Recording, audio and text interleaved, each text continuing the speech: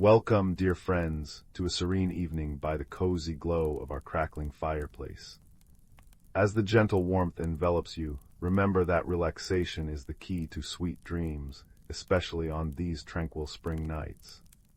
Allow the tales we share to transport you to magical and peaceful places, where your imagination can drift into whimsical worlds. Let the soothing stories guide you into a restful slumber, filled with the promise of delightful dreams. Story 1. Story 2. Story 3. Story 4.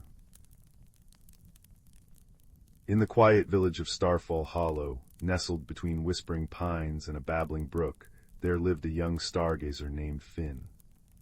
Every evening, as the clock tower chimed 7 times with its gentle bronze tones, Finn would climb to his rooftop observatory to chart the constellations.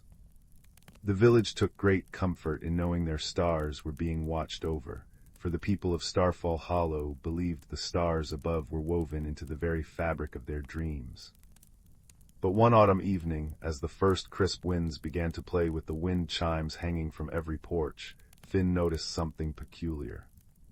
The constellation called the Silver Swan, which normally shone with 7 bright stars, appeared to have only 6.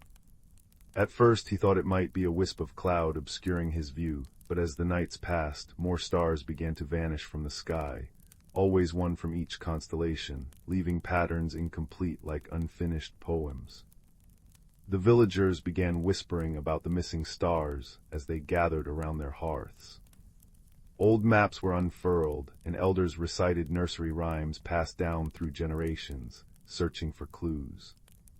The most puzzling verse came from a rhyme children sang while skipping stones across the brook. When silver swans lose feathers bright, and dancing bears missteps at night, seek where time flows both back and forth, to find what's lost and prove its worth. Finn decided to investigate, armed with nothing but his telescope, a warm lantern, and his grandmother's star chart embroidered on cloth. His first thought was to visit the clockmaker, whose magnificent tower clock was rumored to occasionally tick backwards during the harvest moon. But the clockmaker, a kind old man with spectacles perched on his nose, assured Finn that his clock had been keeping perfect time, though he did mention something curious. The wind chimes outside his workshop had been playing melodies backwards all week. Following this clue, Finn wandered toward the edge of the woodland glen, where the most magnificent wind chimes hung from ancient oak trees. As he walked, a gentle rain began to fall, pattering softly on fallen leaves and creating a soothing rhythm. The wind chimes indeed tinkled in reverse, their usually cheerful notes now sounding like echoes from yesterday. It was there that Finn met a little girl trying to catch raindrops in a cup. She explained that the flowers around her cottage had been changing colors, blue petals turning green, red blossoms shifting to violet, and that her favorite yellow daisies now glowed silver at night.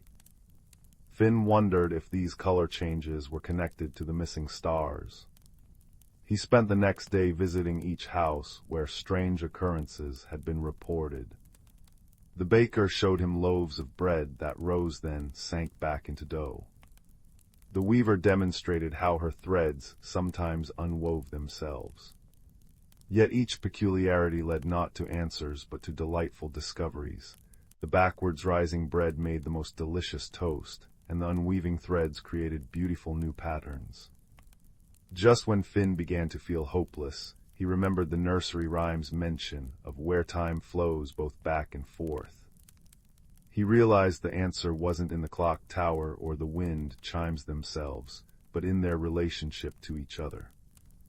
Every evening at precisely 7, the clock tower chimed while the wind played the chimes. But recently the wind had been blowing from the east instead of the west, making the chimes sound backwards. Finn consulted his star charts and discovered something remarkable. The missing stars corresponded exactly to the positions where the village lanterns were brightest each evening. The community had been lighting more lanterns as the nights grew longer, and their collective glow was obscuring the faintest stars from view. The solution wasn't to find something lost, but to see what had been there all along. Finn gathered the villagers in the town square as twilight descended. He explained that the stars hadn't vanished. They were merely waiting patiently behind the veil of their own light. Together, they decided to create a new tradition. Each evening, they would dim their lanterns for 1 hour and simply watch the stars, appreciating their gentle glow. That night, as the clock chimed 7, and the wind chimes played their proper melody in the western breeze, the villagers watched in wonder as every missing star reappeared in the dark velvet sky. The silver swan glowed with all 7 stars again, and the constellations shone complete and brilliant. From then on, Starfall Hollow became known not just for watching stars, but for understanding them. The peculiar happenings gradually returned to normal. The flowers kept their daytime colors, the bread rose properly, and the threads held their weave. But the villagers had learned to appreciate the magic in everyday mysteries. And as Finn closed his observatory each night, he would smile at the sound of the gentle rain and wind chimes, knowing that sometimes the greatest discoveries come not from searching for what's missing, but from appreciating what has been there all along, waiting patiently for us to see it in a new light. Story 5. Story 6. Story 7. Story 8. Story 8. Story 9. Story 9. Story 10. Story 10. Story 11. Story 11. The fire crackled softly in the hearth, casting dancing shadows upon the walls, as if inviting dreamers to follow their fleeting shapes. Outside, the wind whispered through the pine trees, a gentle lullaby for the sleeping world. But inside, where the warmth gathered like an old friend, there was a story waiting to be told, a story of quiet magic and gentle transformation. In a small village nestled between rolling hills and an ancient forest, there lived a young girl named Anya. She was a quiet child with thoughtful eyes the color of twilight and a heart that noticed things others often overlooked. The way dew clung to spiderwebs at dawn, the particular scent of rain on dry earth, the hidden pathways of ants through the grass. Yet for all her noticing, Anya often felt unseen herself, as if she were a shadow among brighter, more vibrant things. One evening, as the autumn chill began to settle into the bones of the world, Anya's grandmother handed her a small, cloth-wrapped parcel. "This," her grandmother said, her voice like the rustle of fallen leaves, "has been in our family for longer than anyone remembers. It is time it found its way to you." Inside, nestled in folds of velvet as soft as moth wings, was a stone. But not just any stone, it was smooth and warm to the touch, and deep within its heart glowed a soft, pulsing light like embers in a dying fire. It fit perfectly in Anya's palm, and as she held it, a strange sense of comfort washed over her, as if she were being wrapped in a blanket woven from starlight. "What does it do?" Anya whispered, her eyes wide. Her grandmother smiled, the lines around her eyes crinkling like a map of all the smiles that had come before. "It shows the way when you are lost," she said. "But not the way you might think. It does not point north or south, to rivers or roads. It lights the path you need to walk, even when you do not know you are searching for one." That night, as Anya lay in bed, the stone resting on her windowsill, she watched its gentle glow pulse in time with her breathing. It cast a soft, amber light that made the familiar contours of her room seem new and mysterious. She fell asleep with the image of that warm light behind her eyes, and her dreams were filled with forests of silver trees and pathways of light. The next morning, Anya tucked the stone into the pocket of her coat, its warmth a constant, comforting presence against her side. As she walked to the edge of the village where the wild forest began, she felt a strange pull, a quiet urging to step beyond the known paths. The stone in her pocket seemed to grow warmer, its light bleeding through the fabric like a secret trying to be told. Taking a deep breath of the crisp autumn air, scented with pine and decaying leaves, Anya stepped into the forest. The world changed around her. The sounds of the village faded, replaced by the whisper of the wind through the branches, the rustle of creatures in the underbrush, the distant call of a bird she did not recognize. Sunlight filtered through the canopy in dappled patches, painting the forest floor in gold and shadow. She walked for what felt like both moments and hours, following no path but the one her feet seemed to choose on their own. The stone in her pocket glowed steadily, a quiet guide. After a time, she came to a small clearing where a stream chuckled over smooth, gray stones. Sitting on the bank with her feet bare and her toes curling in the cold water was a fox. But this was no ordinary fox. Its fur was the color of autumn leaves, russet in gold and tinged with copper, and its eyes were wise and ancient, holding a knowledge that seemed far older than the trees around them. It regarded Anya calmly, without fear, and gave a soft, chattering sound that was almost like laughter.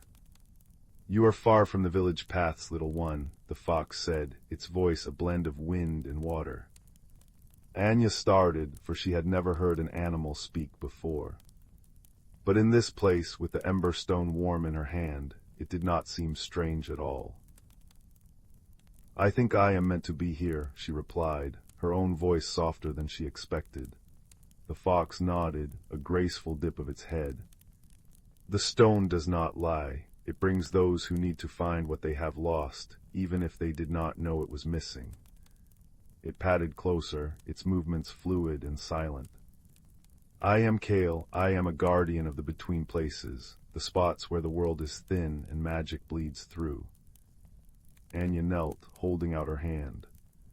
The stone's glow intensified, casting a pool of warm light between them. "What have I lost?" she asked, her voice barely a whisper. "That," Kale said gently, "is what we must discover. The stone lights the way, but the walking is yours to do." And so began Anya's journey, a journey not of miles, but of understanding. Each day she returned to the forest, and each day Kale was waiting. They walked together through sun-dappled groves and misty hollows, and the fox showed her hidden wonders. Flowers that bloomed only in moonlight, trees that sang when the wind moved through their leaves in just the right way, pools of water so clear they reflected not the sky, but the dreams of those who looked into them. The ember stone was their guide. When Anya felt uncertain, its light would grow brighter, leading her to a place where she needed to be, a place where a lesson waited. Once it led her to a caterpillar struggling to free itself from a tangled web.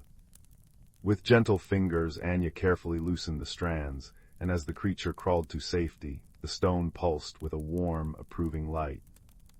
Kale, watching from a nearby fern, said softly, "Compassion is a light that never fades." Another time the stone dimmed as they approached a thicket of brambles. Anya, frustrated, wanted to push through, but Kale laid a paw on her arm. "Sometimes," the fox murmured, "the way is not through but around. Patience often reveals a smoother path." They circled the thicket and found a hidden tunnel formed by the roots of an ancient oak, leading them to a meadow filled with wildflowers that shimmered like scattered jewels. As the days turned to weeks, Anya began to change. The quiet girl who had felt like a shadow grew more confident. She spoke more freely, her voice finding its own rhythm. She laughed more often, a sound that blended with the forest's music. She learned to listen not just with her ears, but with her heart, to the unspoken fears of a trembling rabbit, to the silent strength of an old, gnarled tree, to the quiet wisdom of her friend, Kale.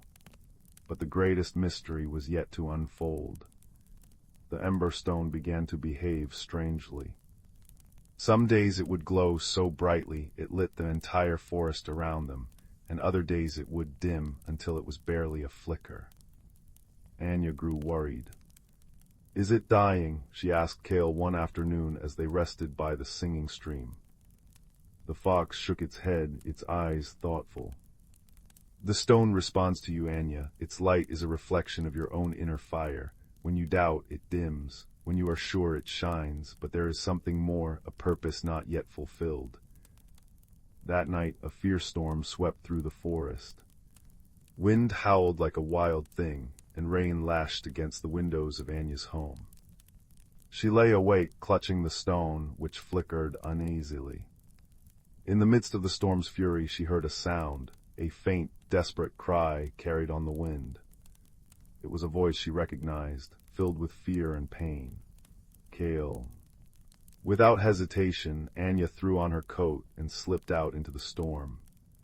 The forest was a chaos of whipping branches and driving rain, but the ember stone flared to life in her hand, its light cutting through the darkness like a beacon.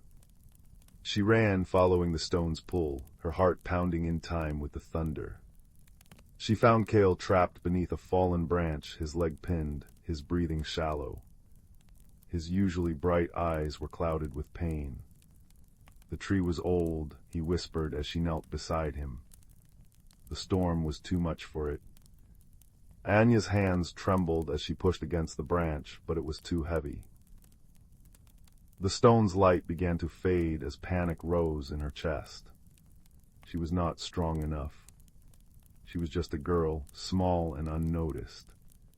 The old feelings of insignificance washed over her, and for a moment she felt utterly lost. But then she looked at Kale, her friend, who had shown her wonders and taught her kindness. She thought of the lessons she had learned: compassion, patience, listening. She took a deep breath, and instead of pushing harder, she looked around. The stone's light, though dim, glinted off something metallic a few feet away, an old, forgotten tool left by a woodsman long ago. A lever. Working quickly, she wedged the lever under the branch and pushed with all her might. With a groan, the wood shifted, just enough for Kale to drag himself free.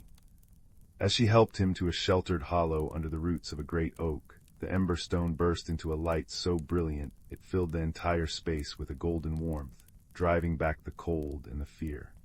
Anya tended to Kale's leg with strips of cloth from her coat, using water from the stream to clean the wound. As she worked, she hummed a soft tune her grandmother had taught her, a melody that spoke of healing and hope. Slowly the fox's breathing eased, and the pain in his eyes receded. "You found your way," Kale said softly, his voice filled with pride. "Not with strength alone, but with wisdom. You remembered what you had learned."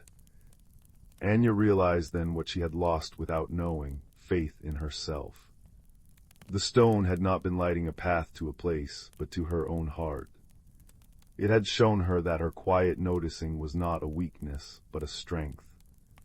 That her kindness was a light that could guide others.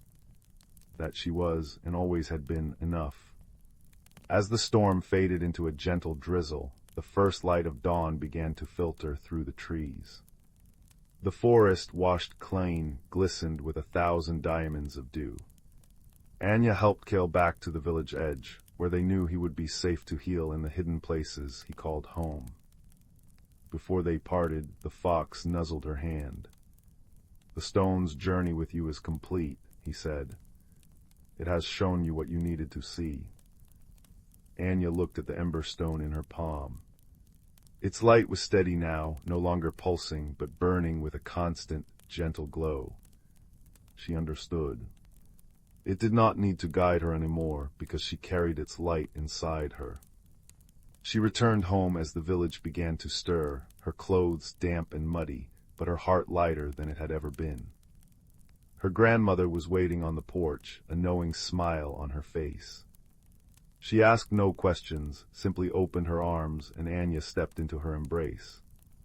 That evening, as the fire crackled in the hearth, Anya placed the stone on the mantelpiece. It glowed softly, a reminder of the journey and the friendship that had warmed her heart. She knew that someday it would guide another who felt lost, but for now, its light was a peaceful beacon in the quiet room. And as she drifted to sleep that night, the images of silver trees and pathways of light returned to her dreams. But now she was not following the light. She was the light, shining steady and true, a quiet warmth in the darkness, guiding herself toward peaceful mornings and restful nights, forever changed by the journey and forever home.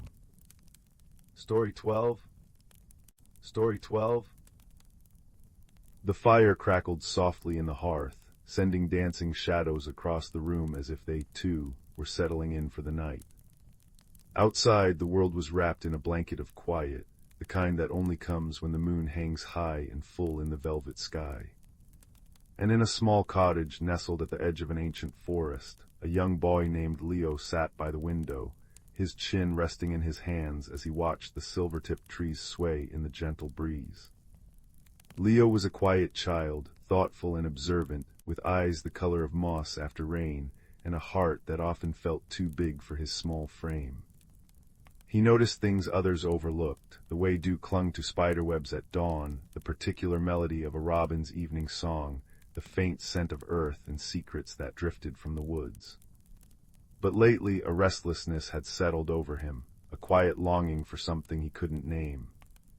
One evening, as Leo helped his grandmother tidy the cottage, he noticed a small wooden box tucked away on the highest shelf of the cupboard.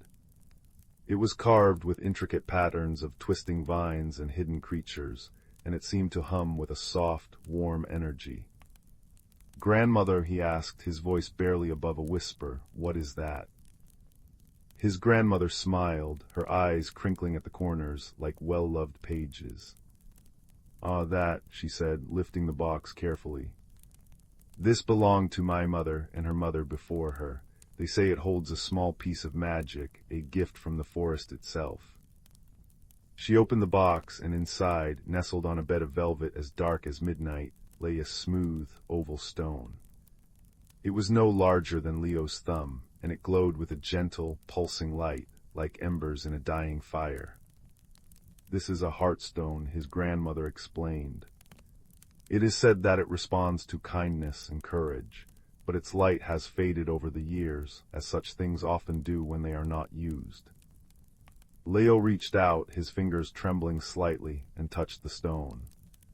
It was warm like a living thing, and as he held it, the glow brightened just a little, casting a soft amber light across his palm. "Why has it faded?" he asked. "Magic needs to be nourished," his grandmother said softly. "Just like friendship or love, it must be shared, and sometimes it must journey to remember what it truly is." That night Leo fell asleep with the heartstone clutched in his hand, its warmth seeping into his dreams. He dreamed of a path lined with silver ferns, of a voice that called without words, and of a light that flickered deep within the forest, waiting. When he woke, the first rays of dawn were painting the sky in shades of rose and gold. The heartstone still glowed in his hand, but now it pulsed rhythmically, as if beating in time with his own heart. And Leo knew with a certainty that settled deep in his bones that he was meant to follow it. After a simple breakfast of warm bread and honey, Leo tucked the stone into his pocket, wrapped a thick woolen scarf around his neck, and stepped out into the crisp morning air. The forest loomed before him, ancient and mysterious, its canopy a tapestry of grain and gold. Taking a deep breath, he stepped onto the path that led into the trees. The further he walked, the more the world seemed to change around him. The air grew stiller, richer with the scent of pine and damp earth. Sunlight filtered through the leaves in dappled patterns, and the only sounds were the rustle of creatures in the underbrush and the steady crunch of his own footsteps.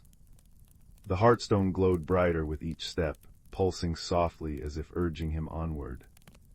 After what felt like both moments and hours, Leo came upon a clearing he had never seen before. In the center stood a great oak tree, its trunk wide enough that 5 children holding hands could not have encircled it. And nestled among its roots was a small, silver-furred fox, its leg caught in a tangle of thorny vines. The fox looked up at Leo with eyes like polished jet, and in them he saw not fear, but a quiet, weary patience. Without hesitation, Leo knelt. His fingers were small and careful as he worked to untangle the vines, speaking softly all the while. "It's all right," he murmured. "I won't hurt you. My name is Leo." The thorns were sharp, and more than once he pricked his fingers, but he did not stop. Slowly, gently, he freed the fox, who immediately shook its fur and nuzzled Leo's hand in thanks. As it did, the heartstone in Leo's pocket flared with a warm, golden light, so bright that for a moment, the entire clearing seemed bathed in midday sun. The fox tilted its head, then turned and trotted toward the great oak, pausing to look back at Leo as if to say, "Follow me." And so he did. The fox led him to a hidden opening between the oak's massive roots, an entrance Leo would never have noticed on his own.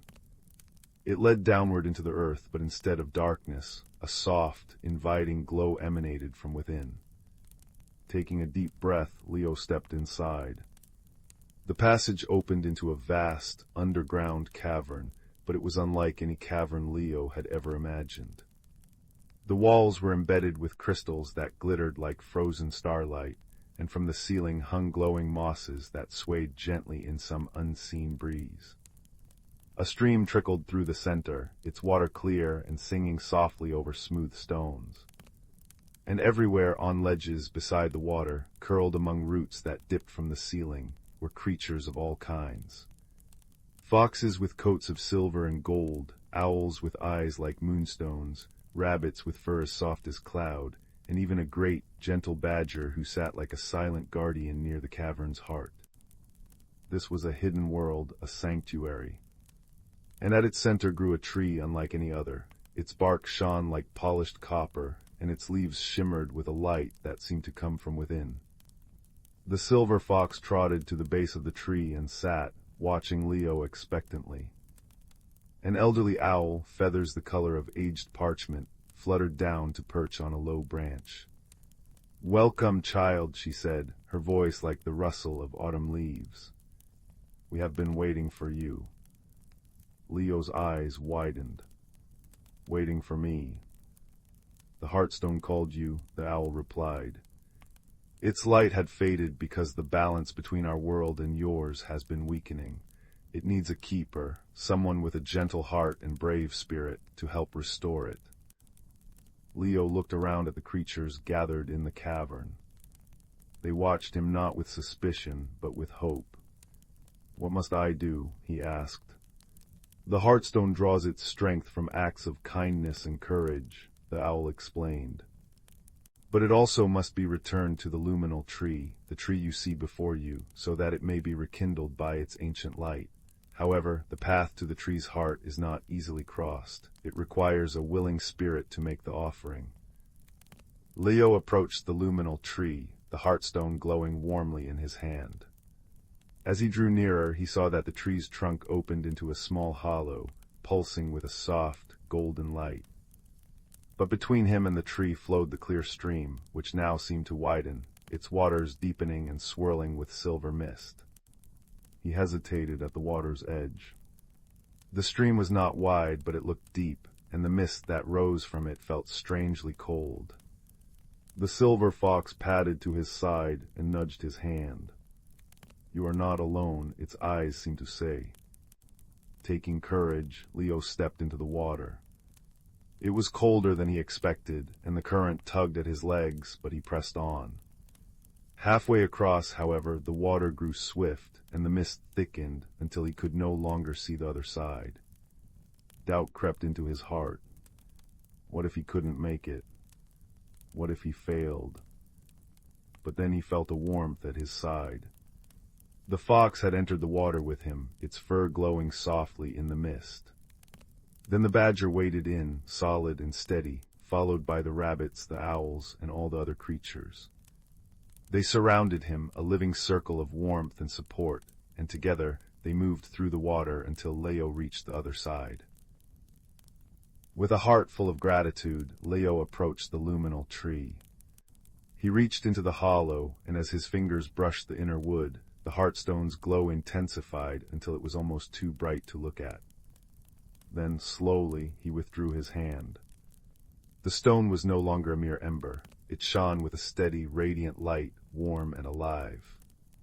The entire cavern seemed to breathe a sigh of relief. The crystals in the walls glittered more brightly, the mosses glowed with renewed energy, and the luminal tree itself seemed to stand taller, its leaves shimmering with joy. the elderly owl hooted softly. "You have done well, child, the balance is restored. But remember, the true magic was not in the stone alone. It was in your willingness to help, to listen, and to trust, and in our willingness to help you in return."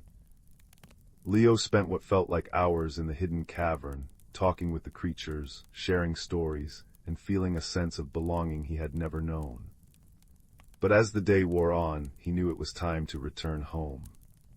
The silver fox led him back to the forest path, and at the edge of the clearing it nuzzled his hand once more before disappearing into the trees. When Leo arrived home, the sun was setting, painting the sky in shades of violet and orange. His grandmother was waiting for him on the porch, a knowing smile on her face. "You've been on a journey," she said softly. Leo nodded, pulling the heartstone from his pocket. It no longer pulsed or flickered. It glowed with a constant warm light, like a tiny captured sunset. His grandmother's eyes softened. "It remembers its purpose now, and so, I think, do you." That night, as Leo lay in bed, the heartstone sat on his bedside table, casting a gentle amber glow across the room. He thought of the silver fox, the great badger, the wise old owl, and all the creatures of the hidden world. He thought of the cold water and the warmth of friendship that had helped him through. And he understood what his grandmother had meant. Magic, like kindness, grew when it was shared. He closed his eyes, and in the quiet of his room he could almost hear the distant whisper of the forest, the soft trickle of the underground stream, and the rustle of silver fur. And he knew with a heart full of peace that he was never truly alone. The fire in the hearth had burned down to embers, and the world outside was wrapped in stillness. Leo's breathing slowed, matching the rhythm of the heartstone's gentle light, and he drifted into a deep and dreamless sleep, cradled by the warmth of his journey and the quiet magic of a friendship that would forever glow in his heart. Story 13.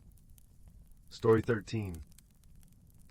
In a little house at the edge of a drowsy village, where the rain tapped gentle rhythms on the roof and the wind whispered through the eaves, there lived a quiet child named Leo. One afternoon, as the gray clouds gathered and the first drops began to patter against the window panes, Leo decided to explore the one place in the house that still held mysteries, the attic. The stairs creaked softly underfoot, a familiar groaning song that seemed to say, "Careful now, careful now." The air up there was thick with the scent of old wood and forgotten memories, of lavender sachets and yellowed pages. Dust motes danced in the slanted light from the single round window, swirling like tiny fairies disturbed from their rest. In the farthest corner, tucked beneath a moth-eaten quilt and behind a stack of picture books, Leo discovered an old trunk. Its brass fittings were tarnished, and its leather was cracked with age, but it seemed to hum with a quiet energy, as if eager to be opened. With a soft click, the latch gave way, and the lid sighed upward, releasing a breath of cinnamon and old stories.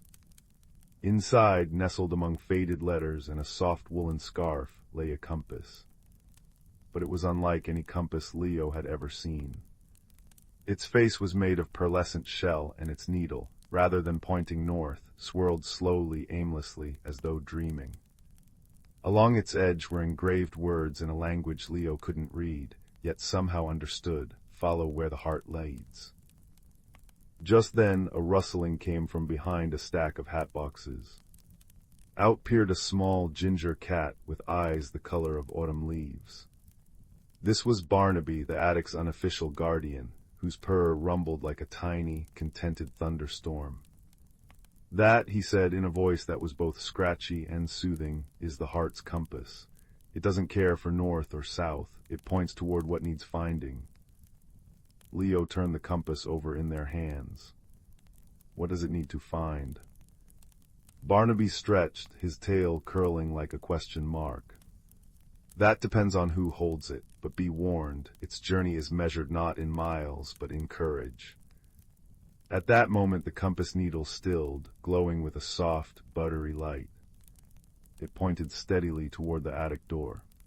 With Barnaby padding softly beside them, Leo descended the creaky stairs, through the quiet house, and out into the misty afternoon.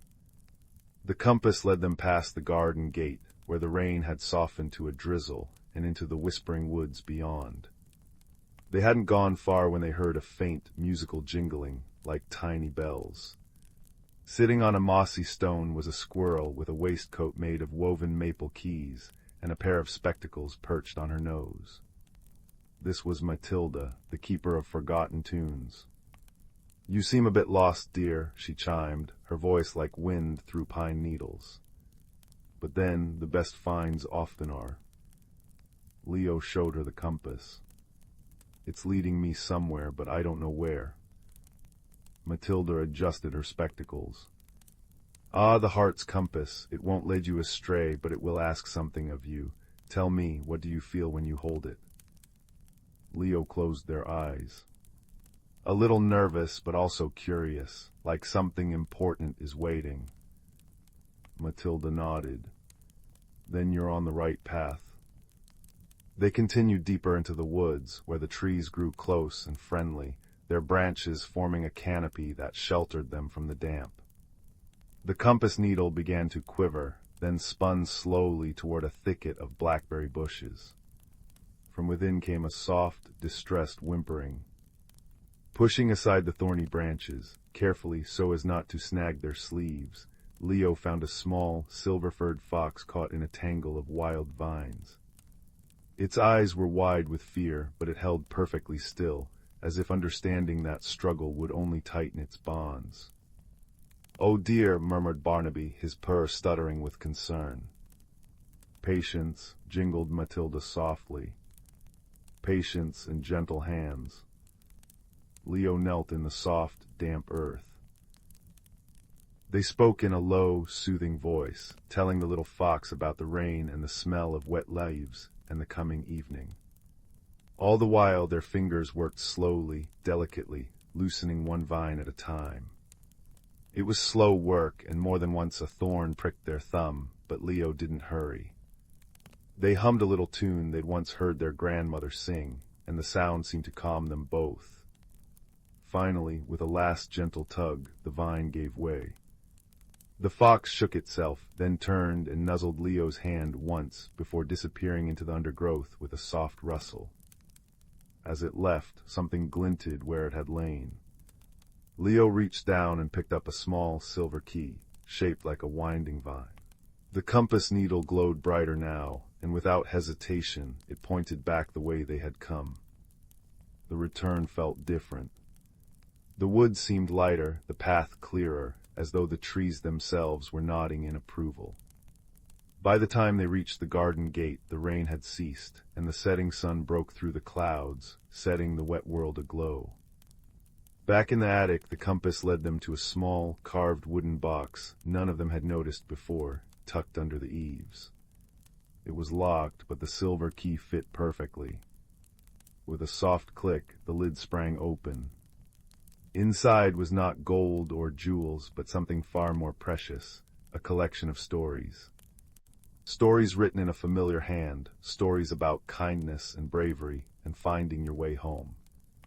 And at the very bottom, a photograph of a smiling woman, Leo's grandmother, holding the very same compass.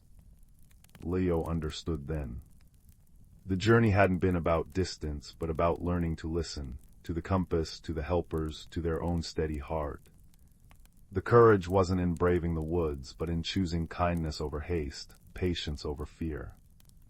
That night, as Leo sat by their bedroom window, the compass resting on the sill, its needle now still and peaceful, Barnaby curled purring at their feet. From far away, they could just hear the faint jingle of Matilda's bells carried on the breeze. They knew deep down that some journeys leave no footprints on the path, but instead print themselves gently upon the soul. And as the moon rose, round and kindly, over the quiet village, Leo felt the cozy certainty that the greatest adventures often begin and end in the same place. Home. Story 14. Story 14. In the quiet village nestled between whispering pines and murmuring streams, there lived a young soul named Kaelin who felt as though they were made of glass, transparent, fragile, and waiting to shatter. Each morning, Kalen would wake to find tiny, shimmering scales dusting their pillow like fallen stardust, a subtle sign of the change stirring within them. They did not understand this transformation, only that it frightened them, for change had always felt like a storm rather than a season. Kalen's small cottage stood at the edge of a forgotten garden, where flowers once bloomed in riotous colors, but now slept beneath a blanket of neglect. It was here, among the sleeping seeds and silent earth, that Kalen felt most alone, and yet also most themselves. They often sat on a mossy stone bench, tracing patterns in the soil, unaware that the garden watched and waited, sensing the tremors of their heart. One twilight, as the sky blushed with the soft hues of peach and lavender, Kalen noticed something peculiar. Where their tears had fallen days before, a cluster of silver-leafed plants had sprouted, their surfaces catching the fading light like liquid mercury. Puzzled and curious, Kalen reached out a hesitant finger to touch them, and as they did, the leaves trembled and released a scent like rain on warm stone, soothing and ancient.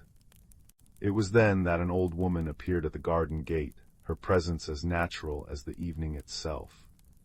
She wore a shawl woven from twilight shadows, and carried a basket filled with luminous seeds that glowed with a soft, inner light. Her eyes, the color of well-worn bark, held a depth of understanding that made Kalen feel seen, not judged. "Good evening, little one," she said, her voice like the rustle of leaves. "I see your garden is beginning to remember." Kalen blinked in surprise. "It's not my garden, it's just here."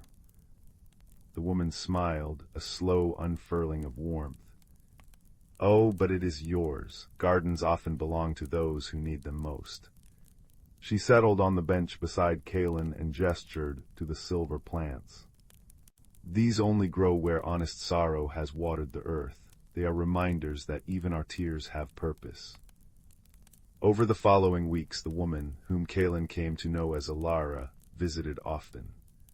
She never offered direct advice, but instead shared stories of seeds that slept for decades before awakening, of caterpillars that wrapped themselves in silken cocoons not to hide, but to become. She taught Kalen to listen to the language of the earth, how certain flowers hummed when kindness was near, how the soil darkened with richness after a heartfelt confession.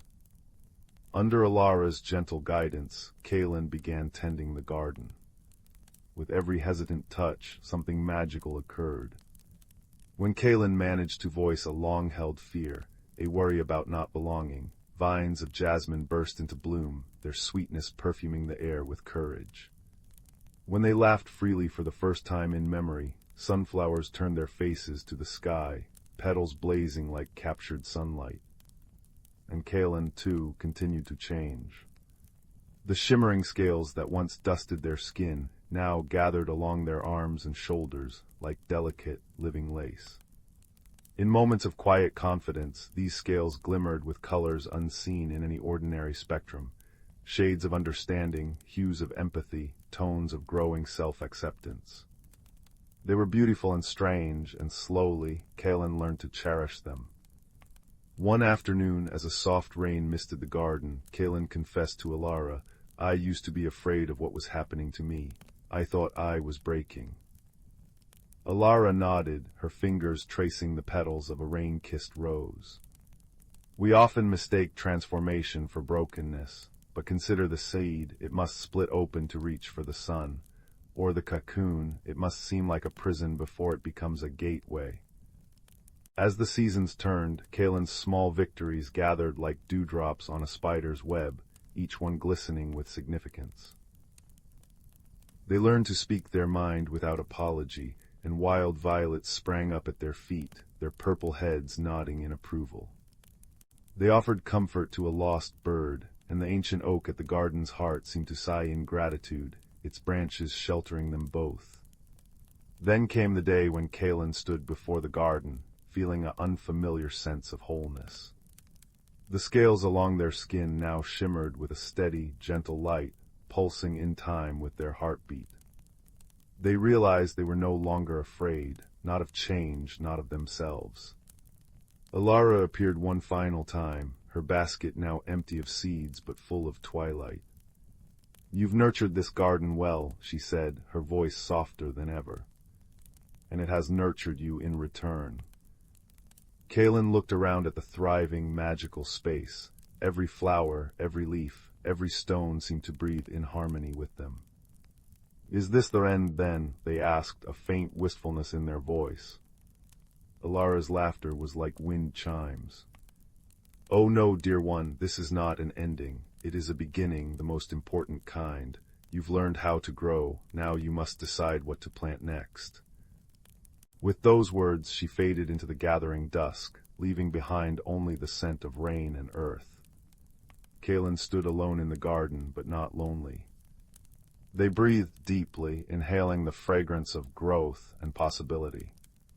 High above, the first stars emerged, and Kaelin felt something stir within, not an ending, but an opening. A new chapter waiting to be written, a new seed waiting to be sown.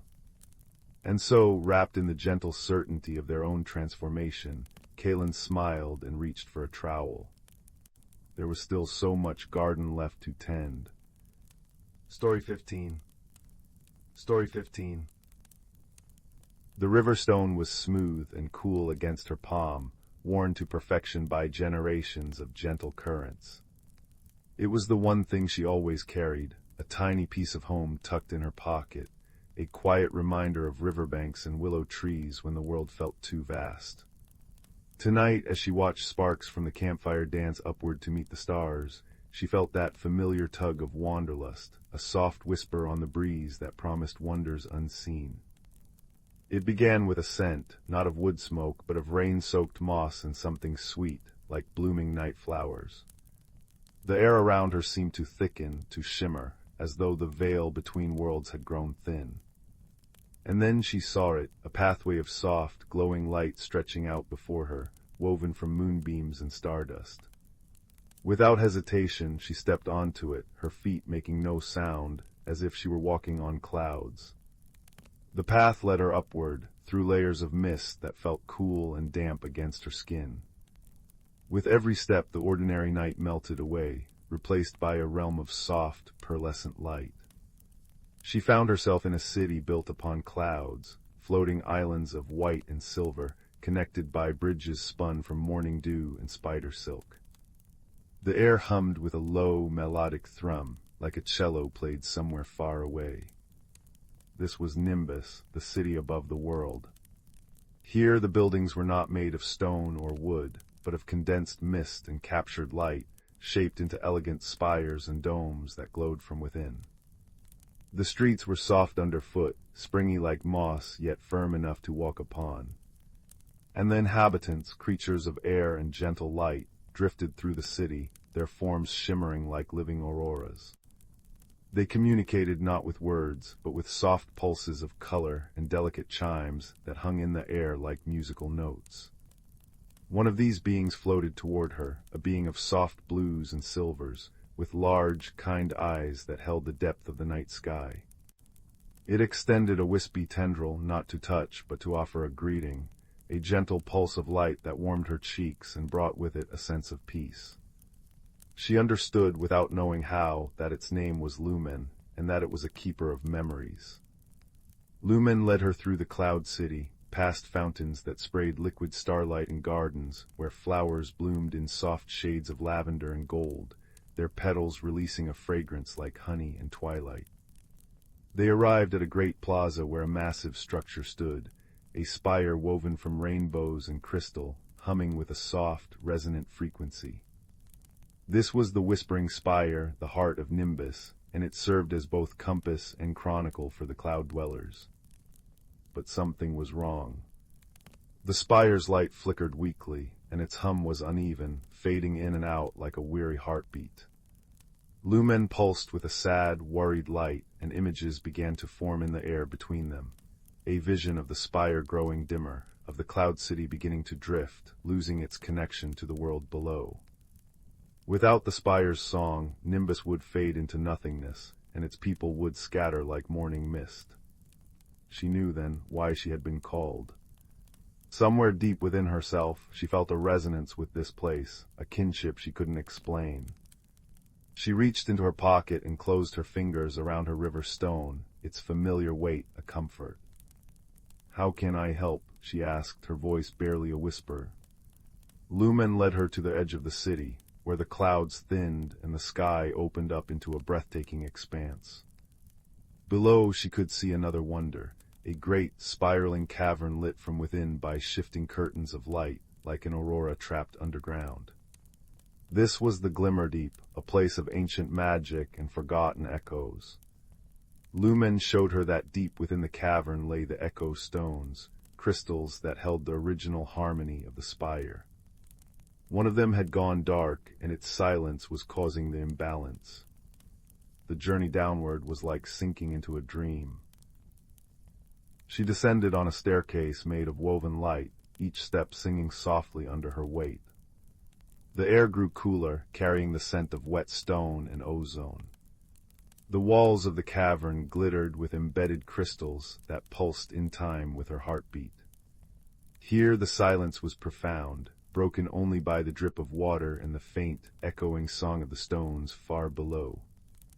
As she ventured deeper, she encountered the guardians of the Glimmer Deep, beings of living crystal that moved with a graceful, slow certainty. They did not speak but communicated through touch, placing cool, smooth hands upon her arms and filling her mind with images of respect, balance, and care.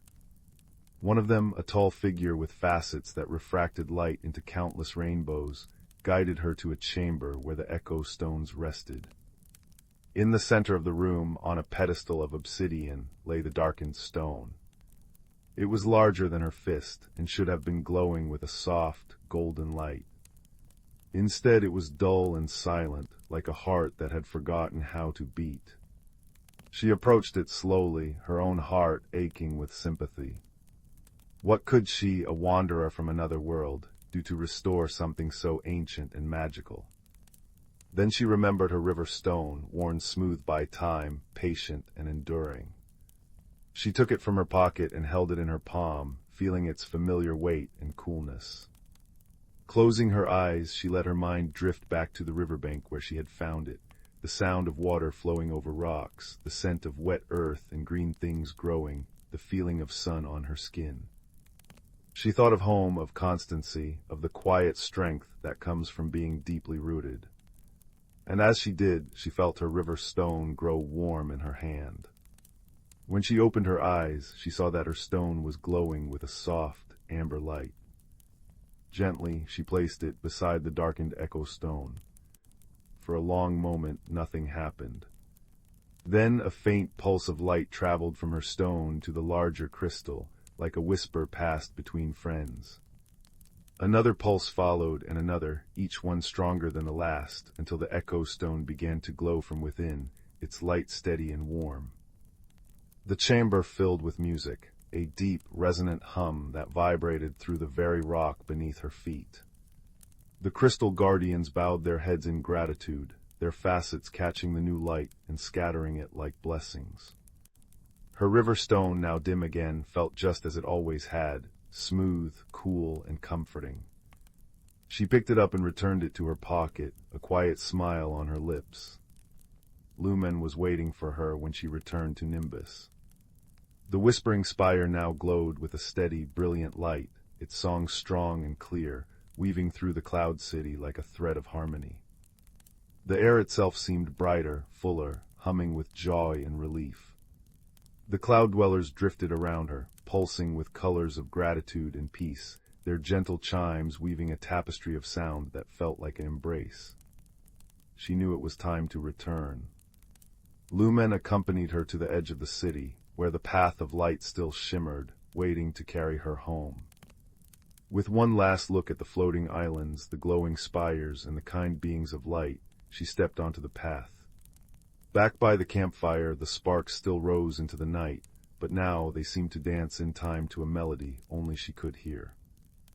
The air smelled of wood smoke and pine once more, but underneath it, she could still detect a hint of night-blooming flowers and rain-kissed moss. She curled up in her blanket, her river stone once again cool and smooth in her hand, and closed her eyes. She had helped restore a wonder, and in doing so had found a piece of herself she never knew was missing. A understanding that home is not just a place, but a feeling you carry within, and that even the smallest among us can hold great light. And as she drifted into dreams, she felt the gentle hum of the spire echoing in her heart, a lullaby of clouds and kindness, guiding her into a peaceful, restful sleep. Story 16. Story 16. In the quiet corner of the Orion arm, where starlight pooled like liquid silver and nebulae draped the void in soft violet veils, there lived a being of crystalline form. His name was Kalen, and he hailed from a world where mountains sang low hums at dusk and rivers flowed with liquid light. Kalen communicated not with words but with gentle pulses of color that shimmered across his faceted body, a soft blue for curiosity, a warm gold for joy, a shimmering violet for wonder. Not far from his home system drifted a small research vessel, its hull shaped like a smoothed river stone, where resided a being of soft, mossy green flesh and large, luminous eyes. Her name was Lyra, and she came from a world of whispering forests and bioluminescent fungi. Her people spoke through harmonic hums that resonated in the air like wind chimes, each tone carrying layers of meaning and emotion. Their first meeting was one of cosmic coincidence. Kalen's crystalline ship, grown rather than built, had brushed against Lyra's organic vessel near a drifting asteroid field. Instead of alarms and defenses, there was only curiosity. Kalen pulsed a gentle, questioning blue, while Lyra responded with a soft, welcoming chime that floated through the void. They found they could understand one another in a way that transcended language. Kalen's colors stirred emotions in Lyra's heart, and her harmonies painted pictures in Kalen's mind. Slowly, tentatively, they began to explore one another's worlds through this silent, soul-deep conversation. One day, as they drifted near a cluster of amber-tinted planetoids, Kalen glowed with a pattern of excited gold and silver swirls. Through a series of pulsed images, he suggested they create a place together, a sanctuary where they could meet without the boundaries of their ships, a space that belonged to neither and both at once. Lyra chimed her agreement, a melody that spiraled upward in delight. Together they found a hollowed-out geode asteroid, its interior lined with amethyst crystals that glowed with their own inner light. They brought pieces of their homes to this place.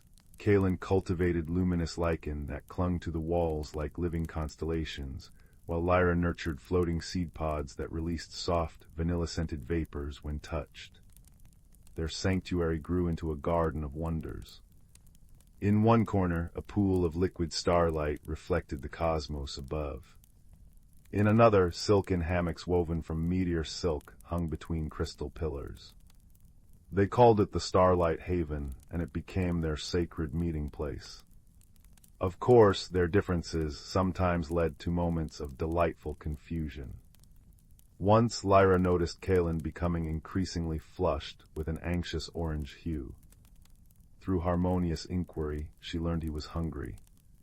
She happily offered him one of her nutrient wafers, only to watch in bemused surprise as Kalen began gently tapping the wafer against his crystalline forearm.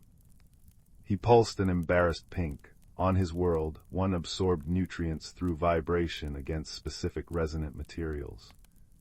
They shared a moment of understanding laughter, Lyra's chiming giggles mixing with Kalen's sparkling silver pulses of amusement. Another time, Kalen noticed Lyra becoming quiet, her usual soft hums fading away. He glowed a concerned lavender and projected an image of a drooping flower. Lyra responded with a grateful chime and showed him an image of her homeworld's double sunset, a time when her people became reflective and quiet. Kalen understood then that silence could be a language too, and they spent hours simply sitting together, watching star whales glide through the nebula outside their crystalline window. Their deepest connection came during the great meteor shower of the Seven Sisters. They sat together in their favorite spot, a smooth obsidian bench overlooking the star pool, as ribbons of light painted the darkness. Lyra began a soft, wandering harmony that spoke of loneliness and wonder, of vast distances and precious connections. In response, Kalen's entire body began to glow with a complex pattern of intertwined colors. Sapphire blue for the depth of space, emerald green for growth, ruby red for warmth, all weaving together into a dancing rainbow of shared feeling. In that moment they realized they were having the same thought, the same feeling, though they had no words for it. It was the profound understanding that across the unimaginable emptiness between stars, two souls had found each other. That differences were not barriers but invitations to learn, to grow, to become more than they were alone.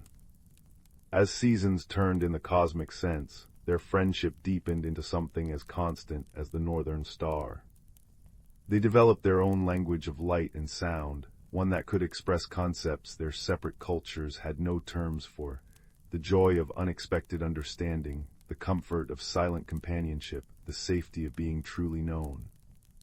One evening, as they watched a newborn star flicker to life in the distant velvet black, Lyra hummed a question that had been lingering in her heart. It was a melody of gentle curiosity about whether others like them might be out there, feeling equally alone until they too found connection. Kalen pulsed a soft, gold-spiraled response, an image of their starlight haven with many crystals glowing many colors, many harmonies weaving together in complex counterpoint. An invitation. A hope. And so they began planning, their sanctuary growing to include landing perches for other ships, gardens with plants from many worlds, observation decks facing different cosmic wonders. They prepared their haven not just for themselves, but for any wandering souls who might need a place to belong. For they had learned the universe's gentlest truth, that kindness needs no translation, that friendship recognizes no boundaries, and that sometimes the most profound connections begin not with words, but with a shared moment of wonder under the same starlit sky. As the new star brightened in the distance, casting their crystalline cave in soft peach light, they sat together in comfortable silence, one glowing with contented gold, the other humming a lullaby of belonging, two friends from different worlds, home at last in their little corner of the cosmos. Story 17. Story 18. Story 19. Story 20. Story 21. Story 22. Story 23. Story 24. Story 25. 26. Story 27. Story 28. Story 29. Story 30. Story 31. Story 32. Story 33. Story 34. Story 35. Story 36. 37. Story 38. Story 39. Story 40. Story 41. Story 42. Story 43. Story 44. Story 45. Story 46. Story 47. Story 48. Story 49. Story 50. Story 51. Story 52. Story 53. Story 54. Story 55. Story 56. Story 50. Story 58. Story 59. In a small cottage nestled at the edge of a sleepy village, where the roof slanted just so, and the windows winked with warm lamplight, lived a quiet child named Leo. The cottage had been in their family for generations, and every corner held whispers of stories past. But the place Leo loved most was the attic, a dusty, shadowy space filled with forgotten treasures and the gentle scent of old wood and memories. One rainy afternoon, with drops pit-patting against the window panes like tiny fingertips, Leo decided to explore the attic more thoroughly than ever before. Under the soft glow of a hanging lantern, between a stack of yellowed books and a basket of woolen blankets, Leo's fingers brushed against something cool and smooth. It was a small wooden music box, carved with intricate patterns of twisting vines and sleeping birds. Its surface was worn with age, but it hummed with a strange, gentle warmth. With a soft click, Leo opened the lid. Instead of a melody, a soft, silvery light spilled out, and a voice like wind chimes whispered, "I have been waiting for you." Leo started, nearly dropping the box. "Who's there?" they whispered, their voice barely a breath. "The keeper of stories," the voice replied. "This music box does not play songs, it plays memories, but it has been silent for many years and its magic is fading. To restore it, you must find 3 lost harmonies: the laughter of a friend, the comfort of a stranger, and the courage of your own heart." Leo's eyes widened. They were not usually one for adventures, preferring the safety of books and familiar corners. But the music box seemed to pulse with hope, and its light wrapped around their fingers like a promise. And so, with the music box tucked safely in their pocket, Leo's journey began, not across mountains or seas, but through the landscape of their own quiet bravery. Their first guide was an old tortoise-shell cat named Barnaby, who often napped in a sunbeam on the attic stairs. He stretched lazily as Leo descended, his purr rumbling like a tiny, contented thunderstorm. "Off on an adventure are we," he mused, blinking amber eyes. "I may be old, but I know a thing or two about finding what's lost." Barnaby led Leo to the village square, where children were chasing each other, their laughter ringing like bells. "The laughter of a friend is close," Barnaby said, curling his tail thoughtfully. "But it isn't about volume, you know, it's about sincerity." They approached a little girl named Maya, who was sitting alone on a bench, looking sadly at a broken jump rope. Leo hesitated, their usual shyness rising like a wall. But the music box pulsed gently, encouraging them. "Would you like help with that?" Leo asked softly. Maya looked up, surprised. With patience and clever fingers, Leo tied the rope back together, and soon the two were jumping and laughing, a true, bright sound that seemed to make the very air sparkle. As they laughed, a shimmering, golden note floated from Maya's smile and settled into the music box with a soft ping. One harmony found. Next, Barnaby led them to a small bakery at the corner of a cobblestone street. The air was rich with the smell of cinnamon and warm bread. "The comfort of a stranger," the cat murmured, leaping onto a windowsill. "Sometimes it appears where you least expect it." Inside, an elderly baker was wiping flour from her brow. Her eyes were kind, but her hands trembled slightly as she placed loaves into baskets. Leo watched quietly, then noticed a small bird had flown in and was trapped, fluttering anxiously near the ceiling.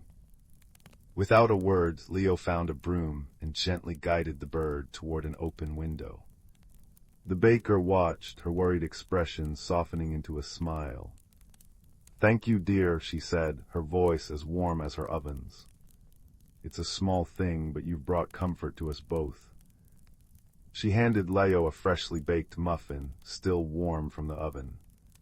As Leo accepted it, a soft, amber glow drifted from the baker's hands into the music box, which chimed gently this time, like a distant bell. 2 harmonies found. Now only one remained, the courage of your own heart. And for this, Barnaby could not guide them. "This part of the journey," he said, rubbing against Leo's leg, "you must walk alone." Leo returned home as evening settled, painting the sky in hues of lavender and soft orange. The cottage was quiet, but the attic felt different now, less dusty, more welcoming. Leo sat cross-legged on the rug, the music box open in their lap. Its light was brighter now, swirling with gold and amber, but it still waited for that final, silvery note of courage. Leo thought about the day, how they had spoken to Maya, helped the baker, listened to the wise old cat. Each step had required a deep breath, a quiet gathering of bravery they hadn't known they possessed. Taking one more breath, Leo closed their eyes and whispered, "I may be small and I may be quiet, but I am brave in my own way." And from their own chest, a soft, silver light emerged, warm and steady, and drifted into the music box. With a sound like 100 gentle bells, the music box began to play. But it wasn't a tune of notes, it was a melody of memories. Leo heard their grandmother's laughter, the crackle of long-ago fires, the rustle of turning pages, and the whisper of kind words spoken through generations. The attic seemed to sigh in contentment, and even the shadows looked friendly now. Barnaby purred loudly from his perch on a trunk, and outside, the first stars began to gleam like diamonds scattered on dark velvet. Leo realized that the greatest adventures aren't always about going far away. They are about listening closely, loving bravely, and discovering that magic often lives in the most ordinary of places, waiting for a willing heart to find it. And as the music played on, wrapping the room in a soft, glowing harmony, Leo knew that this was only the beginning of many gentle adventures to come. With the music box cradled in their hands and a purring cat at their side, Leo smiled, feeling for the first time that the world was not so large and frightening after all, but rather cozy and kind and full of secret songs just waiting to be heard. Story 60. 61. Story 62.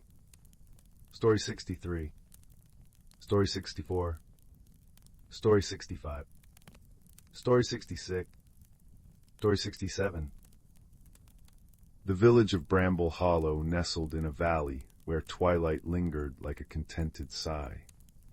Every chimney puffed cinnamon-scented smoke, and lanterns shaped like dandelion seeds cast buttery light on cobblestone paths. Young Milo, with eyes like polished acorns and a patchwork satchel always at his side, first noticed the strangeness one dewy morning. Overnight, every front gate in the village had sprouted identical clusters of moon-pale mushrooms not harmful, but perfectly circular, glowing faintly as if storing starlight. Like tiny fairy tables. Mrs. Gable whispered, brushing flour from her apron as villagers gathered, murmuring in puzzlement. 2 nights later, the mystery deepened. All the copper wind chimes hanging from porches played the same 3-note lullaby at dawn, though no breeze stirred. Old Man Hemlock's prize-winning sunflowers now faced west instead of east, their golden heads bowed as if sharing a secret.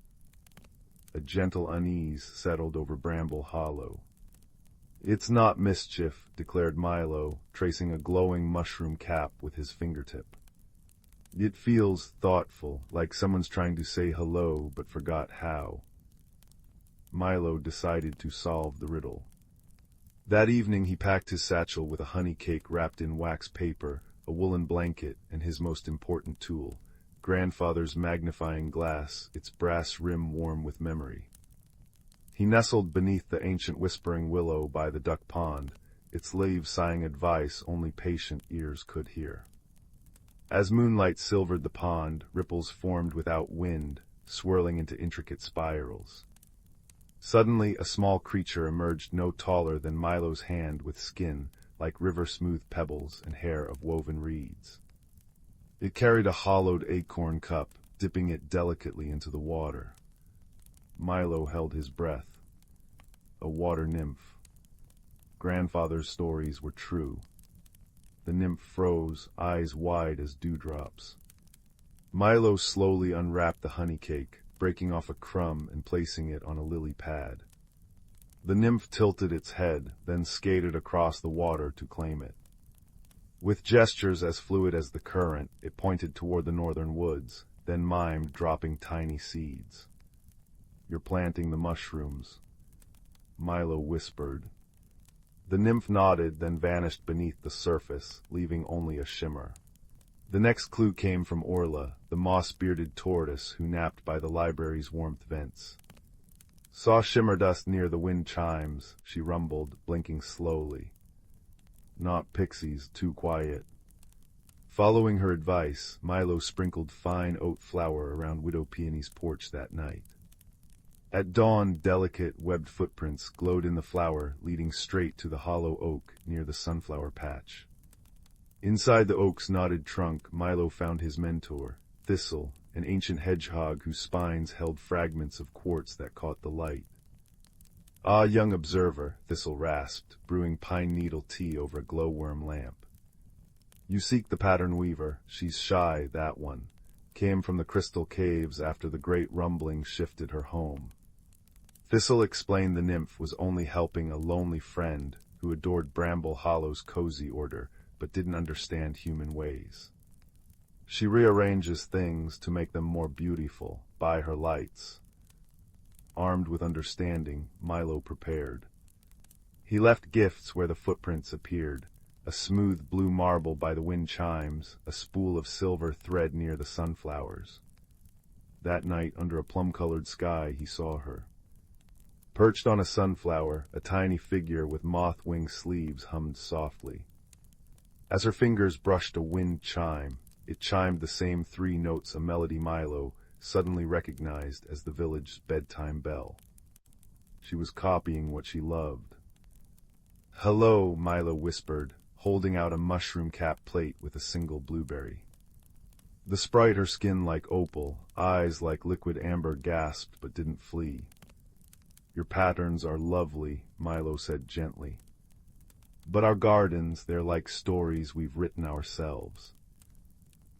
He sketched Bramble Hollow's map in the soil, showing how each garden was cherished just as it was. The sprite, whom he learned was named Lumina, trembled. "I only wanted to help the pretty sounds and colors stay," she chimed in a voice like tinkling ice. The solution came at dawn's first blush. Milo gathered the villagers. "Lumina needs a place to weave her patterns," he announced. In the communal meadow, children offered smooth stones, gardeners donated seeds and misses, Gable baked seed cakes. Together they built Lumina a glittering mosaic courtyard, stones arranged in spiraling constellations, wind chimes tuned to her lullaby, and soil where moon mushrooms could glow freely.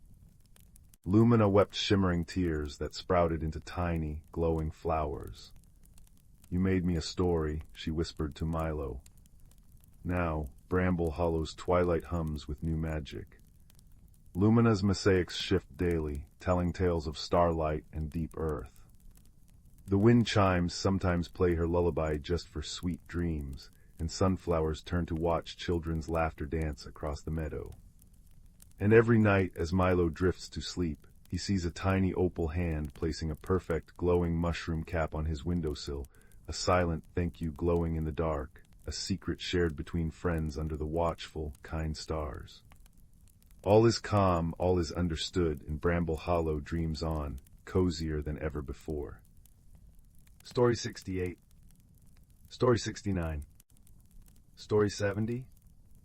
Story 71. Story 72. Story 73. Story 74. Story 75.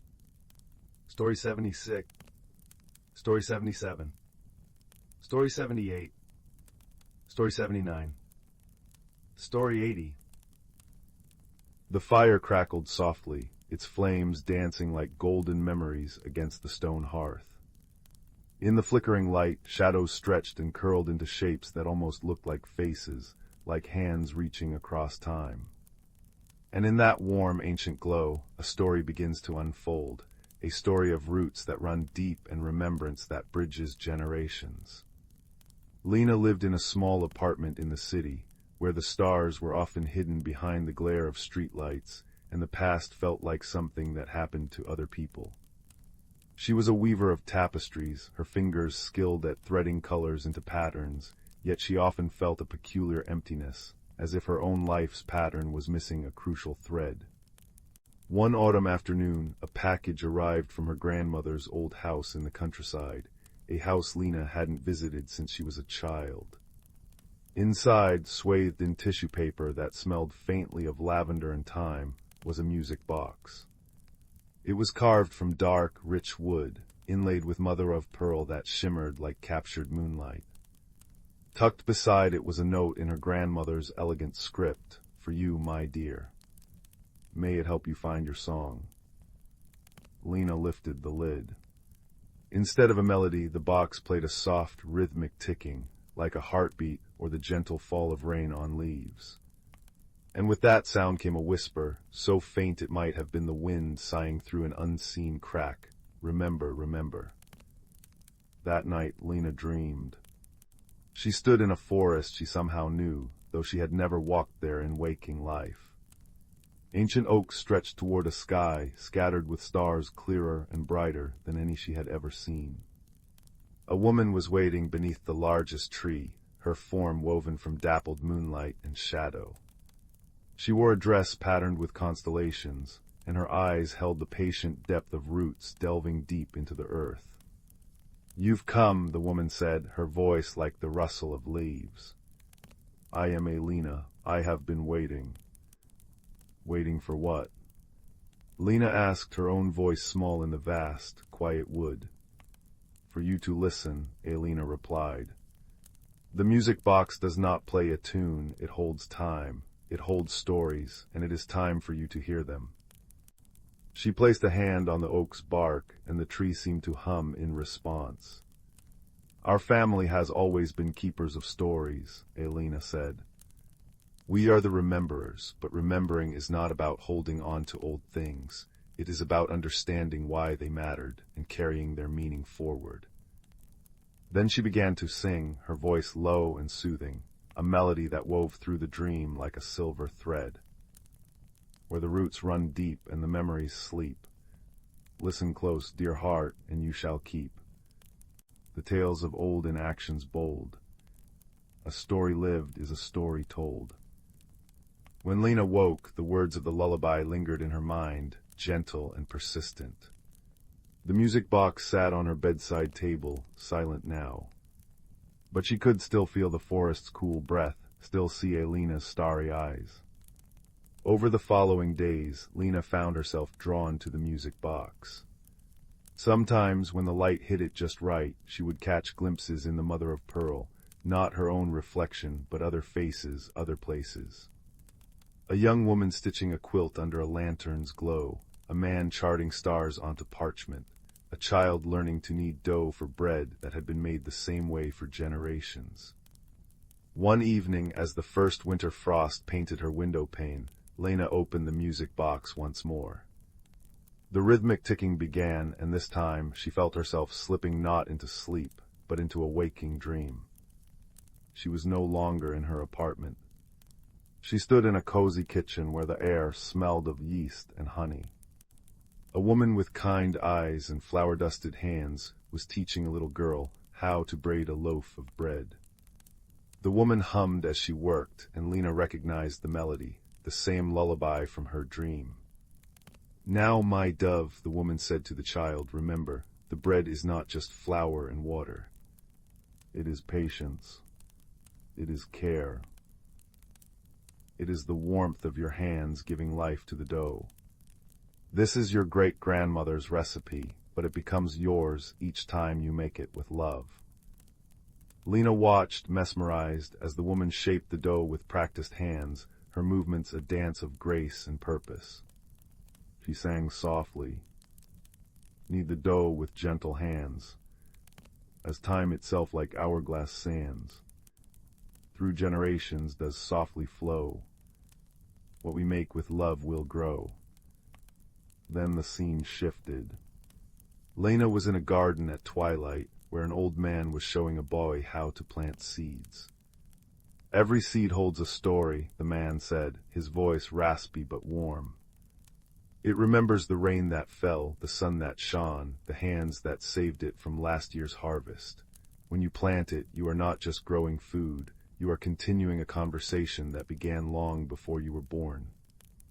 He touched the soil reverently. "This is how we speak to the future, not with words alone, but with actions, with planting, with nourishing." Again the familiar lullaby wove through the air, sung by the man this time, his voice a low, steady rumble. Lena drifted through more visions, a woman mending a quilt, each patch a memory stitched together with intention. A young man learning to read the night sky, connecting stars into stories that guided travelers home. A girl listening to her grandfather's tales of kindnesses given and received, each one a pebble creating ripples across time. In every vision the same themes echoed. Heritage was not a static thing to be preserved behind glass. It was alive, breathing in the daily acts of making, nurturing, guiding, comforting.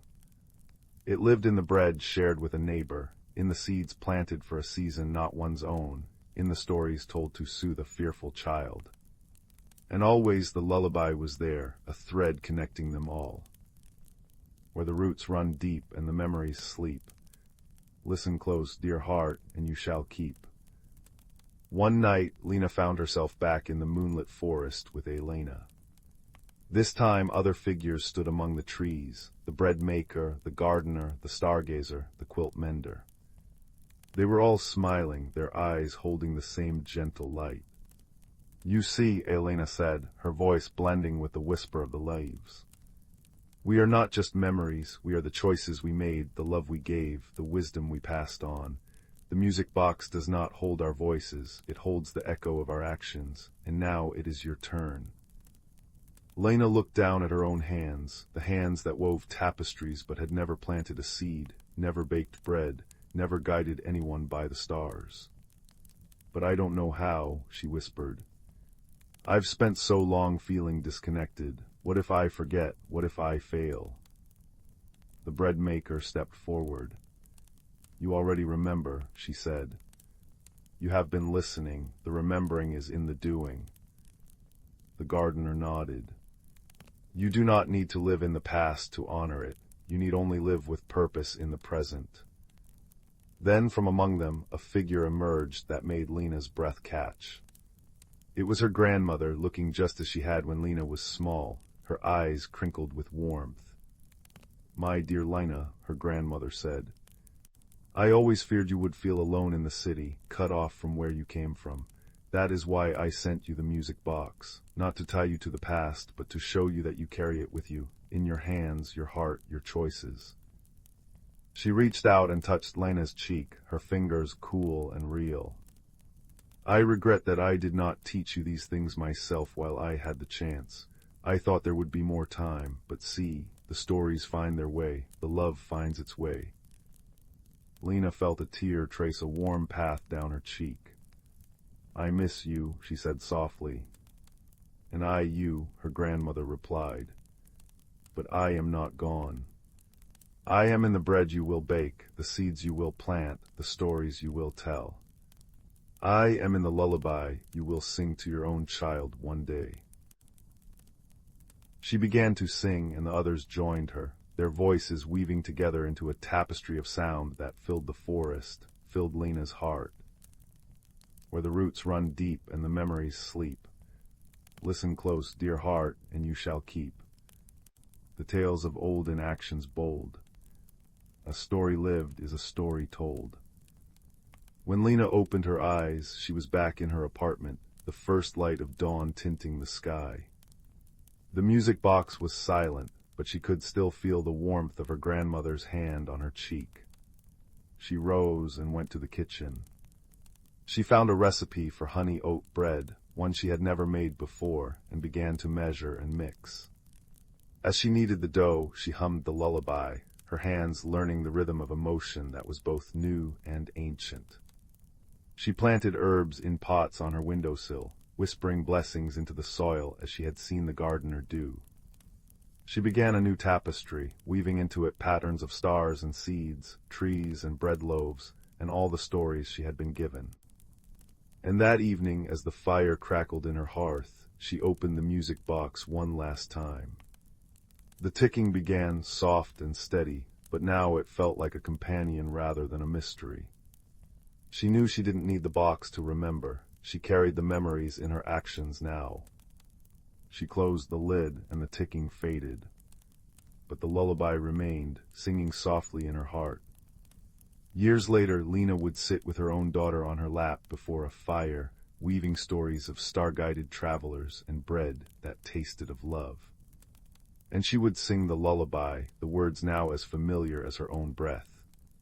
And sometimes in the flickering light she would see faces in the flames, Lena, the bread maker, the gardener, her grandmother, all smiling, all nodding, their legacy alive not in objects, but in the warm, daily acts of remembering and nurturing. For heritage is not a thing to be stored away. It is a seed planted in the soul, tended by love, and blooming in every kind choice, every shared story, every passed down song. And so the roots grow deeper. and so the remembering continues. Story 81. Story 82. Story 83. Story 84. Story 85. Story 86. Story 87. Story 88. Story 89. Story 90. Story 91. Story 92. Story 93. Story 94. Story 95. Story 96. Story 97. Story 98. Story 99. In a little cottage nestled at the edge of a great whispering forest, where the chimney smoke curled into the sky like a lazy gray ribbon, there lived a young girl named Anya. The cottage was built of honey-colored stone and worn timber, and on cold evenings its windows glowed with the warm, buttery light of a well-tended hearth. It was on just such an evening, with a chill wind sighing through the pine needles, that our story begins. Anya was sitting by the fire, a thick woolen blanket wrapped around her shoulders. She was mending a small tear in her favorite sock, her needle moving in and out of the yarn in a rhythm as old and comforting as the crackle of the logs. Her grandfather dozed in his armchair opposite, his spectacles perched precariously on the end of his nose, a forgotten book open on his lap. The only sounds were the pop of the fire, the gentle snore from the chair, and the soft whisper of thread through cloth. But then a new sound joined the chorus. A faint, persistent tapping, like a tiny knuckle rapping on glass. It came from the window behind her. Anya set her mending aside and went to the pane, wiping away the fog her breath had created. Pressed against the cold glass was the most peculiar sight, a small, russet-colored fox. It wasn't trying to get in, nor did it look frightened. It simply sat there, its intelligent eyes fixed on hers, and it tapped the glass once more with a careful paw. Then it turned and trotted a few paces into the dark garden before looking back, as if waiting for her. A curious feeling, not of fear, but of quiet intrigue, settled over Anya. She pulled on her boots and her heaviest cloak, and slipped outside into the nipping air. The fox was still there, a darker shadow in the moonlight. When it saw her, it gave a soft, chuffing sound and began to lead the way, not deeper into the wild forest, but along a narrow, almost invisible path that skirted its very edge. The world was painted in shades of silver and blue. Frost crunched under her boots, and her breath plumed before her like a ghostly companion. The fox moved silently ahead, pausing every so often to ensure she followed. They walked for what felt like both a moment and an age, until the lights of the cottage were far behind them, and the only illumination came from the moon and the strange, ethereal glow of lichen on the ancient trees. Finally, the fox stopped before the gnarled, massive trunk of an ancient oak, its roots sprawling over the earth like the limbs of a slumbering giant. There, nestled within a hollow at its base, was a soft, pulsating light. It was a gentle, warm radiance, the color of a banked fire's heart, of a peach at the peak of ripeness. It pulsed slowly, in a rhythm that felt like a sleeping heartbeat. The fox nudged the object with its nose, and Anya knelt down. It was a stone, smooth and oval, but it was not cold. It was warm to the touch, and it glowed from within. As her fingers closed around it, the light within flared gently, and a wave of profound, peaceful warmth flowed up her arm and settled deep in her chest. It was a feeling of coming home, of a forgotten memory suddenly recalled. The fox looked at her, then at the stone, and then it turned and vanished into the shadows, its task seemingly complete. Anya stood there, holding the warm, glowing stone. She knew with a certainty that surprised her that she could not leave it. Cradling it in her hands, she made her way back to the cottage, the stone lighting her path with its gentle, ember-like glow. Her grandfather was awake when she returned, stirring the fire. He looked at the stone in her hands, and his old eyes widened not with surprise, but with a deep, knowing recognition. "Ah," he said, his voice a soft rumble. The hearthstone, I wondered if it would find its way back. He told her then, as they sat by the fire, a story his own grandfather had told him. It was a tale of the Glimmerwood, the true name of the forest that bordered their home. It was a place not just of trees and animals, but of old, gentle magic that slept in the roots and stones. The hearthstone, he explained, was a piece of that magic. It did not belong to anyone. It was a guardian, a tiny sun whose warmth nurtured the hidden, slumbering heart of the forest. But it was also a traveler. Every generation or so, it would grow dim and cool, and it needed to be found by a kind heart and brought back to a true hearth, to be rekindled by the simple, steady warmth of a home's fire. It has chosen you, little one, her grandfather said, his hand gentle on her shoulder. It trusts you to help it remember its own light. And so began Anya's quiet guardianship. She kept the hearthstone on the mantelpiece where it glowed softly, filling the cottage with a deeper, more comforting warmth than any fire could provide. Plants on the windowsill seemed to lean toward it, blooming out of season. The bread her grandfather baked rose higher and tasted sweeter. And at night her dreams were filled with gentle, dappled light and the feeling of deep, earthy roots. But after a week she noticed a change. The stone's glow, which had been steady and strong, began to flicker. Its warm pulse became irregular, like a sputtering candle. A faint chill crept back into the corners of the rooms. The stone was cooling. Remembering her grandfather's words, she knew what she had to do. The stone needed to return to the forest, to the place from which it came. It had been rekindled by the hearth's love. Now it needed to share that warmth with the sleeping world. The next morning, with the hearthstone wrapped in a soft cloth and tucked safely in her pocket, she ventured into the Glimmerwood.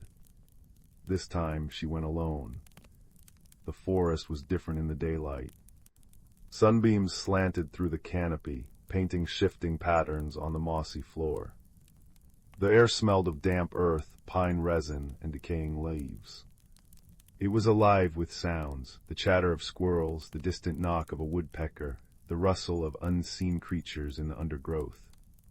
She walked for hours, following no path but the gentle, magnetic pull she felt from the stone in her pocket. It grew warmer as she walked in what felt like the right direction, cooler if she strayed. It was her compass.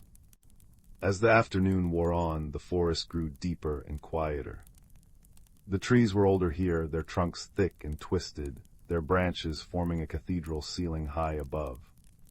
She came to a clearing where a small, crystal-clear stream bubbled over smooth, gray stones. Sitting on a log by the stream, looking small and forlorn, was a young boy.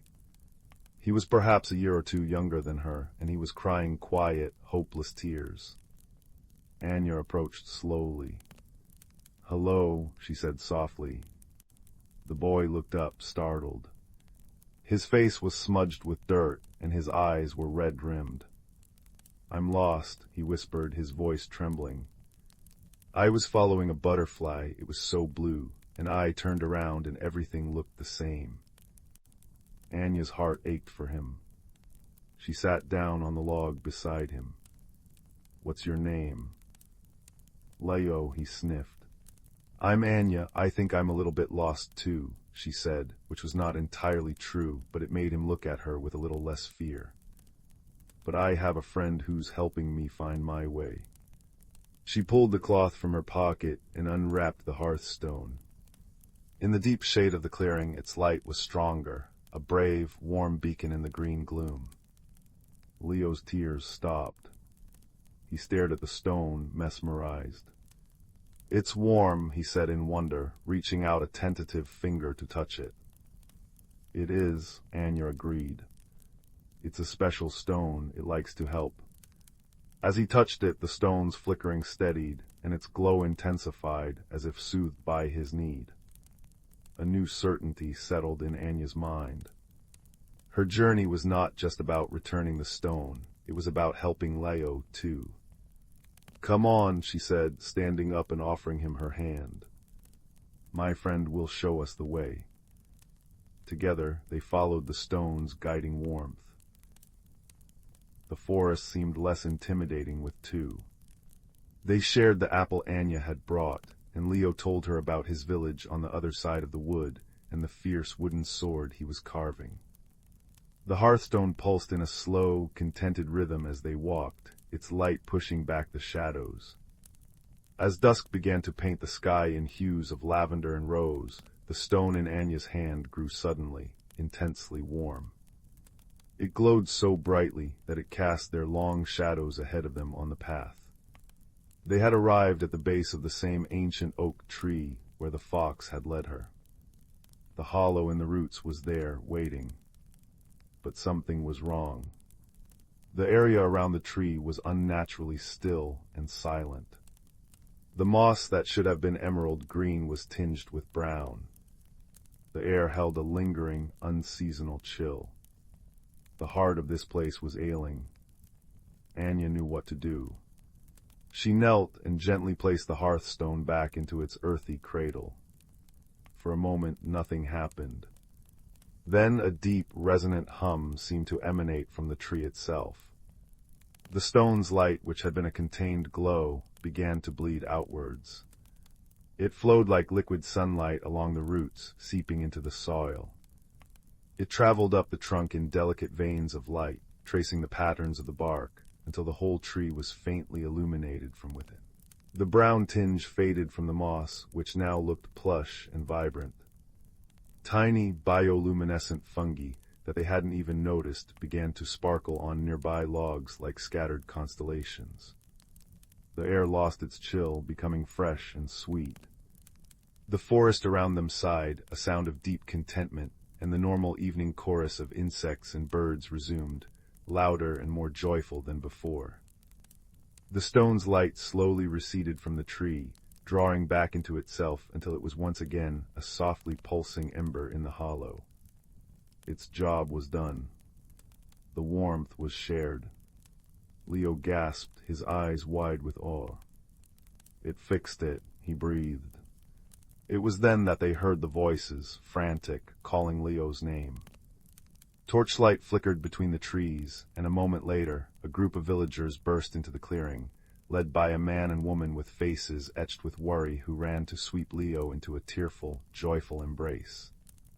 As the family was reunited, Anya's grandfather emerged from behind the villagers. He must have followed her, keeping a distant, watchful eye. He walked over to her and put an arm around her shoulders, looking down at the peacefully glowing hearthstone. "You did well, Anya," he said, his voice full of pride. "You helped it remember its light, and then you helped it share it. That is the truest magic of all." The villagers, having heard Leo's excited story of the glowing stone and the kind girl, looked at Anya with newfound respect and gratitude. They offered to escort them both back to their cottage, their torches pushing back the night. As they prepared to leave, Anya took one last look at the hearthstone. It seemed to pulse once brightly in farewell. And from the shadows near the great oak, two intelligent eyes gleamed for a moment in the torchlight. The russet fox gave a slow, deliberate blink before melting back into the forest, its watchful duty complete for another generation. The walk home was filled with the comfortable murmur of voices and the friendly dance of torch flames. Leo walked beside Anya, his hand in his mother's, no longer a lost little boy, but a young adventurer with an incredible story to tell. When they finally reached the familiar site of their cottage, its windows dark but promising warmth and rest, the villagers said their grateful goodbyes and turned for home. Anya and her grandfather went inside. He lit a single candle, and its small flame was enough to make the room feel instantly like home. There was no grand celebration, no fanfare. There was only the simple, profound peace of a task completed, a friend helped, and a balance restored. Anya felt different somehow. The journey had left a quiet mark on her soul, a new steadiness and a deeper understanding of the subtle connections that weave the world together. The warmth of a hearth, the trust of a wild creature, the kindness offered to a stranger. Her grandfather made 2 cups of chamomile tea sweetened with honey, and they sat together in the quiet, dark cottage, listening to the settling sounds of the night. "The stone will sleep now," her grandfather said softly, sipping his tea. "And its warmth will seep deep into the roots of the glimmerwood, keeping it safe and healthy until it is needed again, long after you and I are gone. And someone else will find it, and their journey will begin." Anya nodded, the warmth of the tea spreading through her, just as the stone's warmth had spread through the forest. She was tired, but it was a good tiredness, the kind that comes from a day spent well. She went up to her little room under the eaves and climbed into bed. The moon shone through her window, casting a silver square on the floorboards. As she drifted towards sleep, she thought not of grand adventures, but of small things. The feel of the warm stone in her hand, the sound of Leo's relieved laughter, the trusting blink of the fox. And outside the great forest stood watch, its leaves whispering secrets on the wind, its roots cradling a gentle, glowing light, dreaming deep, earthy dreams, until the next time it would be called upon to warm the world. And in her cozy bed, Anya drifted into a sleep as deep and peaceful as the forest itself, her own heart glowing with a quiet, steady light all her own. The embers in the hearth glowed like captured sunsets, casting long, dancing shadows across the worn rug. Outside, a gentle rain whispered secrets to the thirsty earth, a soothing lullaby for the night. Tonight's story begins not with a bang, but with the soft plink of a single dewdrop falling onto a velvety moss cushion, deep within the whispering woods. Here lived a young dew-keeper named Rowan. Rowan's world was small, measured in mossy glades, sun-dappled clearings, and the intricate dance of dawn light on spiderwebs. His task, passed down through generations, was sacred, to tend the morning jewels. These weren't ordinary dewdrops. They were condensed moonlight, starlight, and the purest dreams of sleeping creatures, gathered on the petals of moonflowers that bloomed only in the deepest, quietest hours.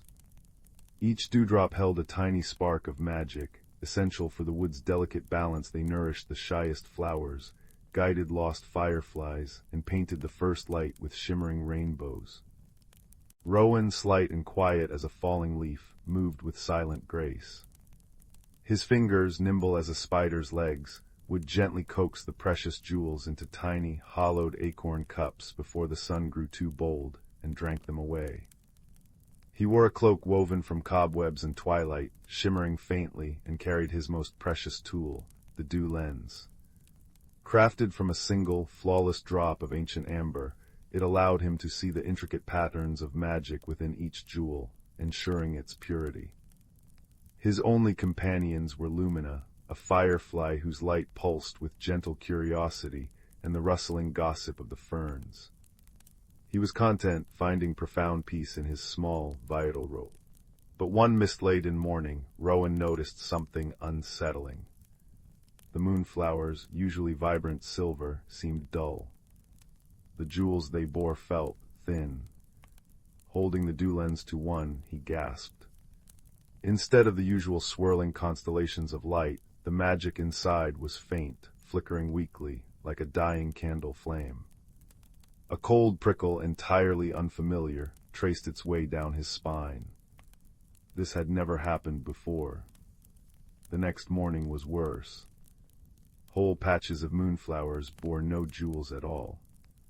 Where they should have been, Rowan found only a faint, greasy residue that smelled faintly of burnt sugar and sorrow.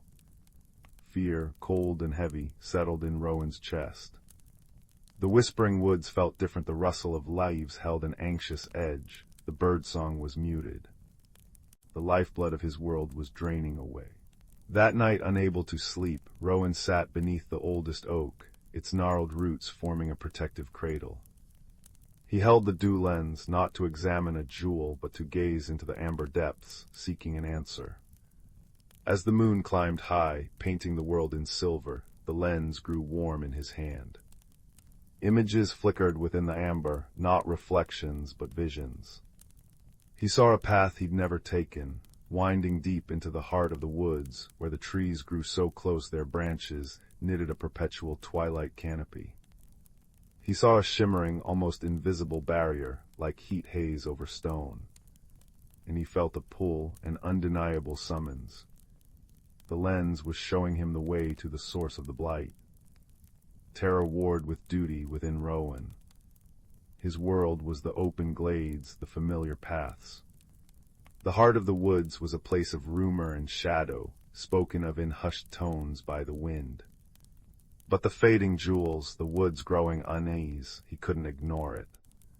With trembling hands he packed a small pouch, a few precious, still bright jewels, some dried moonflower petals for strength, a flask of crystal-clear spring water, and the dew lens, now cool against his skin but humming with latent power. Lumina, sensing his resolve, settled on his shoulder, her light a tiny, brave beacon. "Stay close, little light," Rowan whispered, his voice barely stirring the air. "We journey where the sun fears to tread." The path the lens had shown was treacherous.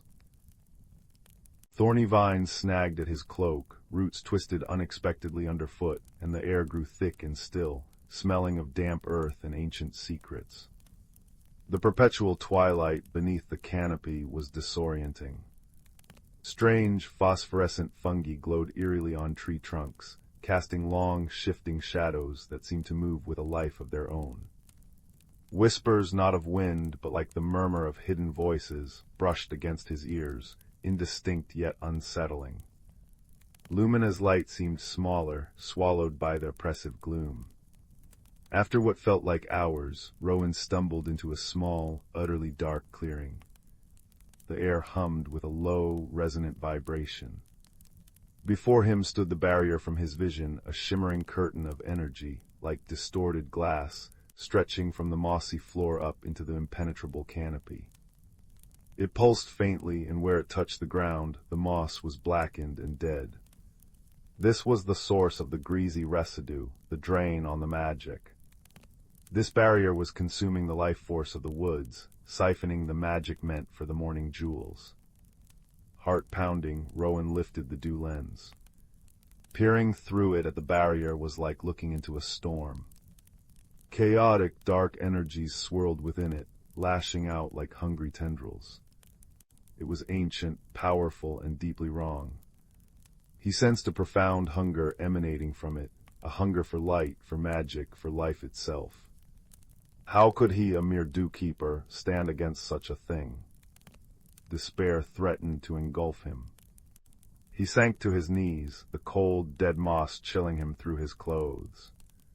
Lumina landed on his hand, her light dimming in sympathy. Just then a sharp twang echoed through the silence, followed by a soft curse in a voice like dry leaves skittering on stone. Rowan froze.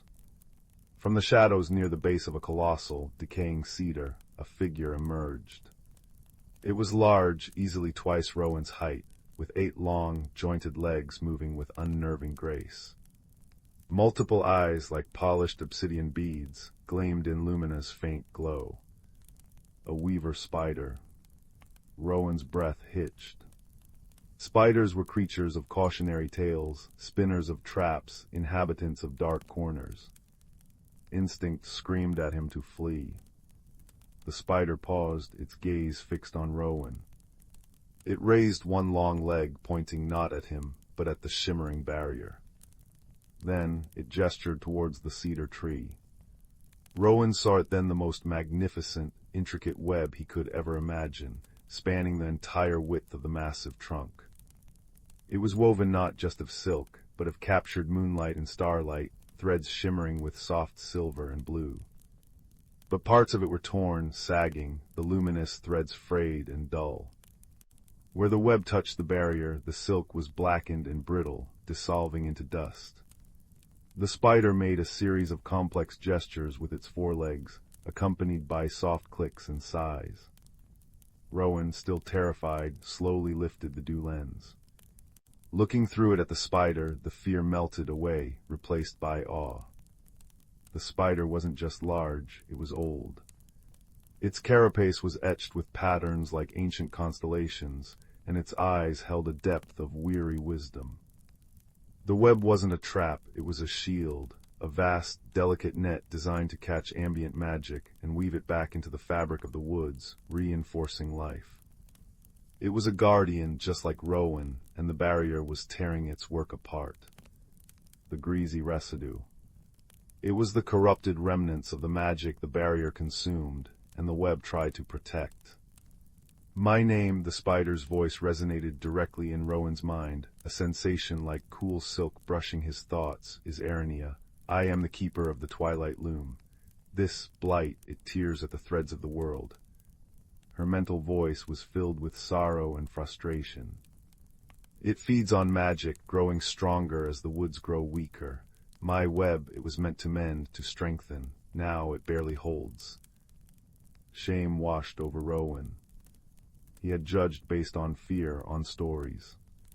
Here was another guardian, fighting the same enemy, suffering the same loss. He lowered the lens, meeting Arinia's gaze directly. I am Rowan, Dewkeeper. The morning jewels fade, the woods are sick. Arinia dipped her head in acknowledgement. The jewels are the dawn's promise, the concentrated essence. This blight drains the source, the ambient magic my web tries to gather. Without the jewels' daily renewal, the woods wither. Without the wood's life force, my web fails. We are caught in the same snare, little keeper. An unexpected warmth bloomed in Rowan's chest, pushing back the fear. He wasn't alone. He pulled out one of the precious, still bright morning jewels from his pouch. Its gentle light pushed back the oppressive gloom of the clearing. Can this help? Can it mend your web? Arinia's eyes glinted. It is pure light, pure magic, but it is a drop in an ocean of need. The barrier consumes it too quickly. We need to find the source behind the barrier, the anchor point feeding this hunger. She gestured towards the shimmering curtain. The lens, it showed you the way here. Can it show us beyond? Rowan lifted the dew lens again, focusing not on the chaotic swirls of the barrier itself, but through it, towards the heart of the ancient cedar. The chaotic energies resisted, blurring the image. But Rowan concentrated, pouring his worry for the woods, his newfound determination, into the lens. The amber warmed, glowed softly. Slowly, the chaotic swirls parted like fog. Beyond the barrier, nestled deep within the hollow core of the decaying cedar, Rowan saw it, a stone, dark and jagged, like a piece of the night sky fallen to earth. It pulsed with the same greasy, hungry energy as the barrier. Thin, dark tendrils snaked from it, feeding the shimmering curtain. This was the anchor, the heart of the blight. The night shard, Arinia's mental voice, was grim. A fragment of pure void, fallen long ago. It slept harmless until something disturbed it. Now it wakes hungering. She pointed a leg towards the base of the barrier. There, a small weakness where the roots of the cedar resist its touch. But it is too small for me, too small for anything but. Rowan understood. The gap was tiny, barely large enough for a rabbit, let alone Arinia's large form. But it was large enough for him. The thought of stepping through that terrifying energy made his knees tremble. The dark stone pulsed in his vision through the lens, radiating cold malice. Someone must go, Arinia said softly. Someone small, someone who carries pure light, the jewels and your lens, it sees truth. Perhaps it can show the shard its own emptiness, reflect its hunger back upon itself. Rowan looked at the fading morning jewel in his hand, then at Lumina on his shoulder, then at the ancient, weary spider whose web was a shield for the world he loved. He thought of the dull moonflowers, the silent birds, the woods holding its breath. His small world needed him to be brave. He took a deep breath, the scent of decay and ozone sharp in his nostrils. I will go, he said, his voice firmer than he felt. Tell me what to do. Arinia instructed him carefully. He would need to move swiftly. The gap was unstable. He must carry a jewel pure, concentrated magic, and hold the dew lens facing the night shard. The lens, attuned to light and truth, might disrupt the shard's dark resonance, reflecting its own consuming nature back at it. It was a fragile hope, a theory spun from moonlight and desperation. Rowan emptied his pouch except for 3 remaining morning jewels and the dew lens. He gave Lumina a gentle nudge. "Stay with Arania, little light, watch for me." The firefly bobbed reluctantly, settling onto one of Arania's forelegs. Crouching low, Rowan approached the weak point near the cedar roots. The air crackled with static, raising the hair on his arms. The greasy smell was overpowering. Through the gap he could see the dark hollow, the night shard pulsing like a diseased heart. Taking one last steadying breath, clutching a jewel and holding the lens before him like a shield, Rowan pushed through the gap. The world twisted. Cold, deeper than winter, seeped into his bones. Whispers became screams in his mind, voices of fear, despair, endless hunger. The greasy residue coated his skin, sticky and foul. The hollow was small, oppressive, the air thick and suffocating. The night shard sat on a bed of dead roots, radiating waves of chilling darkness that seemed to leach the warmth and hope right out of him. It was mesmerizing in its terrible emptiness, a void that promised only oblivion. Gritting his teeth against the mental assault, Rowan raised the dew lens, focusing its amber eye directly on the jagged stone.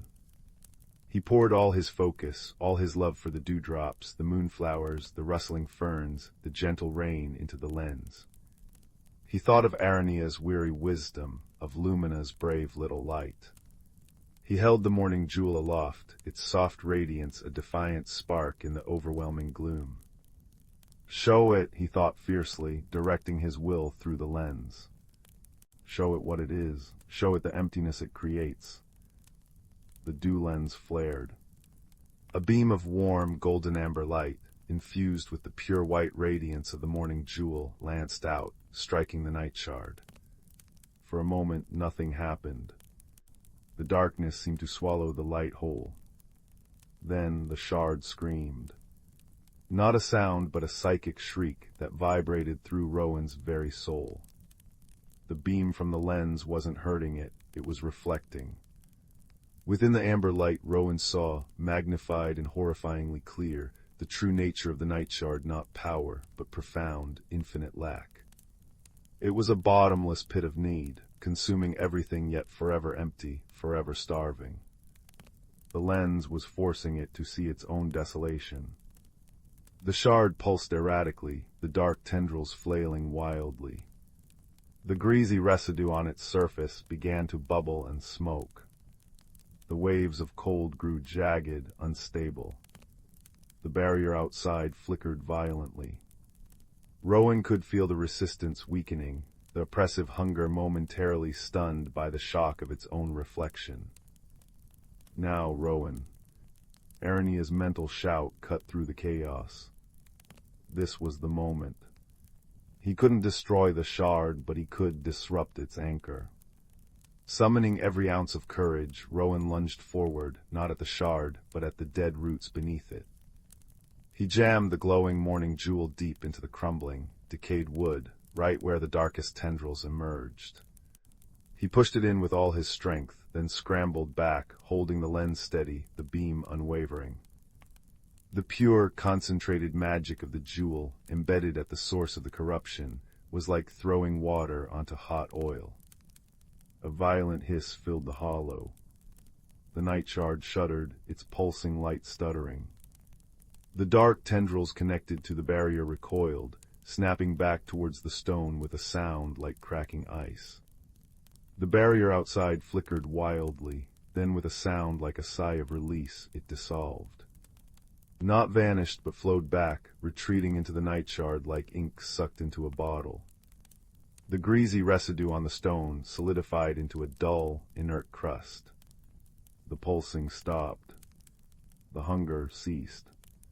The shard didn't vanish, but it became still, dormant once more, encased in a shell of its own corrupted residue and the spent magic of the jewel.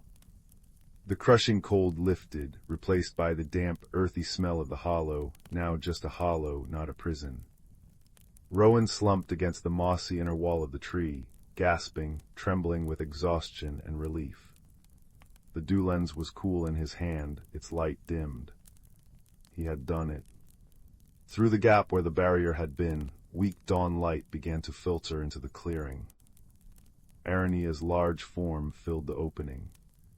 She gently helped Rowan out. Lumen zipped to his shoulder, her light pulsing rapidly with excitement and concern. The clearing felt different. The oppressive hum was gone. The air, while still cool and damp, felt clean, alive. The blackened moss near where the barrier had stood was already showing faint signs of green regrowth. "You were brave, little keeper," Arania's voice resonated warmly in his mind. "Braveler than the tallest oak, you faced the void and showed it a mirror." "The jewel," Rowan whispered, looking at the hollow tree. "Is it enough?" "The immediate drain is broken," Arania said, examining the dormant shard with several eyes. "The barrier is down, but the shard is wounded, not gone. The pure magic you embedded, it has created a seal, a counterweight to its hunger. It will sleep again deeply, but the woods, they need time and care, more than before." She turned her gaze to her magnificent, damaged web. "My loom is weakened. It will take seasons to reweave what was lost." Rowan looked at the 2 remaining morning jewels in his pouch, then at the dew lens. An idea sparked, fragile but hopeful. "The jewels, they are concentrated magic, pure light. Could they help mend your threads? Could the lens help you see how to weave them stronger?" Arania tilted her head, considering. She extended a delicate spinneret, touching the luminous silk of her web. "The magic is similar, pure, undiluted. Yes, yes, I believe it could." She looked at the dew lens. "And the lens, it sees the patterns, the flows of magic. It could guide my work, show me where the fabric is thin." A sense of profound understanding passed between them, dew-keeper and weaver, guardians of light and pattern. Rowan didn't hesitate. He offered Arania the 2 remaining jewels. For the loom, for the woods. Arania accepted them with surprising gentleness, cradling them in her palps. "And I offer my threads," she resonated.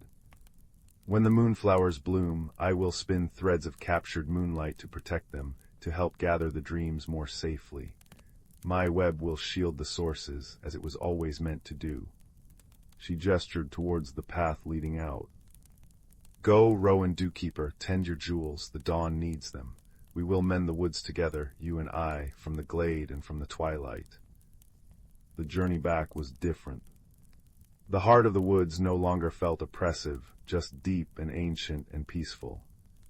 Sunlight, real, warm sunlight, began to filter through the high canopy in places it hadn't reached in years. Birdsong, tentative but clear, echoed through the trees. As Rowan emerged from the dense growth into a familiar sun-dappled glade, the change was immediate. The air tasted sweeter, lighter. The leaves seemed greener, the moss springier underfoot. He reached his moonflower patch just as the first rays of true dawn painted the eastern sky. The flowers glowed with renewed vigor, their silver luminescence almost blinding. And on their petals, sparkling like diamonds strewn by a joyful giant, rested perfect morning jewels. Fat, radiant, brimming with swirling constellations of magic visible, even without the lens. Rowan knelt, tears of relief stinging his eyes. His fingers trembled as he began his work, collecting the jewels with a reverence deepened by the night's trial. Life returned to the whispering woods with a sigh of profound relief. Rainbows arched brighter over the dewy meadows. Fireflies danced in larger, more exuberant swarms. Flowers bloomed with colors unseen in seasons. The birds sang symphonies at dawn. Rowan's routine changed. Each dusk, before tending the moonflowers, he would journey to the edge of the twilight canopy. Sometimes Arania would be waiting, sometimes not. But always woven into the lower branches near the path, he would find a small, perfect gift, a tiny pouch of the strongest, most luminous spider silk, designed to hold the jewels safely. A dewdrop caught mid-fall, perfectly preserved in a filament of moonlight thread, or a small charm woven from fern fronds and stardust that seemed to whisper reassurance. He left offerings in return, a particularly bright jewel placed on a specific leaf, a vial of the clearest spring water, sometimes just sitting quietly, sharing the peace of the evening through their unique bond. He used the dew lens differently now. Not just to examine jewels, but sometimes to gaze towards the heart of the woods, seeing the faint, strengthening pulse of Aranea's twilight loom, a vast, shimmering net of silver and blue light woven through the ancient trees, gathering and redistributing magic, reinforcing the seal around the dormant night shard. It was a shield, a healer, a silent partner in the dance of light and life. Rowan was still quiet. He still cherished the small glades and the soft plink of dewdrops. But his world had grown vast. He had journeyed into darkness and found not just fear, but an unexpected friend. He had faced the void with a mirror of light and a heart full of care for his small world. He understood now that even the smallest guardian, tending the tiniest drops of magic, held a thread in the vast tapestry of life. And that true strength often bloomed in the unlikeliest of friendships, woven together by shared purpose and quiet courage. As the fire crackled its final embers, casting the room in deep, peaceful shadows, remember Rowan, the dewkeeper, and Aranea, the weaver in the twilight. Remember that even in the deepest dark, a single spark of kindness, a moment of bravery, and the bond of an unexpected friend can mend the world, one dewdrop, one silken thread at a time. Sleep now under the watchful stars, knowing that guardians, seen and unseen, tend the gentle magic of the world. Rest well. The dawn will come, bright and jeweled. The embers in the hearth pulsed like sleepy fireflies, casting long, dancing shadows across the worn rug. Outside, the wind whispered secrets to the old oak tree, its leaves answering with a soft shhhh, shhhh. Tonight we journey not to distant mountains, but to a place much closer to home, the dusty, forgotten embrace of the attic. Young Leo, a boy with eyes the color of storm clouds and a heart that listened more than it spoke, had been tasked with finding his grandmother's old quilt. The stairs creaked a familiar protest beneath his feet as he climbed, the air growing thick with the scent of aged paper, cedar wood, and the faint, sweet ghost of dried lavender. A single cobweb brushed his cheek like a feather as he pushed open the door, the hinges groaning a low, rusty irk.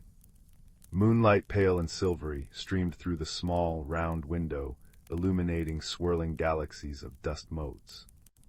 Boxes piled like sleeping giants, and forgotten furniture wore shrouds of white sheets.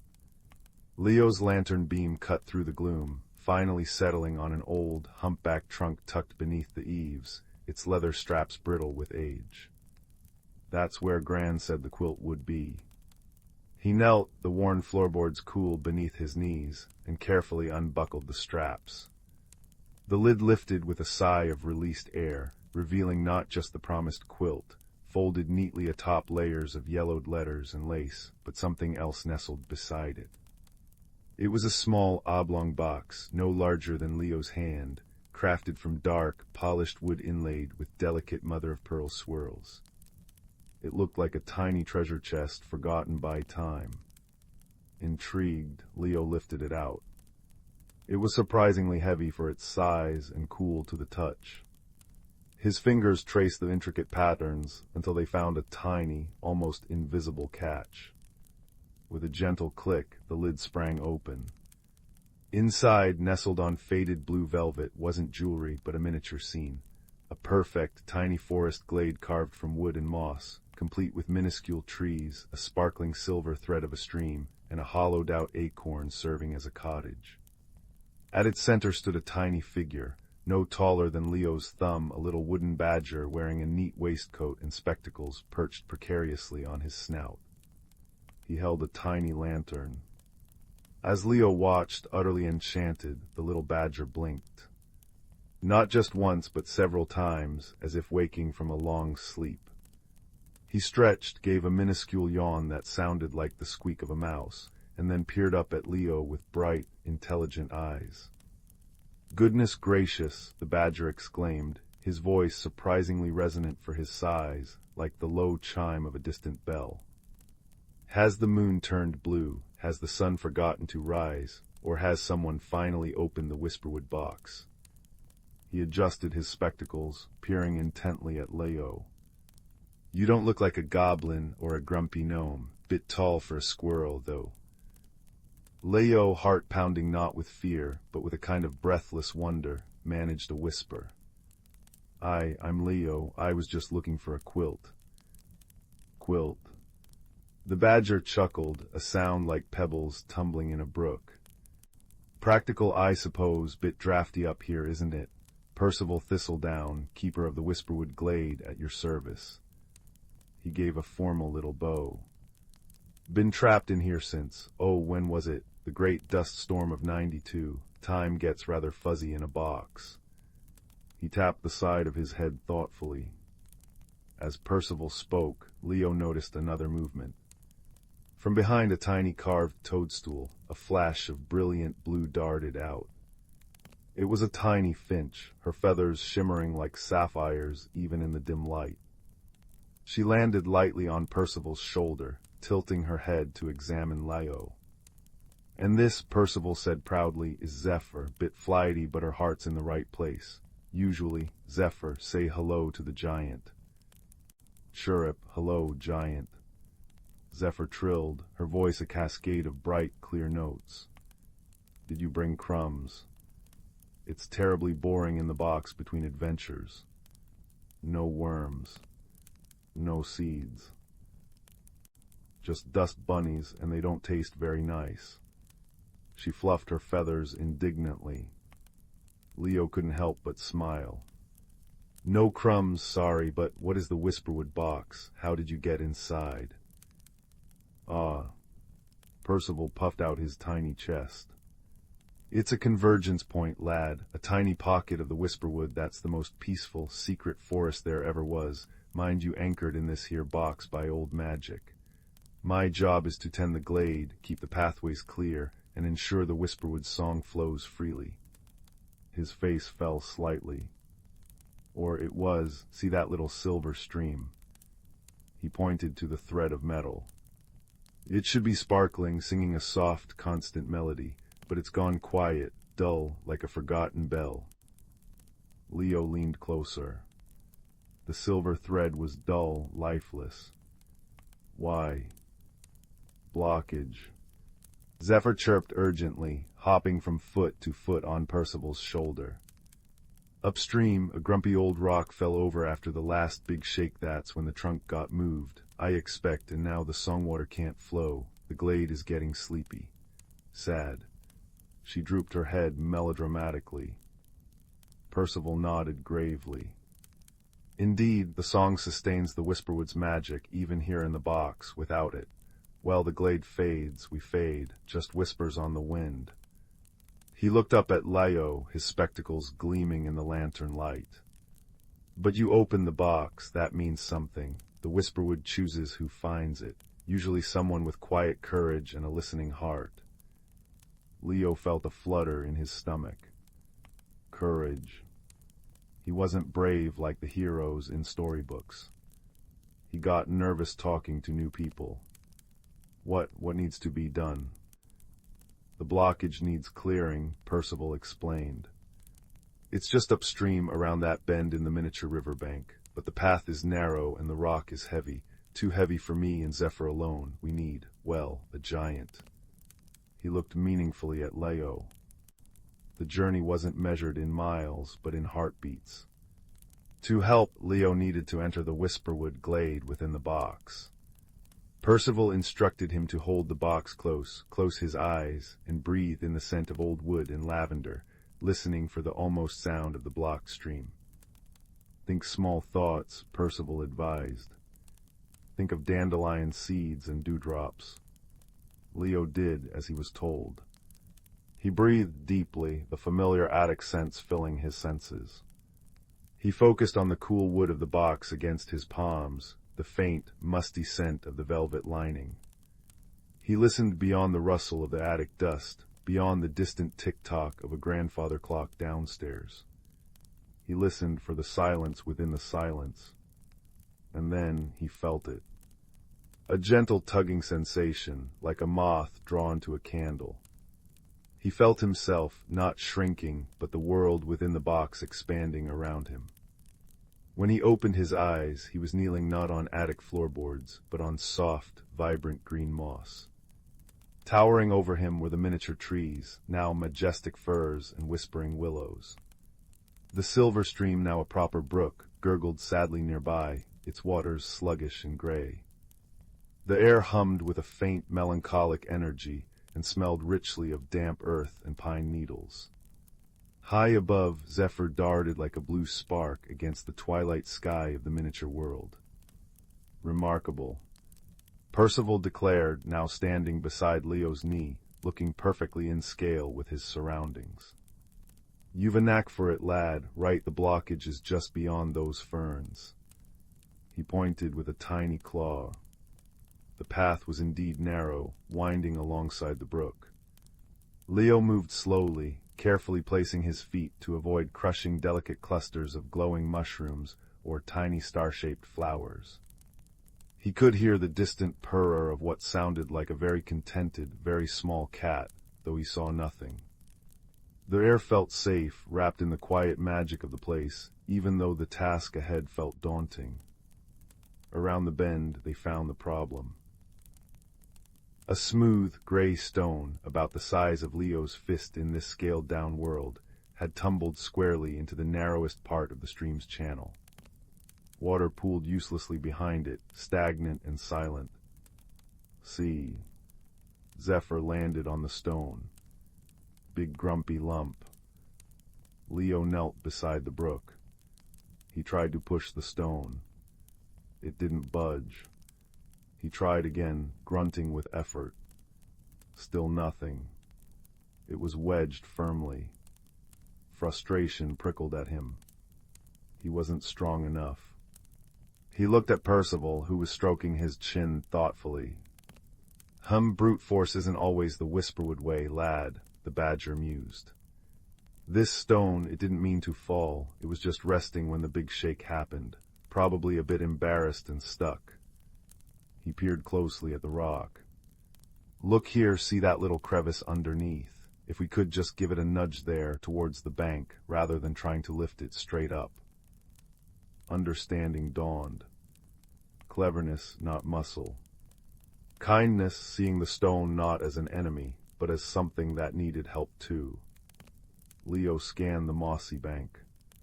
He spotted a sturdy-looking twig, smooth and strong. Carefully, he picked it up. It was the perfect length. Okay, Leo whispered, more to himself than anyone. He knelt again, not pushing the stone, but gently inserting the end of the twig into the crevice Percival had pointed out. He braced the other end against a solid root on the bank. It was a lever. Zephyr, Leo said softly. Could you fly down and give the top of the stone a little push, just as I press down on this stick? Chirrup, can do, giant. Zephyr zipped into position. Ready. Leo took a deep breath. He pushed down on the lever with steady, patient pressure. It creaked slightly. Zephyr fluttered her wings furiously against the top of the stone, adding her tiny strength. Percival braced his small back against the stick, pushing with all his might, letting out a determined little huff. For a moment, nothing happened. Leo kept the pressure steady, not jerking, just patiently leaning. Then, with a soft, wet slurp, the stone shifted. It rolled smoothly, almost gratefully, out of the channel and onto the mossy bank with a gentle thump. Immediately, the pooled water surged forward with a happy gurgle. It rushed over the pebbles, sparkling like liquid diamonds as it caught the ethereal light of the glade. As it flowed, a sound emerged not loud but profound. A deep, resonant hum, like the lowest note of a cello played very softly, intertwined with the bright tinkle-tinkle of water over stones. It was the whisperwood's song, flowing freely once more. The effect was instant. The grayness lifted from the water, it ran clear and bright. The moss beneath Leo's knees seemed to glow greener. The tiny flowers perked up, and the air filled with a sweeter, fresher scent. High above, the purr grew louder, a comforting rumble. "Hai che," Percival exclaimed, dancing a little jig on the moss. "Splendid, absolutely splendid. Patience and leverage. Knew you had the right stuff, lad." He beamed up at Leo. Zephyr zipped around Leo's head in joyful loops. The song, chirrup, hooray for the giant. Leo felt a warmth spread through him, not just from the exertion, but from a deep sense of accomplishment. He hadn't fought a dragon, but he'd helped. He'd listened, thought, and used kindness and cleverness. The glade felt alive, peaceful, and safe again. As the song strengthened, Leo felt the gentle tugging sensation return. The towering trees seemed to recede, the moss beneath him softening back into the feel of the attic rug. He blinked, finding himself back in the dusty attic, the whisperwood box open on his lap. Inside, the miniature glade was vibrant. The silver stream sparkled, and tiny lights like fireflies danced among the trees. Percival waved cheerfully from beside his acorn cottage. Zephyr did a quick happy loop-de-loop above the glade. "Thank you, Leo," Percival's voice drifted up, faint but clear, like wind chimes on a breeze. "You've mended the song." The whisperwood remembers its friends. Remember, courage often wears quiet shoes, and kindness can move mountains, or at least grumpy rocks. Visit any time. Just maybe bring a crumb or two next time. For Zephyr. "Chirrup, please," Zephyr added. Leo smiled, a wide, warm smile. He carefully closed the lid of the whisperwood box, hearing the soft click of the latch. The comforting hum-tinkle of the song seemed to linger faintly in the air around him, mingling with the crackle pop of the fireplace downstairs and the wind's gentle shhhh outside. He found the quilt, its familiar patchwork patterns feeling extra cozy now.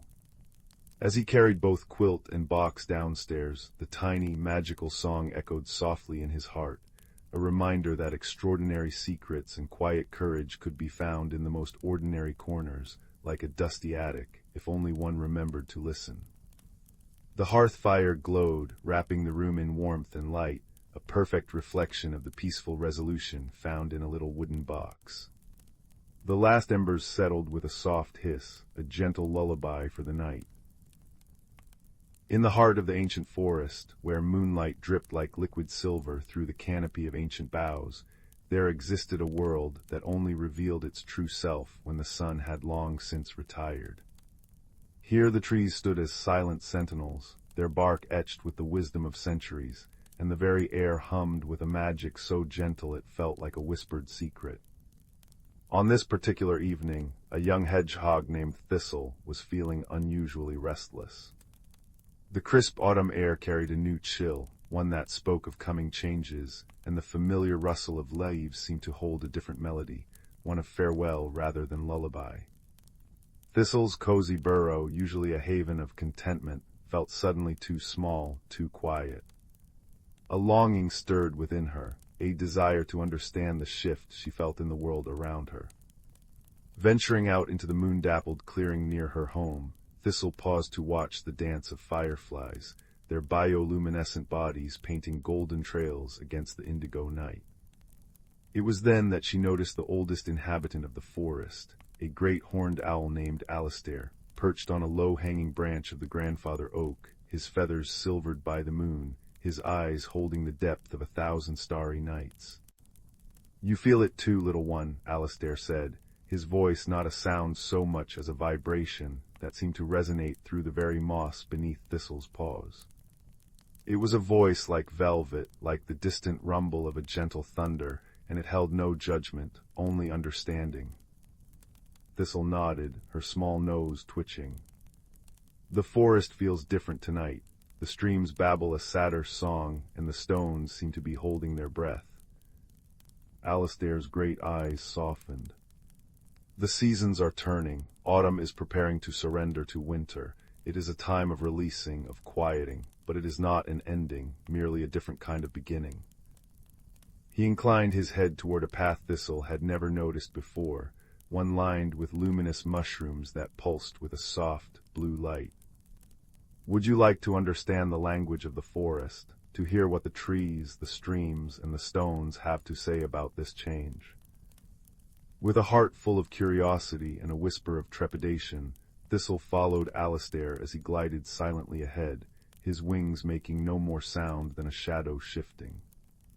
The path wound deeper into the woods, where the trees grew closer together, their branches intertwining like old friends sharing secrets. As they walked, Alistair taught Thistle how to listen, not with her ears alone, but with her entire being. He showed her how to place her paw upon the trunk of a willow and feel the slow, deep thrum of its lifeblood, a vibration that spoke of resilience and patience. Trees speak in the language of growth and stillness, Alistair murmured. They teach us that there is strength in both reaching for the light and in resting in the dark. Soon they came to a small, clear stream that chuckled over smooth, water-worn stones. Alistair gestured for Thistle to sit beside it. Listen to the water, he instructed. It never clutches to what it has passed. It simply moves, adapts, and continues its journey. The stream sings of letting go. Thistle closed her eyes and did as she was told. At first she heard only the pleasant babble of water over rock, but as she focused, the sounds began to form patterns, like a melody. She heard the joy of the stream as it danced around a large stone, the gentle sigh as it pooled in a quiet eddy, the excited rush as it tumbled down a small cascade. It was a song of constant motion, of acceptance. Next, Alistair led her to a circle of ancient moss-covered stones that stood in a starlit clearing. The air here was still and carried the rich, earthy scent of damp soil and decaying leaves. Place your forehead against the stone, the owl said softly. The stones remember, they hold the memories of the forest. Thistle pressed her small head to the cool, rough surface of the largest stone. For a moment there was only silence. Then a warmth spread through her and images flickered in her mind. Summers of abundant sunshine, winters of deep, protective snow, the endless cycle of life unfolding in quiet majesty. The stones spoke not in words but in feelings, of permanence, of patience, of being deeply rooted while the world changed around them. As they continued their journey, the forest revealed its nocturnal wonders. Glowing lichen clung to the north sides of trees, like nature's own constellations. A family of foxes paused to regard them with intelligent, kind eyes before melting back into the shadows. Overhead, the leaves of the aspen trees trembled in a soft breeze, creating a sound like gentle rainfall, a natural ASMR that soothed Thistle's restless spirit. But as they reached the heart of the forest, a vast clearing where the moonlight pooled so brightly it seemed almost daylight, Thistle felt a pang of sadness. The magnificent bioluminescent fungi that usually carpeted the clearing were beginning to dim, their light fading like dying embers. The air, once warm and buzzing with life, now held a sharper edge. "It is happening," she whispered, her voice small. "The magic is fading." Alistair settled beside her on a fallen log covered in velvet moss. "Look closer, little one." As Thistle watched, she noticed that as one light faded, another took its place. Tiny, ice-like crystals were beginning to form on the branches of the surrounding fir trees, catching the moonlight and scattering it into 1,000 prismatic sparks. The stream at the edge of the clearing, which had been laughing freely, now moved with a slower, more deliberate grace, its surface beginning to crust with the first delicate lace of ice. "The forest does not die," Alistair said, his voice a gentle rumble. It rests, it dreams, and in its dreams it gathers strength for the renewal to come. The magic is not fading, it is changing its form. He explained how the winter would blanket the forest in silence and snow, a time for roots to deepen, for seeds to sleep and gather potential, for the earth to breathe out and then in again. Just as you retreat to your burrow for long sleeps, the entire forest enters a period of quiet contemplation. It is necessary, it is wise. As if to emphasize his words, a soft snow began to fall, large, lazy flakes that drifted down like feathers, muffling the world in a peaceful hush. Thistle watched, mesmerized, as the snow settled on her spines, on Alistair's feathers, on the glowing mushrooms and the crystal-laden trees. The forest was being tucked in, and the feeling was not one of loss, but of profound comfort. She understood now. The sadness she had felt was not an end, but a part of the cycle, a gentle release, like the trees letting go of their leaves. It made the return of spring all the sweeter, the rebirth all the more magical.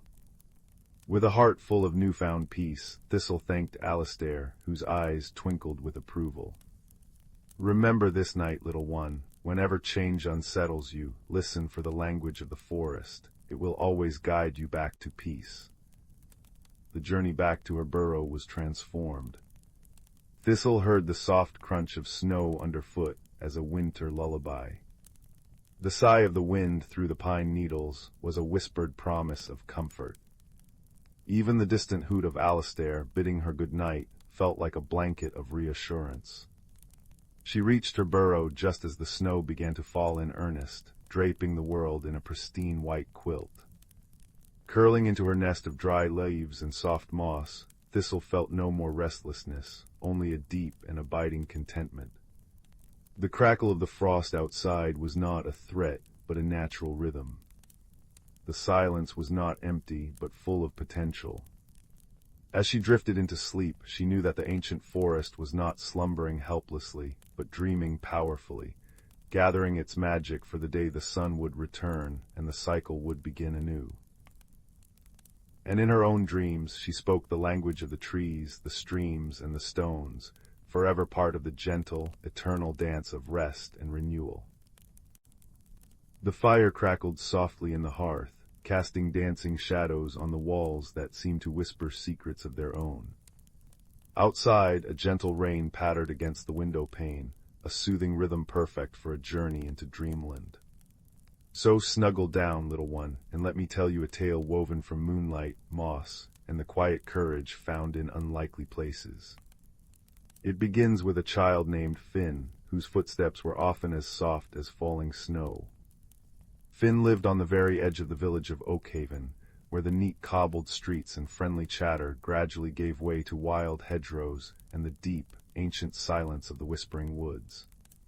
Most villagers spoke of the woods with a mixture of awe and caution, telling tales of shifting paths and voices on the wind. Finn, however, felt a strange pull towards its shadowed depths. While other children raced and shouted in the village square, Finn would sit beneath the old hawthorn tree at the forest's edge, listening. Not just to the birdsong or the rustle of leaves, but to something deeper, older, a quiet hum beneath the surface of the world. Finn was known for being quiet, perhaps too quiet for some. Words often tangled on their tongue, fears felt too big to voice, and the bustling energy of the village could feel overwhelming. But in the presence of the ancient trees, Finn felt a different kind of understanding, a calm that settled the restless flutters inside. One crisp autumn afternoon, as golden light slanted through the turning leaves, Finn felt the pull stronger than ever. A shimmer, like sunlight catching on dew-laden spiderwebs, seemed to beckon from just beyond the first line of towering oaks. Taking a deep breath of the damp, earthy air, Finn stepped off the familiar path and into the embrace of the whispering woods. The change was immediate. The village sounds vanished, replaced by the deep hush of the forest floor, muffled by centuries of fallen leaves. Sunlight filtered down in dusty shafts, illuminating motes dancing in the air. The air smelled richly of decaying wood, damp moss, and something sweet and wild, perhaps hidden berries. Finn walked slowly, fingertips brushing rough bark, ears straining. And then they heard it. Not a whisper, but a soft, rhythmic thrumming, like a tiny heartbeat echoing from the roots of a colossal ancient willow tree whose branches wept silvery green tears down to the forest floor. Drawn by the sound, Finn crept closer. Beneath a curtain of trailing willow fronds, nestled amongst velvety moss as green as emeralds, lay a stone. But this was no ordinary river pebble. It was smooth and cool to the touch, about the size of Finn's palm, and seemed to be made of swirling, translucent blues and grays, like captured storm clouds or deep ocean water. And it pulsed with a soft, internal light, synchronized with the gentle thrumming sound. Hesitantly, Finn reached out and picked it up. The stone felt alive in their hand, warm and vibrating faintly. The thrumming intensified slightly, and then, clear as a belt chime in the silence, Finn heard a sound within their own mind. Not words exactly, but a feeling, a sensation, lost, alone, afraid. Finn gasped, nearly dropping the stone. It wasn't speaking, it was feeling, and projecting that feeling directly into Finn's awareness. The stone radiated a profound, aching loneliness mixed with a deep-seated fear. Finn clutched it gently, instinctively wanting to soothe it. "It's all right," Finn murmured aloud, their own voice startlingly loud in the quiet. "You're not alone now." The stone's pulse seemed to steady, the blue light softening from a stormy gray to a calmer, twilight hue. The feeling of fear lessened, replaced by a tentative flicker of hope. Help, the feeling seemed to ask. Finn knew they couldn't leave the stone. Its sadness was too palpable. But what could they do? Where did it belong? As they pondered, holding the warm, pulsing stone, a gruff voice broke the silence. "HMPH found the murmuring stone, have you?" Finn whirled around. Standing just outside the willow's curtain, silhouetted against the dappled light, was a creature unlike any Finn had seen up close. It was a badger, but enormous, standing nearly as tall as Finn's waist. His fur was thick and grizzled, black and white stripes bowled across his powerful shoulders and face. His eyes, however, were deep brown and surprisingly intelligent, though currently narrowed in a skeptical glare. He held himself with a weary dignity, one paw slightly raised as if ready to retreat. Finn froze, heart pounding. Badgers were known to be reclusive and fiercely territorial. This one looked formidable. The stone in Finn's hand pulsed a brief flare of alarm. The badger sniffed the air. "Put it back," he rumbled, his voice gravelly but not unkind. "Trouble follows that stone, always has." Finn found their voice, small but steady. It feels lost and scared. I couldn't leave it." The badger tilted his head, his dark eyes studying Finn intently. "Lost, scared, probably, been missing near a moon cycle. Caused quite a stir, its absence did. Threw the deep glade off balance." He took a cautious step closer. "Name's Thorn, keeper of the Tanglewood Warrens. And who might you be, venturing so deep and finding what seasoned trackers couldn't?" "Finn," came the quiet reply. I live near the edge. I just listened." "Listened." Thorn huffed, a sound that might have been a chuckle. Rare skill that these days, especially amongst humans. He eyed the stone again. "Well, Finn who listens, you've found it, but finding is only the start. The murmuring stone belongs in the heart of the deep glade, cradled in the roots of the elder tree. Only there can its song be truly heard, the balance restored, and only there will its fear be soothed." He shifted his weight, looking uncomfortable. "Problem is, the way to the deep glade isn't exactly straightforward, especially now. Paths have shifted since the stone went missing. Things are restless." Finn looked from the sad, pulsing stone in their hand to the gruff badger. Thorn seemed weary, burdened. "Do you know the way?" Finn asked softly. Thorn scratched behind his ear with a powerful hind leg.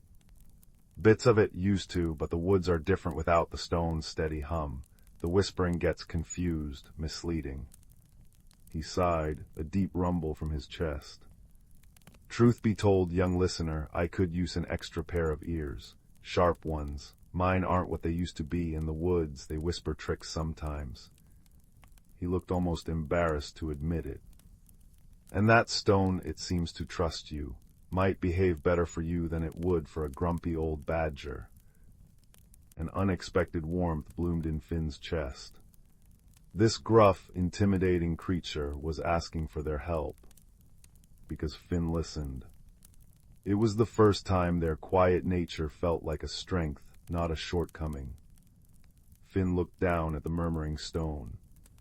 It pulsed a soft, steady blue, the feeling of fear replaced by a quiet thrum of curiosity directed at Thorn. Friend, it seemed to ask Finn. Finn nodded, meeting Thorn's gaze. I'll help, we'll take it home. Thorn gave a curt nod, a flicker of relief in his deep eyes. Right then, stay close, step where I step, and listen, Finn. Listen with more than your ears. The woods will try to guide us, but they speak in riddles and rustles. The stone might help too if it senses the true path. He turned, his powerful body moving with surprising quietness. This way towards the singing creek, or where it should be. Their journey began under the shifting canopy.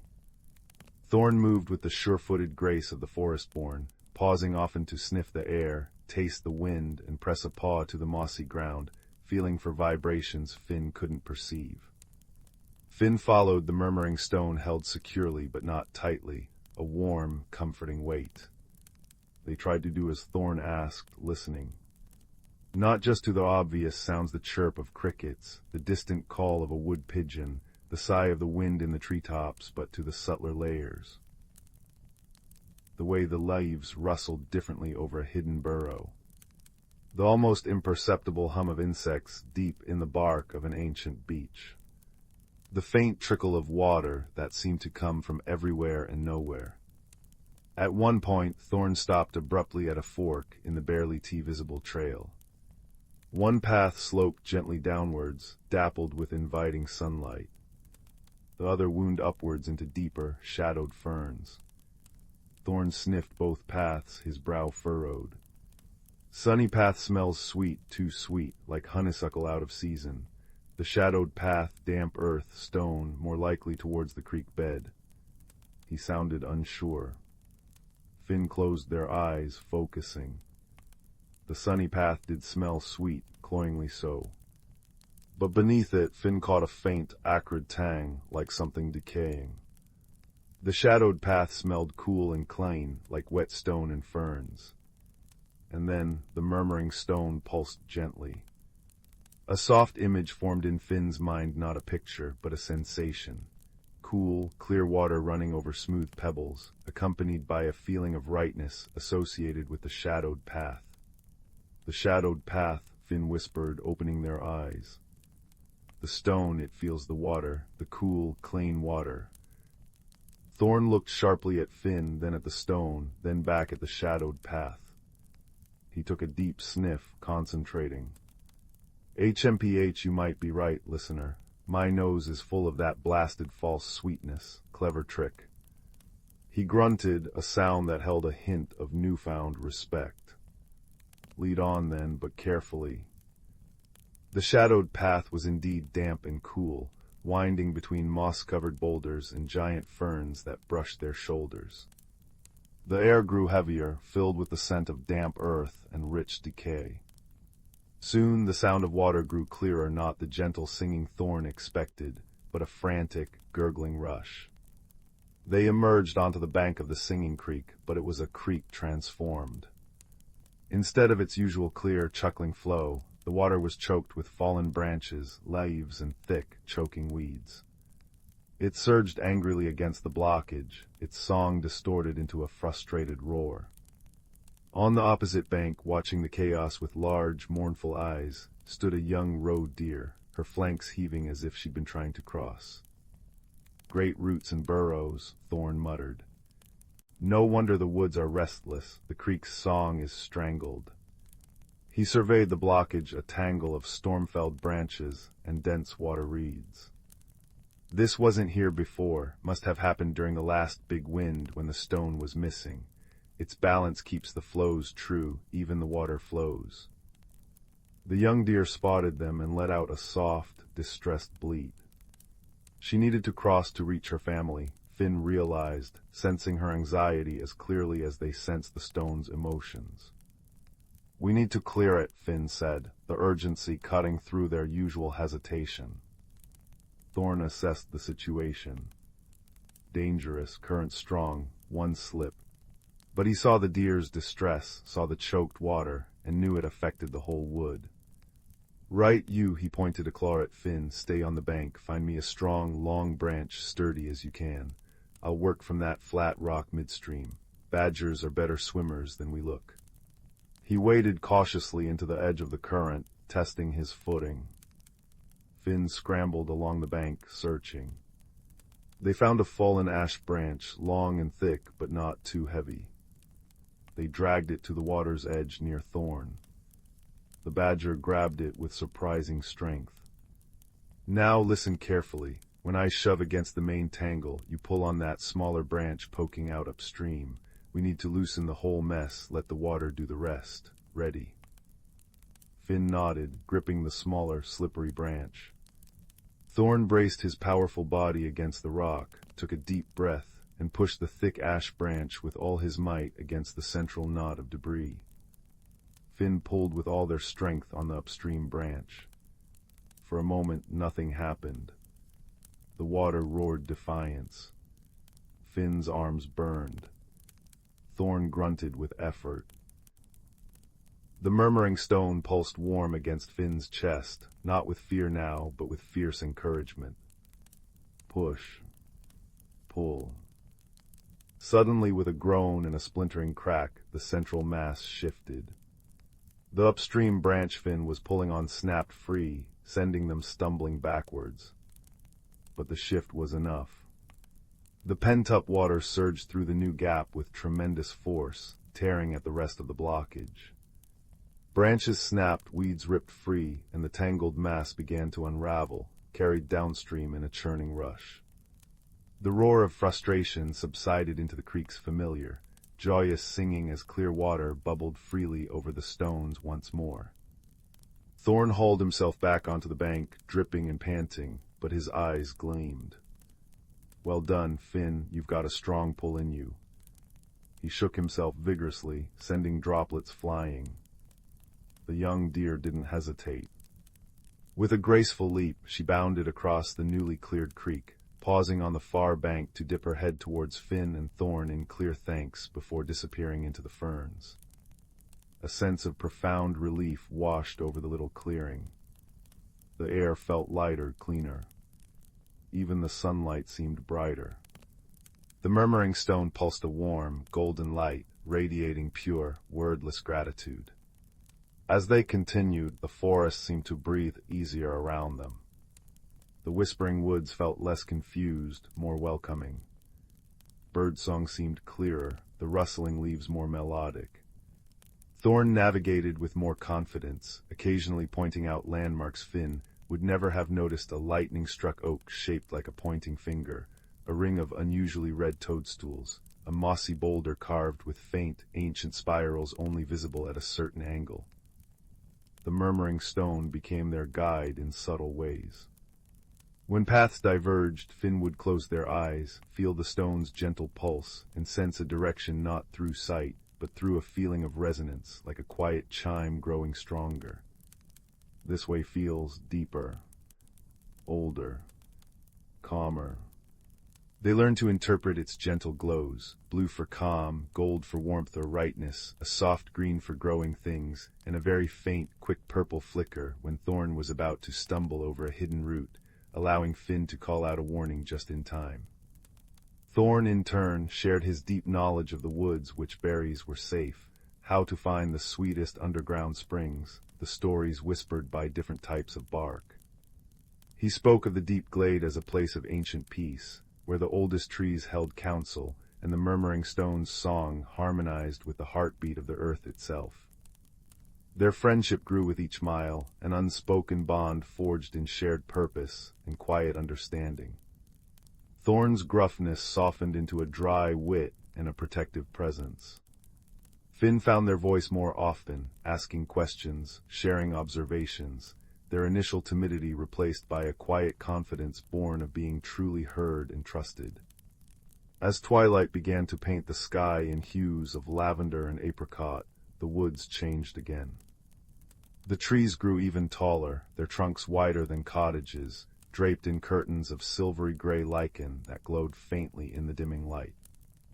The air hummed with a deeper, more resonant energy. Fireflies, larger and brighter than any Finn had seen, blinked like tiny, wandering stars amongst the ferns.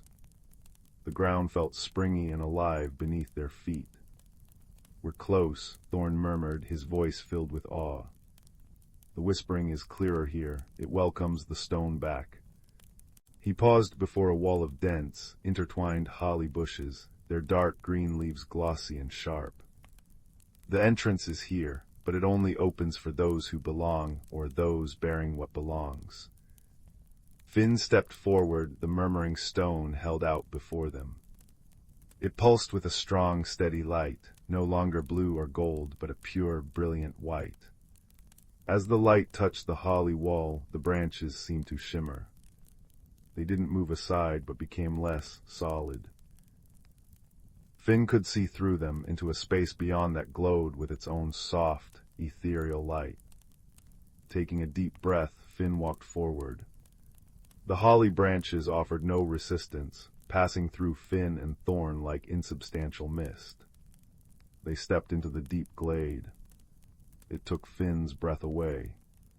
They stood in a vast, circular clearing carpeted with moss so thick and soft it looked like green velvet.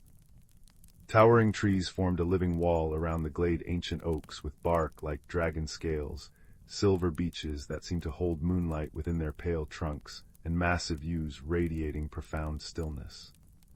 Their canopy was open to the darkening sky, where the first stars were beginning to prick through the deep blue.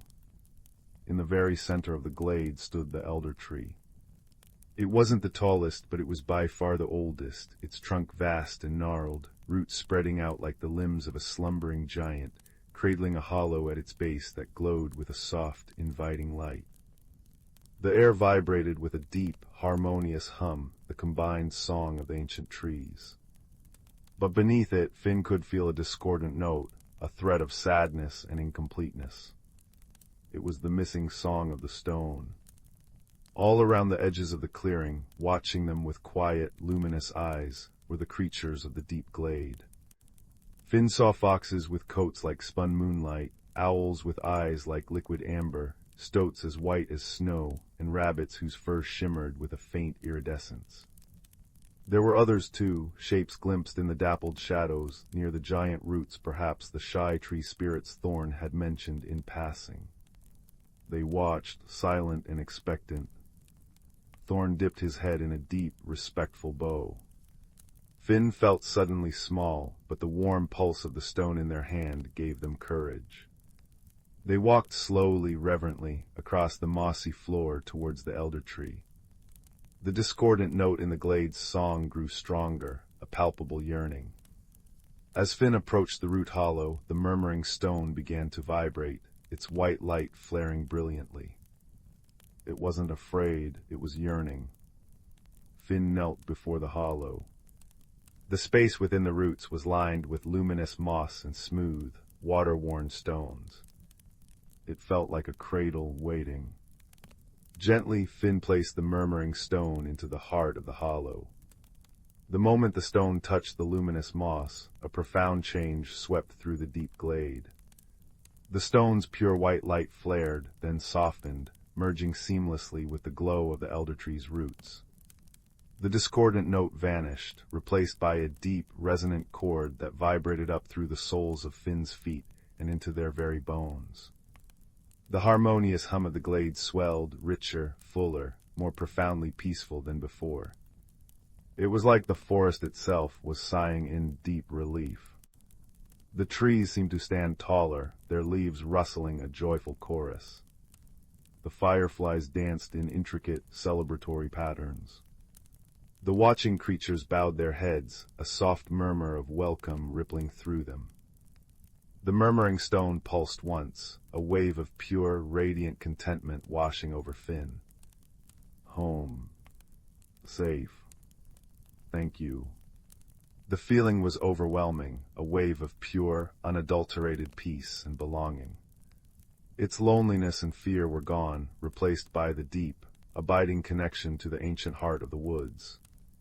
Finn sat back on their heels, tears pricking their eyes, not of sadness, but of awe and shared joy. Thorn padded up beside them, placing a heavy, comforting paw on Finn's shoulder. "You did it, young listener," he rumbled, his voice thick with emotion. "You brought the heart song home." They sat in silence for a long while, bathed in the combined glow of the elder tree and the stone, listening to the restored harmony of the deep glade. Finn felt a profound sense of peace settle over them, deeper than any they had ever known. The fluttering fears that often plagued them felt quiet, soothed by the ancient song. Eventually, Thorn nudged Finn gently. "The woods know the way back now. The paths will be clear. But you'll always be welcome here, Finn. The deep glade remembers kindness." He looked at Finn, his dark eyes warm. And remember, listening, truly listening, is a magic all its own. Stronger than noise, deeper than fear. The journey back through the whispering woods felt like moving through a familiar dream. The paths were clear and wide, bathed in bright moonlight that filtered through the leaves. The forest felt benevolent, protective. The rustling leaves seemed to murmur words of thanks and safe passage. Thorn walked beside Finn, his presence a solid comfort. The murmuring stone's song, now part of the forest's own heartbeat, seemed to follow them, a gentle hum beneath their feet. As they reached the edge of the woods, near Finn's hawthorn tree, dawn was just beginning to blush the eastern sky. Thorn stopped. "This is your path now, young listener. Mine lies deeper." He nudged Finn's hand with his nose. "Don't be a stranger to the wood's edge, and don't forget to listen. The world speaks in many ways." Finn knelt and, on an impulse born of deep gratitude, wrapped their arms gently around Thorn's thick neck. The badger stiffened for a second, then relaxed, giving a soft, rumbling purr deep in his chest. "Take care, Thorn, thank you." "Thank you, Finn," Thorn replied gruffly, but his eyes shone. "For listening, for helping an old badger remember the way." With a final nod, he turned and melted back into the shadows of the whispering woods, leaving Finn standing alone at the forest's edge. The village of Oakhaven was just beginning to stir. Smoke curled from chimneys, and the distant sound of a rooster crowed. Finn took a deep breath. The world looked the same, yet utterly different. The fluttering fears hadn't vanished entirely, but they felt smaller, manageable. Finn carried within them the deep peace of the deep glade, the echo of the murmuring stone's song, and the warm memory of Thorn's gruff friendship. They still preferred quiet, but now they understood its power. It wasn't about being small, it was about being open, receptive. It was a way of hearing the world's heart song, of finding hidden paths and forging bonds that defied expectation. Finn walked back towards the village, not with hurried steps, but with a quiet confidence.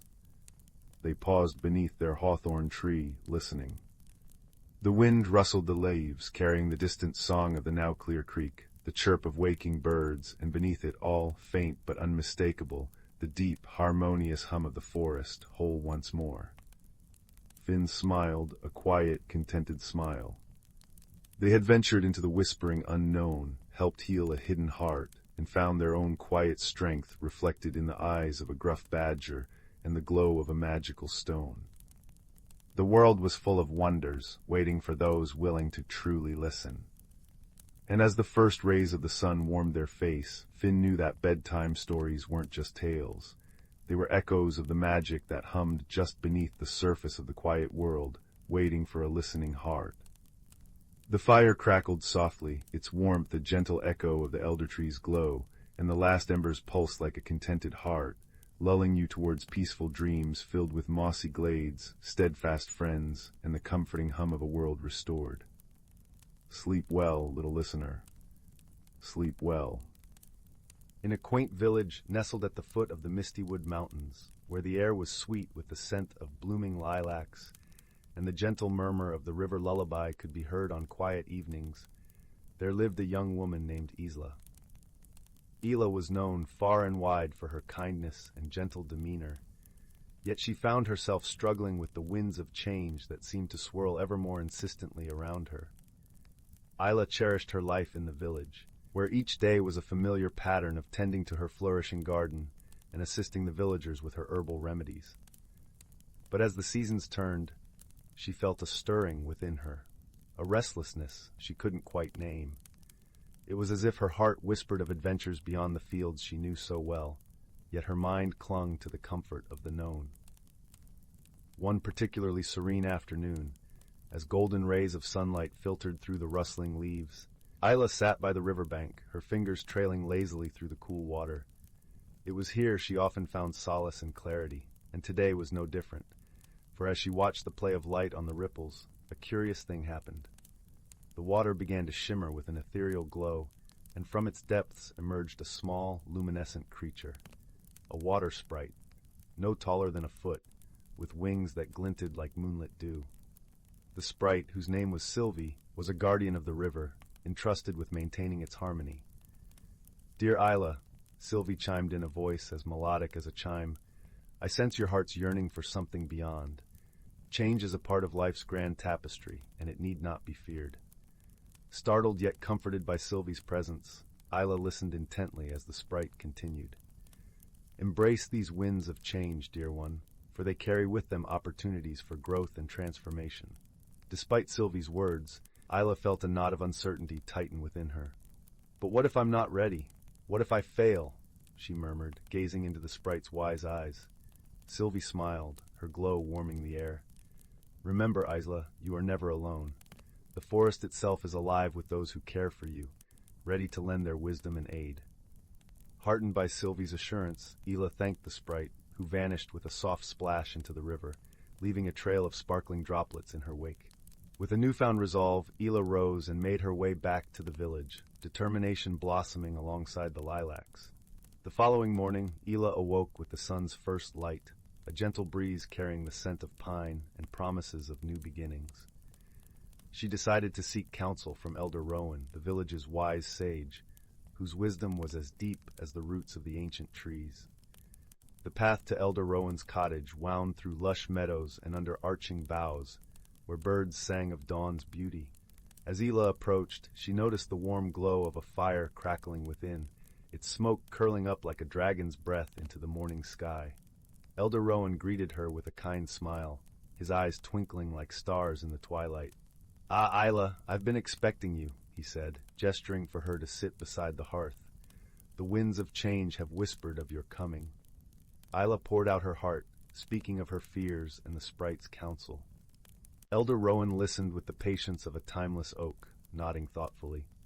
"My dear, change is indeed daunting, but it is also a great teacher," he mused, his voice a soothing balm. "Consider the caterpillar, who must surrender its form to become a butterfly. It is through transformation that we discover our truest selves." Isla pondered his words, the flickering fire casting gentle shadows that danced across the walls. "But how do I find the courage to embrace it?" she asked softly. Elder Rowan handed her a small, intricately carved wooden box. "Within this box is a seed," he explained. "Plant it in your garden, and let it be a symbol of your journey. Nurture it with care, and watch how it mirrors your own growth." Grateful for his guidance, Isla returned home with the seed, feeling a sense of purpose kindling within her. She chose a special spot in her garden, where the sun's warmth lingered longest, and gently pressed the seed into the earth. Days turned to weeks, and Isla tended to the seed with devotion, watering it with clear river water and surrounding it with the rich soil of the forest floor. As she cared for it, she found herself changing too, her heart opening to the possibilities that lay beyond her comfort zone. During this time, Ela often visited her dear friend Aidan, a gentle-hearted blacksmith whose laughter was as infectious as springtime. Aidan had faced his own fears of change when he took up his father's smithy, and he offered Isla his unwavering support. "You're stronger than you know, Isla," Aidan said one afternoon, the rhythmic clang of his hammer a steady backdrop. "Just as iron must be tempered by fire to become steel, so too must we face challenges to grow." As the village cycled through the seasons, Isla's seed began to sprout, its tender leaves unfurling toward the sky. With each new leaf, Isla felt her confidence bloom, and the knot of uncertainty within her began to loosen. One moonlit night, as Isla sat in her garden, the air heavy with the fragrance of night-blooming jasmine, she heard a soft rustle among the leaves. Sylvie, the water sprite, appeared once more, her wings casting a silvery glow. "Look at how you've grown, Isla," Sylvie remarked, her voice a gentle whisper. "Just like this plant, you've stretched beyond your limits, reaching for the light." Isla smiled, a quiet joy filling her heart. "I think I'm ready now," she said, her voice steady, ready to embrace whatever lies ahead. Sylvie nodded, her wings fluttering softly. "Remember, dear one, the journey is as important as the destination. Trust in yourself and in the friendships that support you." With those parting words, Sylvie vanished into the night, leaving behind a shimmering trail that lingered in the air like a promise. As dawn broke the next day, Ela awoke with a sense of peace and clarity.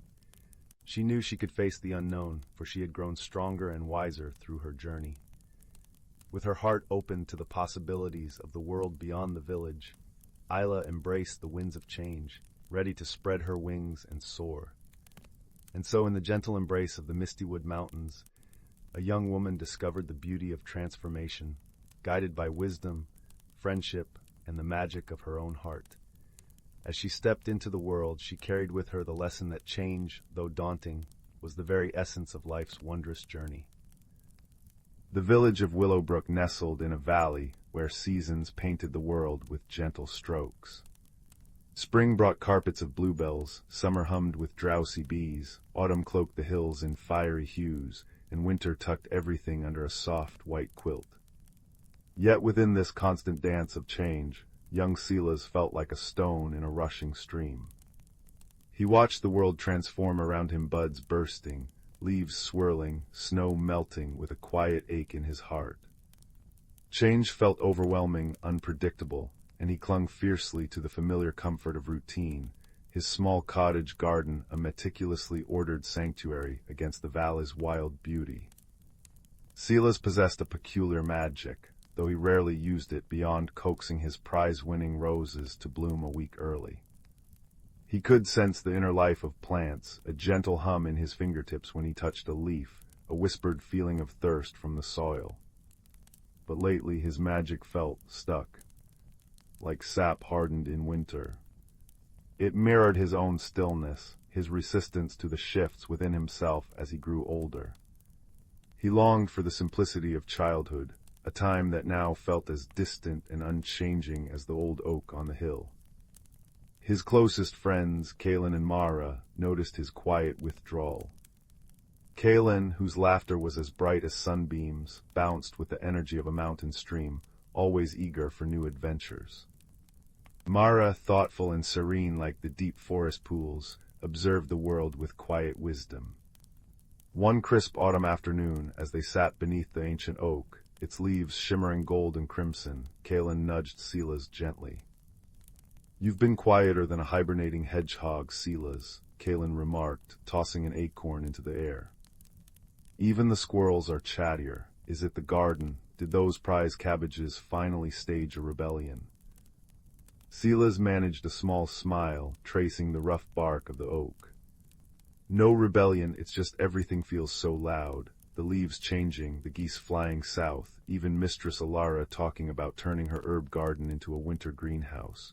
It's all movement. It makes my head spin." Mara reached over and placed a cool, smooth stone she'd found into Silas's palm. "Change is the valley's breath, Silas. It's how it lives. Like this stone," she said softly. "It seems unchanging, but look closer." She pointed to tiny flecks of mica catching the light. Even the stillest things hold shifts within them, reflections of the world around. Silas sighed, closing his fingers around the stone. I wish my magic felt like that. It used to feel flowing. Now it's thick like mud and trying to make anything new happen. He shuddered, remembering a recent failed attempt to encourage a late-blooming clematis. The vine had merely trembled and dropped a few leaves, echoing his own frustration. The whispering glade, Mara said suddenly, her eyes thoughtful. Grandmother used to say it's a place where the valley's heart speaks, where magic listens to what's inside, not just what you try to force out. Maybe it could help you understand yours. The Whispering Glade was a place of legend, tucked deep within the oldest part of the woods.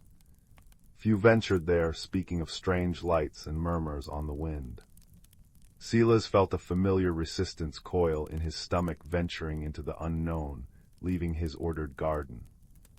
But the ache of his stagnant magic and the patient, hopeful looks of his friends nudged him. He nodded, a small, hesitant movement. Their journey took them beyond the tended orchards and into the embrace of the ancient forest.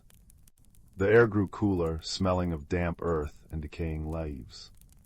Sunlight filtered through the canopy in dappled patterns, painting the moss-covered ground in gold and green. Silas felt his breath catch with every unfamiliar rustle, every gnarled root he hadn't memorized. Kalen bounded ahead, pointing out interesting fungi and chattering about bird calls, his energy a counterpoint to Silas's creeping anxiety. Mara walked beside Silas, her presence a steady anchor. Listen, she murmured. Not just with your ears, feel the forest breathe. As they walked deeper, Silas began to sense it. Not the individual hums of specific plants, but a vast, slow presence.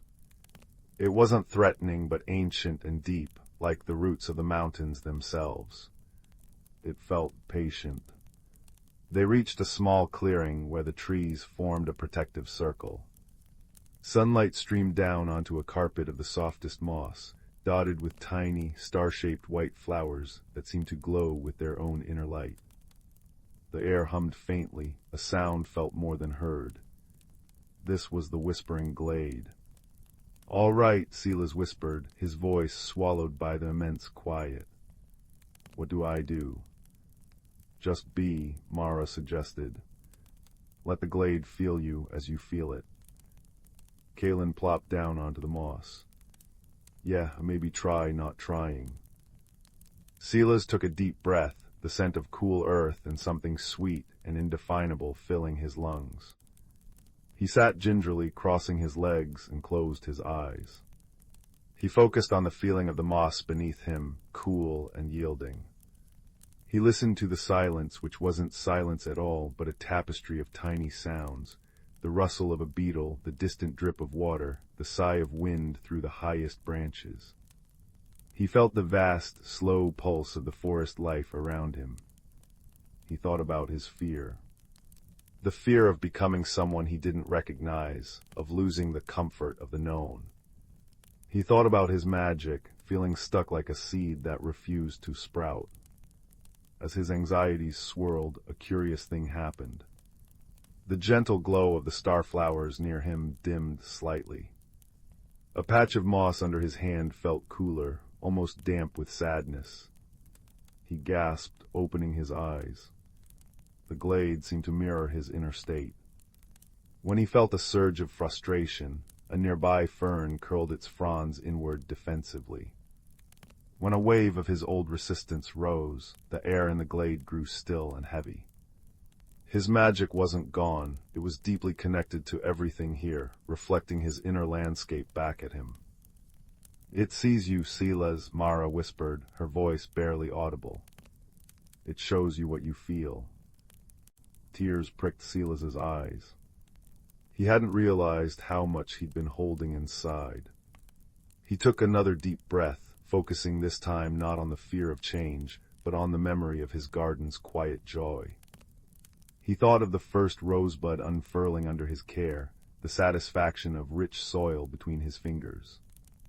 He thought of Kalen's infectious laugh, Mara's quiet wisdom, the unwavering support of his friends walking beside him into the unknown. As warmth spread through him, a feeling of gratitude replacing the icy knot of fear, the glade responded. The starflowers near him brightened, their glow pulsing softly like gentle fireflies. The moss warmed beneath him, feeling welcoming and alive.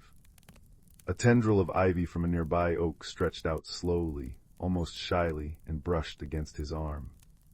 It wasn't demanding, just connecting. He understood. His magic wasn't about forcing things to be still or forcing them to change rapidly against their nature. It was about connection. About sensing the true rhythm, the inner life, and nurturing that. Like Mara's stone, he could be still on the surface, holding his core, while still being part of the changing world, reflecting its light. Change wasn't an enemy to be fought, it was the natural state of living things, including himself. His resistance, his fear, was what had clogged his magic, making it feel like mud. By accepting his feelings, by finding his center even amidst the flux, he could flow again. He reached out, not with a command, but with an open heart, towards a cluster of the glowing starflowers. He didn't ask them to change color or grow taller. He simply felt their delicate life force, their quiet contentment in the dappled light. He sent back a wave of appreciation, a sense of shared peace. In response, the flowers pulsed brighter, and a soft, golden light, warm and comforting, drifted from their petals and settled over Sela's like a gentle, shimmering cloak. It didn't transform him, it felt like an affirmation, a recognition of the shift within. The walk back to Willowbrook was different. Sela still noticed the changes, the deeper autumn hues, the sharper bite in the air, but they didn't overwhelm him. He felt the forest's pulse alongside his own, a rhythm that included both stillness and movement. He carried the warmth of the glade's golden light inside him, a quiet hum of acceptance. Days turned into weeks. Sela's didn't become like Kalen, bursting with constant new energy. He still cherished the quiet routines of his garden. But something fundamental had shifted.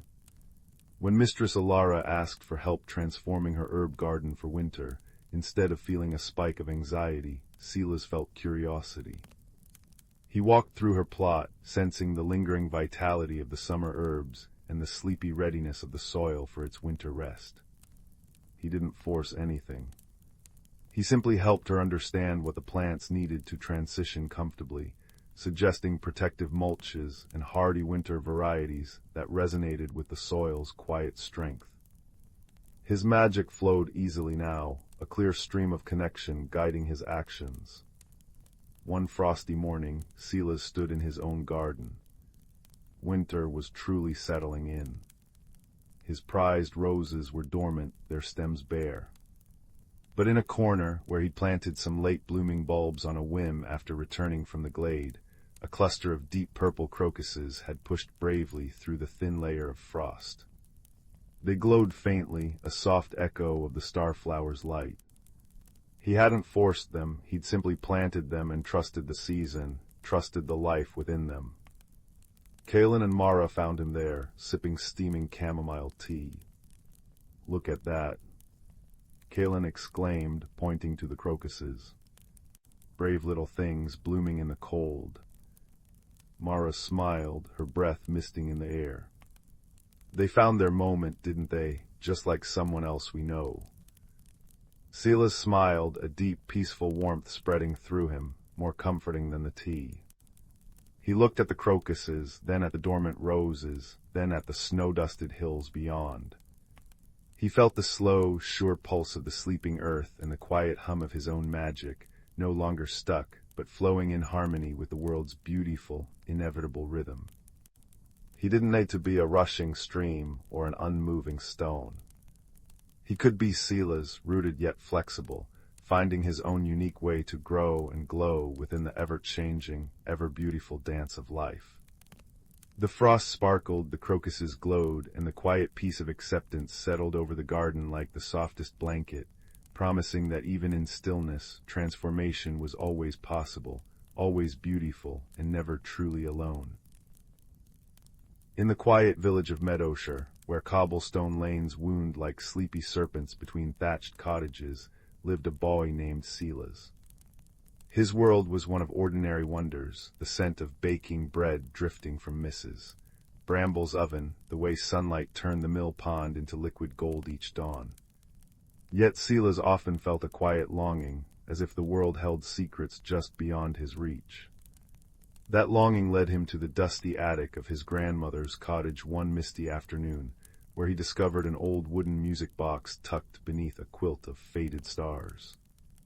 Its surface was carved with spiraling patterns that seemed to shift like smoke when touched, and when Silas wound its tiny key, it played no melody at all.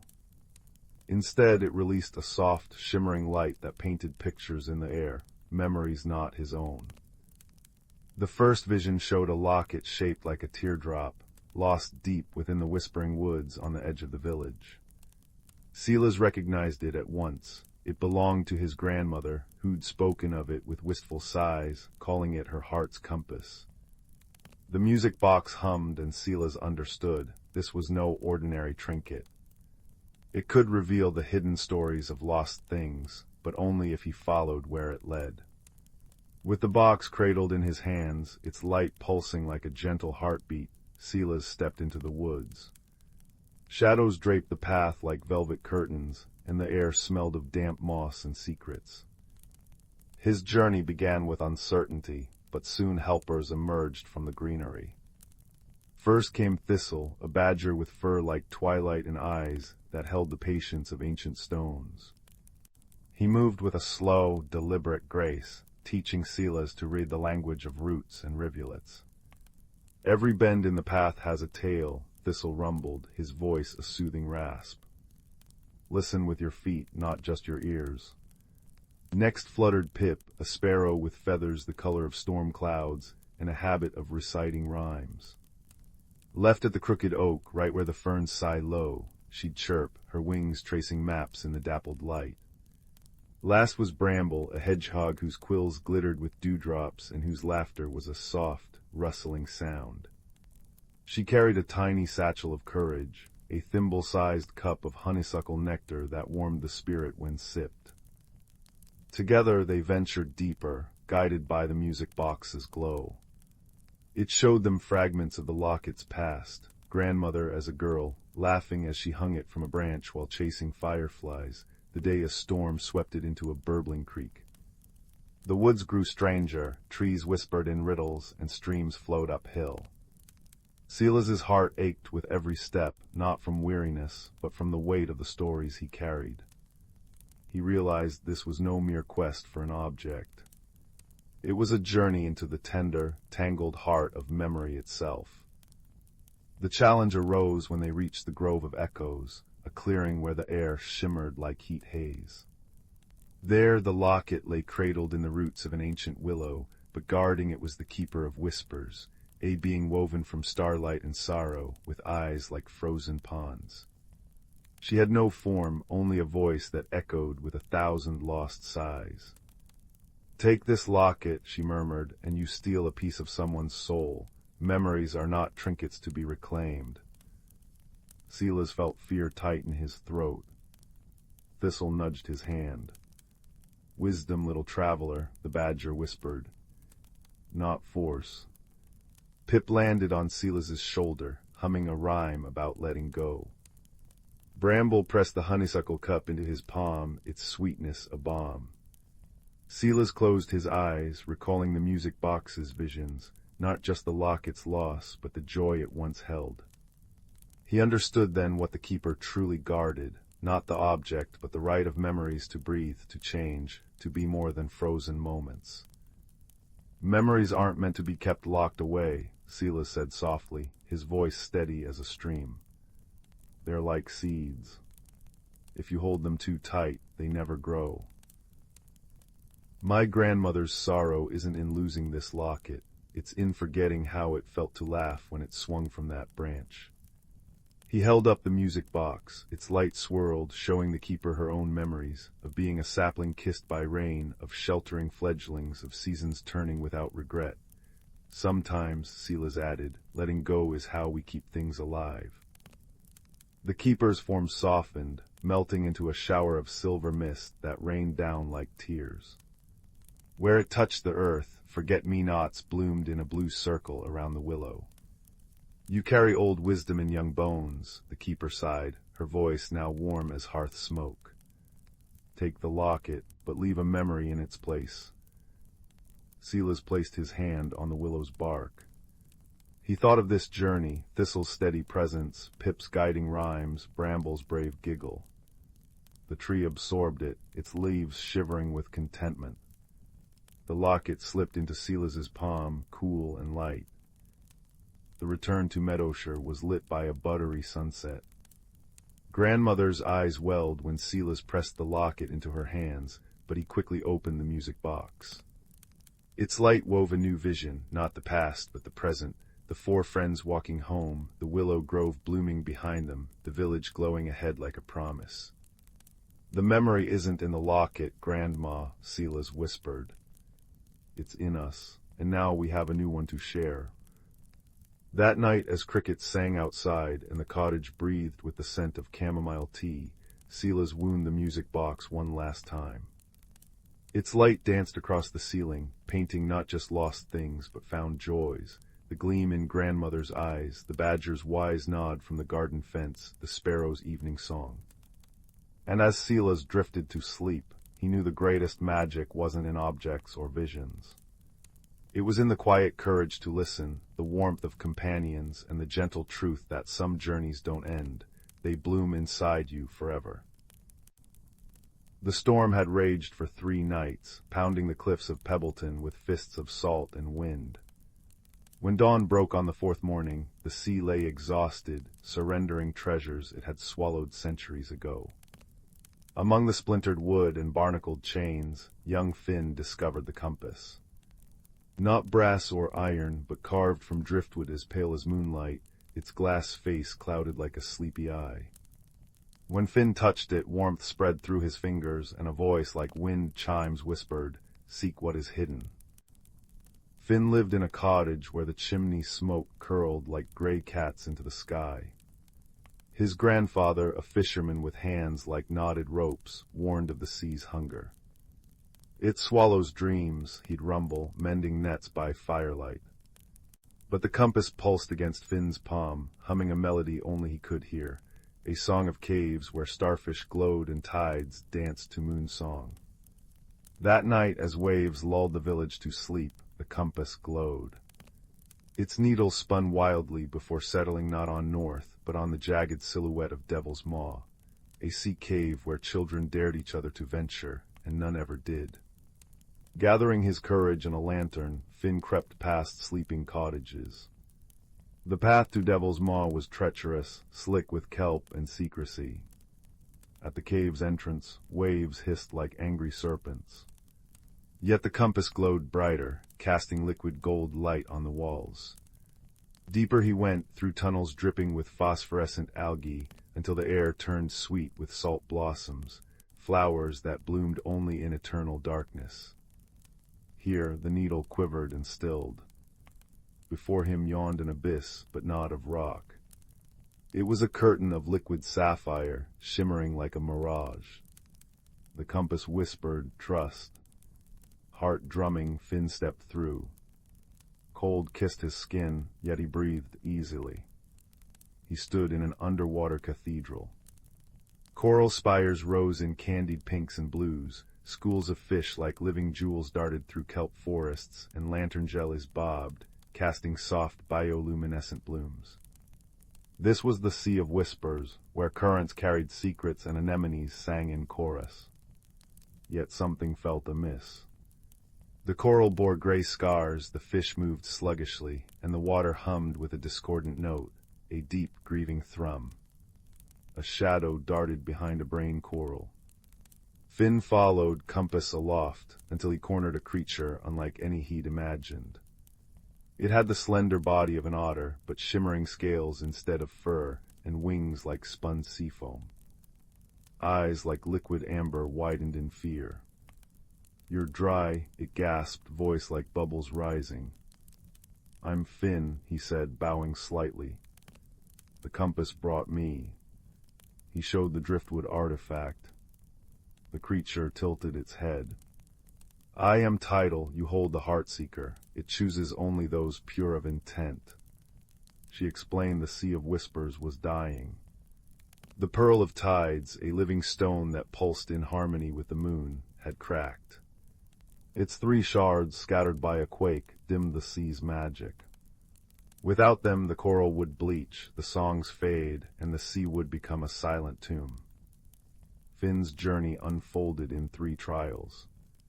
The first shard lay in the Garden of Echoes, where sentient anemones guarded it with hypnotic songs. "They reflect your fears," Tidal warned. As Finn waded through, the anemones swelled, projecting visions. His grandfather's boat capsizing, the village mocking him as a fool. The compass warmed, whispering, "Courage is truth," sung loud. Finn sang back a simple shanty about mending nets under stars. The anemones stilled, then harmonized, revealing the shard nestled in a conch shell. The second shard rested in the Grotto of Lost Things, guarded by Kalin, a giant crab whose shell was crusted with centuries of shipwrecked treasures. "Many come to take," he clacked, pincers snapping. "None listen." The compass murmured, "Wisdom is in stillness." Instead of fighting, Finn sat, recounting tales of surface world wonders, how autumn leaves blazed, how snow silenced mountains. Kalen's eyes softened. "I had forgotten beauty," he rasped, gifting the shard, a chip of opal fire from his hoard. The third shard proved hardest. It lay in the abyssal well, where the water thickened with sorrow. Here the source of the discordant thrum emerged, an ancient leviathan, its body woven from midnight and sorrow, tangled in ghost nets. "It mourns its kin, hunted to extinction," Tidal whispered. The compass glowed fiercely. "Compassion is the deepest tide." Finn swam closer, ignoring the beast's mournful roars. With trembling hands he cut the nets, singing the lullaby his mother once crooned. The leviathan stilled. A tear solid as pearl fell from its eye, the final shard. At the heart of the Sea of Whispers, they placed the shards upon the cracked pearl. Light erupted, not blinding but gentle as dawn. Coral flushed vibrant, fish darted in joyous spirals, and the water thrummed with a pure, resonant chord. Tidal pressed her forehead to Finn's. "You mended more than the pearl, you wove 2 worlds with kindness." As Finn returned through the sapphire curtain, the compass dimmed. Back in Devil's Maw, dawn painted the sky peach and gold. In his pocket he found not the driftwood compass, but a smooth moonstone, Tidal's parting gift. That evening, as fishermen grumbled about empty nets, Finn stood on a dune. "The sea isn't hungry," he declared. "It's grieving."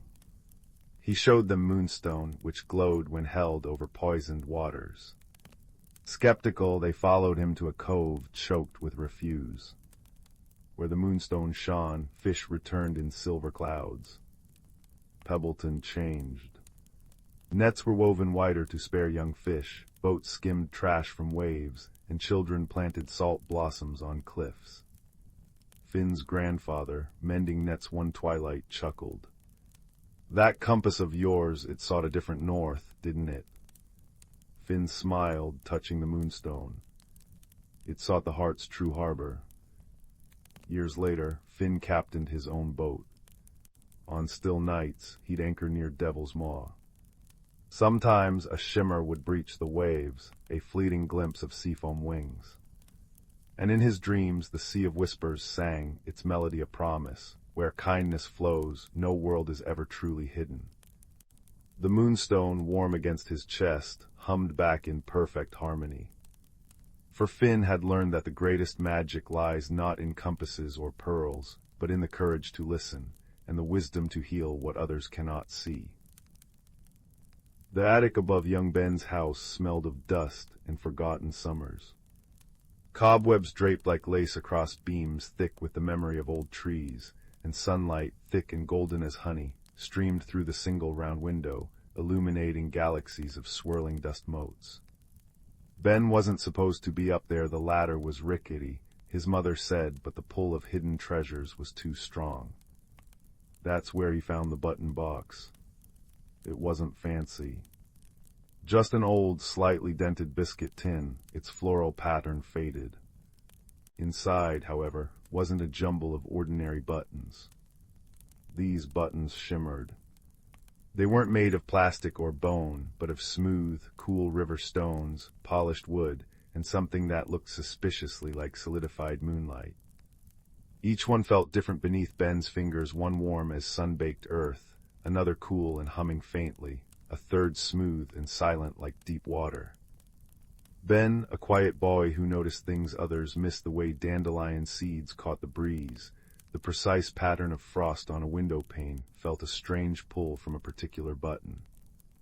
It was small, oval, carved from a piece of dark wood, and in its center was a tiny, perfect knot that seemed to swirl if you looked at it just right. He picked it up. Instantly a warmth spread through his palm, and a quiet, insistent tug pulled gently at his thoughts.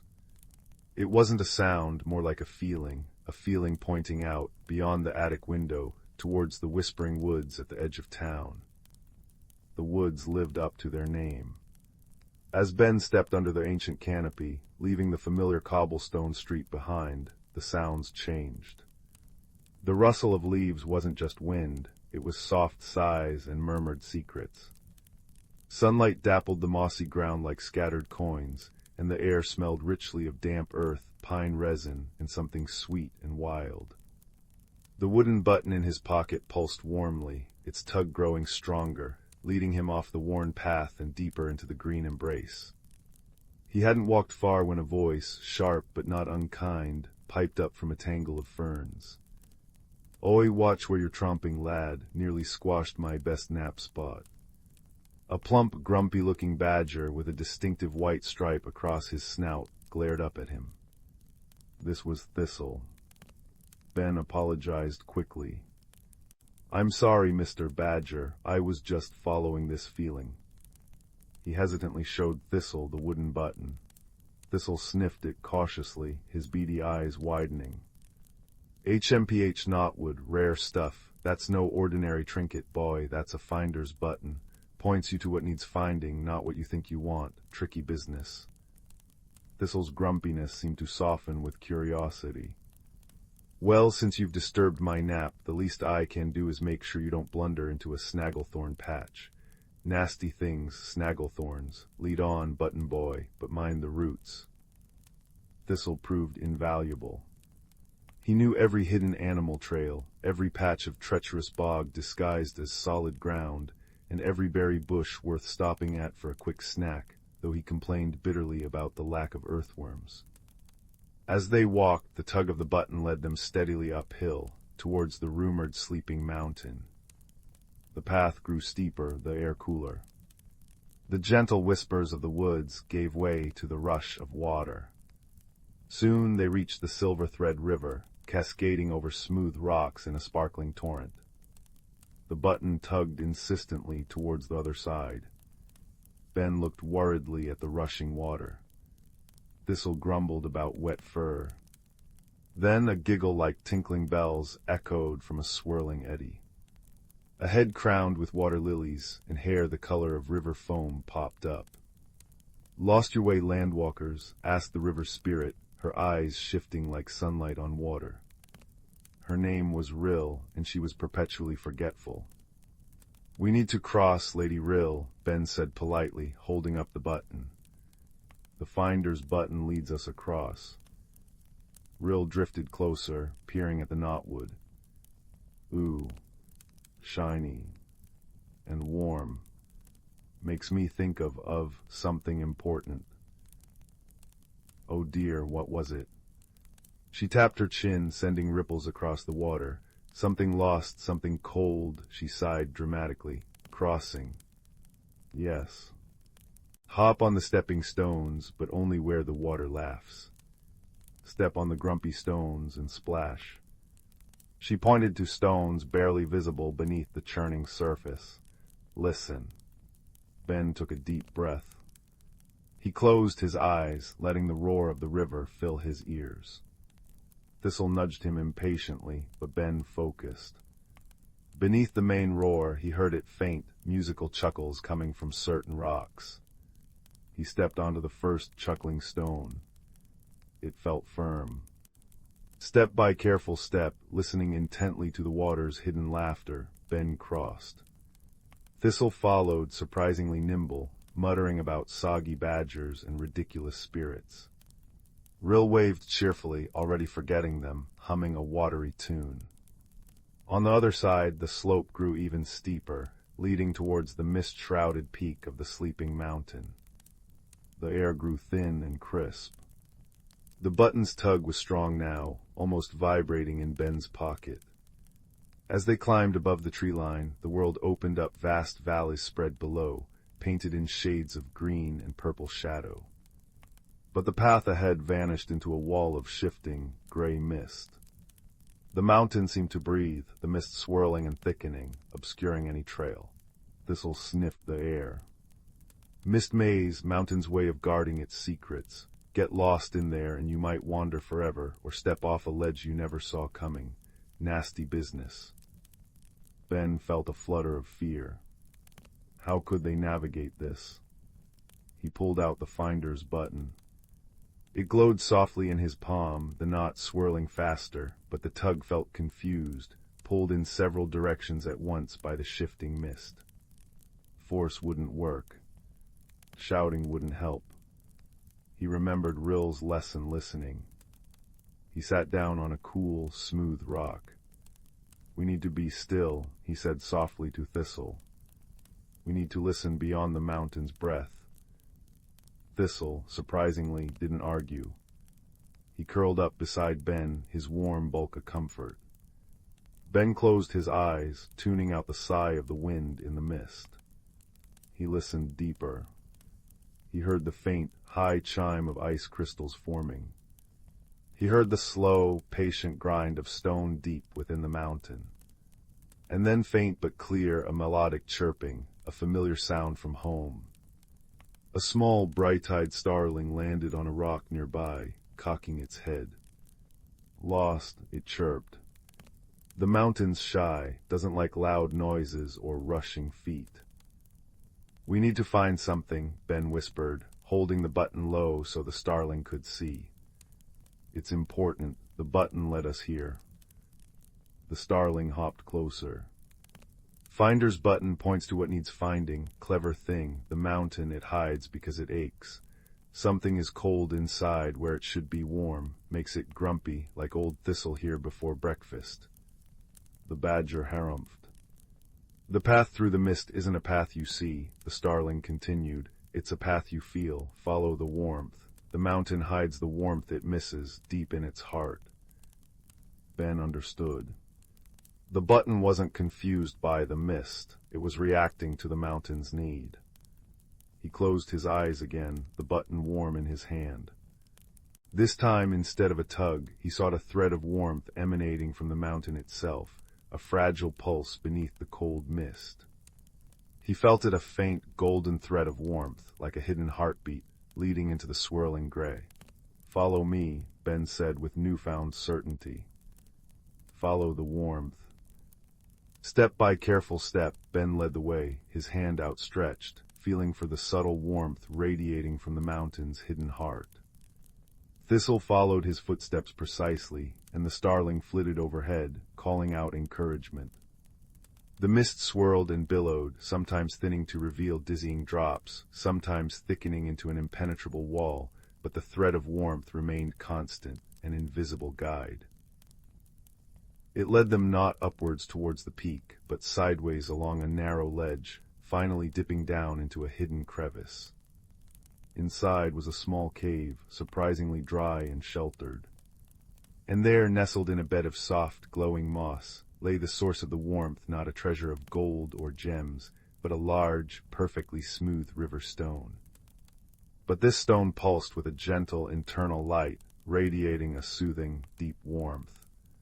It was beautiful, but it looked cold. Frost patterns etched its surface, and its light flickered weakly. "This is it," Ben breathed. "This is what needed finding." He remembered Rill's words, something lost, something cold. This was the mountain's heartstone, lost and growing cold. But how to warm it? They had no fire. Ben looked at the finder's button in his hand, still warm. He looked at Thistle, radiating his own cozy body heat. He looked at the starling, fluffing its feathers. Wisdom, not force. "Friendship is warm," Ben said softly. He placed the wooden finder's button gently against the cold heartstone. Then he sat beside it, leaning close. Thistle, understanding without words, curled his warm, furry body around the stone on one side. The starling nestled into the moss on the other, spreading its wings like a tiny blanket. Together they sat in the quiet cave. Ben placed his hands gently on the stone, sharing his own warmth. They didn't speak, they simply were together, a circle of quiet companionship and shared heat. Slowly, slowly, the frost on the heartstone began to melt. The flickering light within grew steadier, brighter, bathing the cave in a soft, golden glow. The warmth radiating from it grew stronger, pulsing outwards like a gentle sigh of relief. Outside the cave, the mist began to thin, not vanishing entirely, but parting like a curtain, revealing clear, safe paths winding up and down the mountainside. The mountain itself seemed to sigh, a deep, contented rumble that vibrated gently through the rock beneath them. The air felt lighter, crisper, filled with the scent of sun-warmed stone and alpine flowers. Their job was done. The journey back was easier. The starling guided them down the now clear paths. Rill, remembering them just long enough, helped them cross the laughing stones again. Thistle grumbled good-naturedly all the way back to the edge of the whispering woods, though Ben noticed he walked a little taller. At the wood's edge, Thistle nudged Ben's hand. "Keep that button safe, button boy. It found more than a stone today." The badger disappeared into the ferns with a final grunt. Ben returned to the attic as the first stars began to prick the twilight sky. He placed the wooden finder's button back in the biscuit tin, its surface cool now, its task complete. But as he closed the lid, he noticed something. The other buttons seemed to shimmer just a little brighter, as if reflecting the warmth of the heartstone far away. He climbed down the ladder, the scent of dust replaced by the comforting aroma of soup from the kitchen below. He didn't tell his mother about the badger, the river spirit, the starling, or the mountain's heart. Some discoveries were treasures meant to be held quietly in the heart. But as he lay in bed that night, listening to the familiar creaks of the house, he felt different. He felt the quiet courage of the journey, the warmth of unexpected friendship, and the profound understanding that the greatest magic often lies not in seeking power, but in answering a call for warmth with an open heart and helping hands.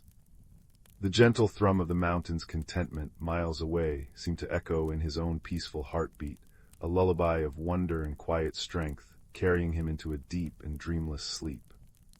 And the biscuit tin, high in the shadowed attic, held its secrets close, ready for the next whisper of need, the next quiet tug of discovery.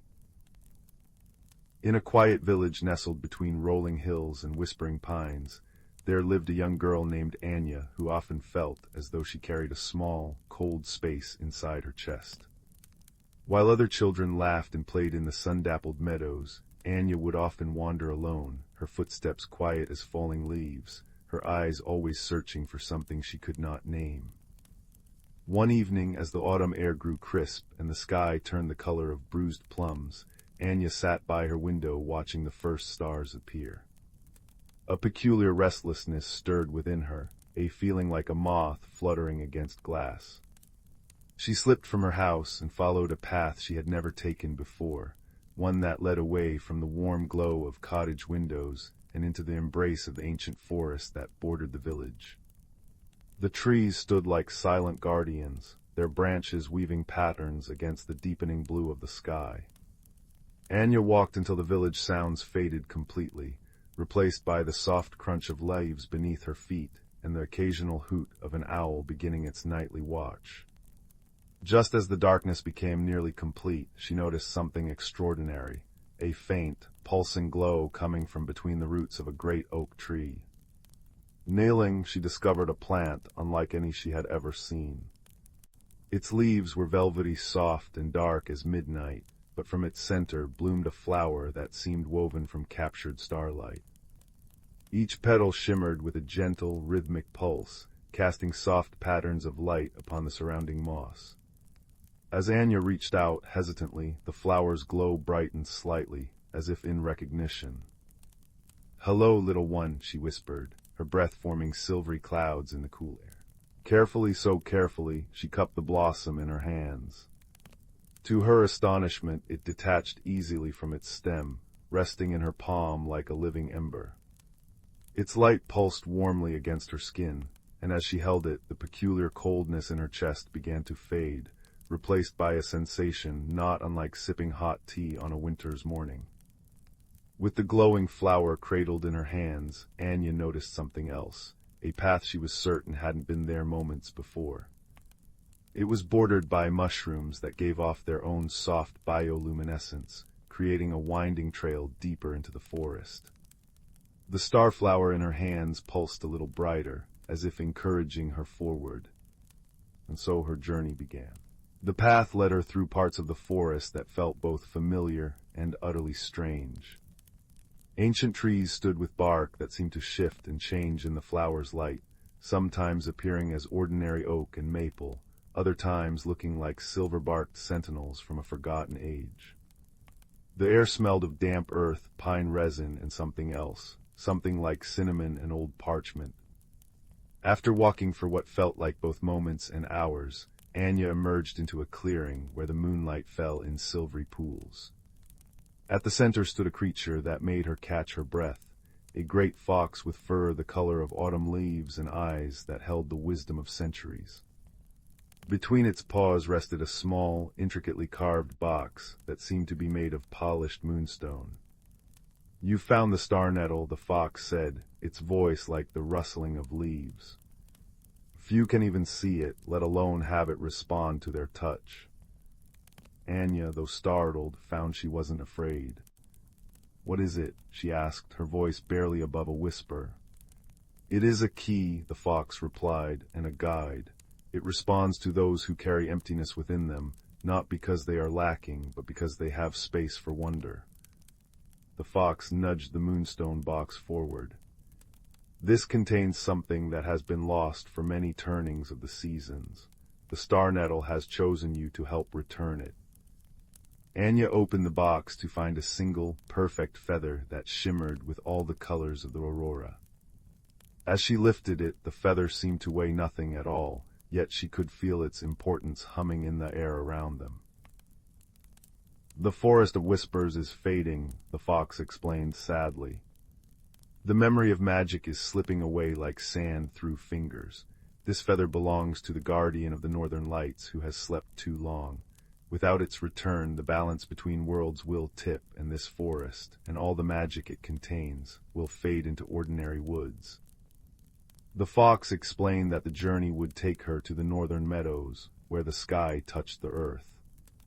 She would need to follow the star nettle's glow, which would brighten as she drew closer to her destination. There would be challenges, the fox warned, not of monsters or dark forces, but of doubt and loneliness. And so Anya set out, the star nettle pulsing in one hand, the feather resting safely in her pocket. The forest seemed to shift around her, paths appearing and disappearing according to some ancient design known only to the woods themselves. The first night, as she curled beneath the roots of a sheltering tree, Anya discovered the star nettle's second gift. When held close, it emitted a warmth that kept the autumn chill at bay. As she drifted to sleep, the flower's light played across her closed eyelids, and she dreamed of dancing lights in faraway skies. Her journey continued through landscapes that blurred the line between dream and reality. She crossed streams where the water sang soft lullabies as it flowed over smooth stones. She passed through groves where the trees whispered stories of ages long past, their voices like the creaking of old rocking chairs. Sometimes the path would fade and doubt would creep into Anya's mind. What was she doing, a child alone in an enchanted forest? But then the star nettle would pulse reassuringly, and a new path would reveal itself, marked by glowing mushrooms or fireflies that danced in deliberate patterns. After 3 days of travel, Anya came to a place where the forest grew quiet, too quiet. The usual rustlings and chirpings had faded away, leaving only the sound of her own breathing. Before her stretched a bridge made of woven vines and ancient wood, arching over a ravine so deep she couldn't see the bottom. The bridge looked fragile, swaying gently in the breeze. The star nettle's glow dimmed slightly. Anya's heart beat faster. She thought of turning back, of finding another way around. But as she peered into the gloom of the ravine, she realized there was no other path. The forest pressed in tightly on both sides, leaving the bridge as the only way forward. Taking a deep breath, she placed one foot on the bridge. It creaked ominously but held. Step by careful step, she made her way across, her hands gripping the vine railings tightly. Halfway across, a wind rose up from the ravine, causing the bridge to sway more violently. The star nettle slipped from her nervous fingers, tumbling down into the darkness below. No, Anya cried, her voice small against the vastness. For a moment she stood frozen, her heart aching with loss. The warmth that had comforted her was gone, and the familiar coldness began to creep back into her chest. Tears welled in her eyes as she realized she had failed. Without the star nettle, how would she find her way? How would she complete her task? But then she remembered the feather in her pocket. She took it out, and though it gave no light, holding it made her feel slightly better. She thought of the great fox's words, that the star nettle had chosen her not because she was fearless, but because she had space for wonder. Perhaps it had chosen her because she knew what it was to feel loss, and thus understood the importance of what she was trying to restore. Steeling herself, Anya continued across the bridge, one careful step at a time. When she finally reached the other side, she collapsed onto the soft moss, breathing heavily. She was safe, but alone in the deepening dark without her guiding light. As night fell completely, Anya noticed something. Though the star nettle was gone, the memory of its warmth lingered in her hands. And when she held the feather to her heart, she realized that the courage she had found to cross the bridge had come from within herself, not from the magical flower. It was then that she heard a soft sound, a faint pulsing glow coming from further down the path. Hurrying forward, she found the star nettle resting gently on a bed of moss, completely unharmed. It glowed brighter than ever as she approached, as if it had known she would find her way to it. Tears of relief filled Anya's eyes as she carefully picked up the flower. "You came back," she whispered. The star nettle pulsed warmly in response, and Anya understood. The magic wasn't just in the flower. It was in her connection to it, in her willingness to continue even when afraid.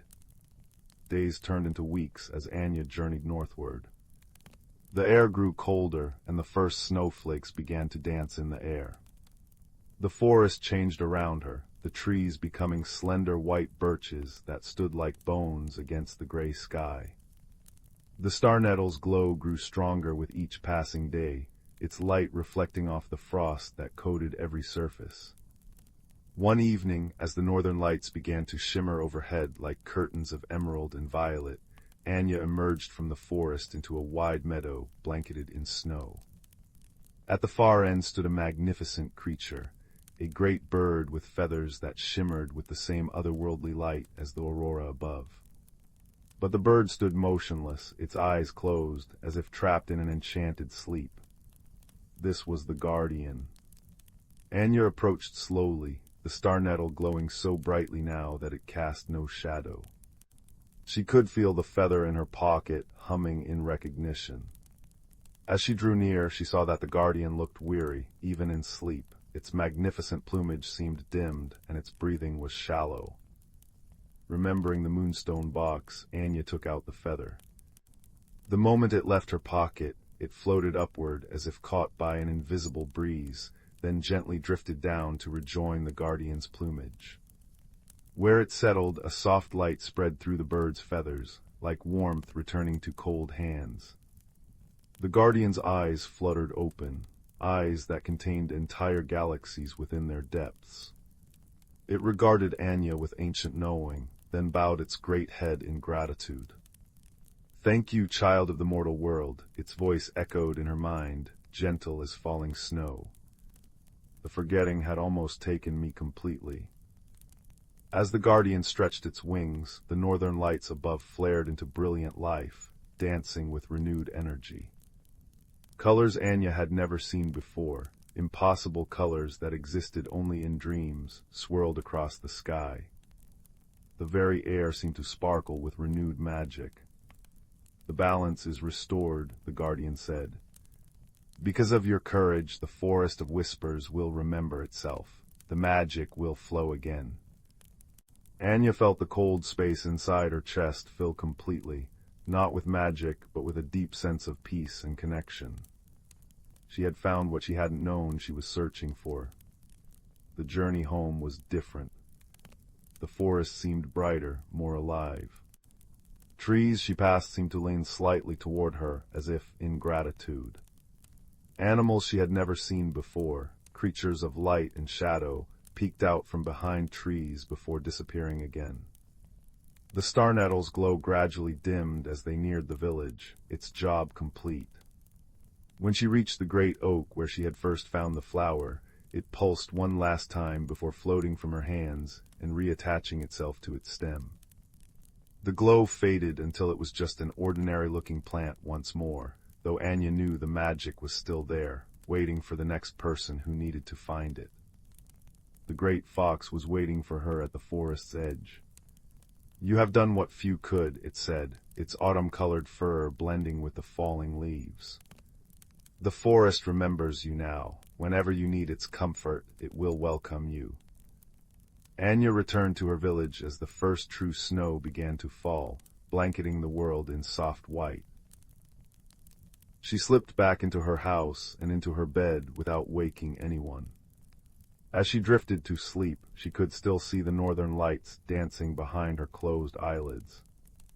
The next morning and in the days that followed, Anya seemed changed to those who knew her. The quiet sadness that had often clouded her eyes was gone, replaced by a quiet knowing. She still enjoyed her solitary walks in the woods, but now she moved with purpose, as if sharing secrets with the trees.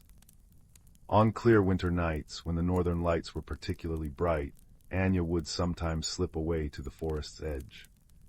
There she would often see a flash of autumn-colored fur or hear a voice like rustling leaves, and she would know that the magic she had helped save was thriving. And sometimes, when she placed her hand against the bark of certain ancient trees, she could feel a faint, familiar warmth pulsing within, the memory of magic and of a journey that had transformed not just a forest, but a young girl who had discovered that the greatest magic often lies not in extraordinary things, but in the ordinary courage to care for them. As the years passed, Anya became the village storyteller, sharing tales of enchanted forests and northern lights with wide-eyed children. She never spoke of her own journey, but sometimes, when telling particularly magical stories, her hands would cradle an invisible warmth, and those listening would feel an unexplained sense of peace settle over them. On the night she became a grandmother for the first time, as she held her newborn grandchild by the fireplace, Anya noticed a familiar pulsing glow coming from the window. Outside, nestled in the snow, was the star nettle, glowing gently, as if to welcome the new life into a world that still held magic for those who knew how to look for it. And as the baby's eyes fluttered closed in sleep, Anya began to whisper a story of enchanted forests and gentle foxes, of bridges that required courage to cross, and of lights that danced in faraway skies. Her voice wove a tapestry of warmth and wonder that wrapped around the sleeping child like a blanket, ensuring that the magic would continue, passed down through stories and through hearts brave enough to believe in them. Outside, the northern lights danced in celebration, their colors reflected in the falling snow, while deep in the forest, a great fox smiled beneath the ancient trees, knowing that the magic was safe for another generation. And somewhere between waking and dreaming, a star nettle pulsed gently, waiting for the next heart that needed its light. The distant star system of Lyra 7 held worlds as different as snowflakes in a nebulous storm. On the frozen, crystalline plains of Xylos, where auroras sang in silent ribbons of blue and silver, lived Vel. Vel was a Xylosian, tall and slender, their bodies seemingly carved from living ice that shimmered with internal light. Their thoughts were precise, logical, and flowed like glacial rivers, slow, deep, and immensely powerful. Communication for Vel was a series of intricate light patterns emitted from their core, a language of pure information. On the opposite side of the system, bathed in the perpetual golden hour glow of twin suns, orbited Florin. It was a world of immense, whispering forests, bioluminescent flowers, and warm, humid air thick with the scent of alien pollen. Here lived Kip, a Florinite no taller than Vel's knee, covered in soft, moss-green fur with large, luminous eyes the color of amethysts. Kip communicated in chirps, whistles, and expressive vibrations that resonated through their fur, conveying a kaleidoscope of feelings instantly. Fate, or perhaps a bureaucratic error in the Interstellar Exploration Guild, threw them together. Both were junior researchers assigned to survey the uncharted moon, Elysium Drift, a place of serene meadows, floating islands, and ancient, silent ruins. Their transport pod malfunctioned upon entry, crash-landing them gently but decisively in a field of giant, soft-glowing mushrooms that pulsed with a gentle lavender light. Vel emerged first, their crystalline form clicking softly as they scanned the unfamiliar, warm environment. The air felt thick and damp, uncomfortable against their normally frigid skin. Kip tumbled out next, chirping excitedly, immediately captivated by the glowing fungi and the sweet, honey-like scent on the breeze. Kip vibrated with pure delight, a low hum filling the air. Vel emitted a sharp, staccato burst of light, equals query, status. Damage assessment protocol initiated. Kip, mistaking the bright flashes for a friendly greeting, bounced closer, emitting a cheerful series of high-pitched whistles, equals friend. New place. Beautiful. Safe. Vel took a step back, their internal light flickering with confusion. The Florinite's proximity radiated uncomfortable warmth, and their chaotic sounds lacked any discernible data structure. Equals alert, unidentified organism, exhibiting erratic behavior. Maintain distance. Kip, sensing the retreat, tilted their head, their large eyes dimming slightly. Their vibrations shifted to a questioning, hesitant thrum. Equals cold one, scared. Sad. They cautiously held out a tiny, three-fingered hand, offering a piece of glowing blue lichen they'd scooped from a mushroom stalk. Vel analyzed the offering. Organic matter. Non-toxic. Illogical gesture. Equals negative, offering unnecessary. Priority, repair communication array.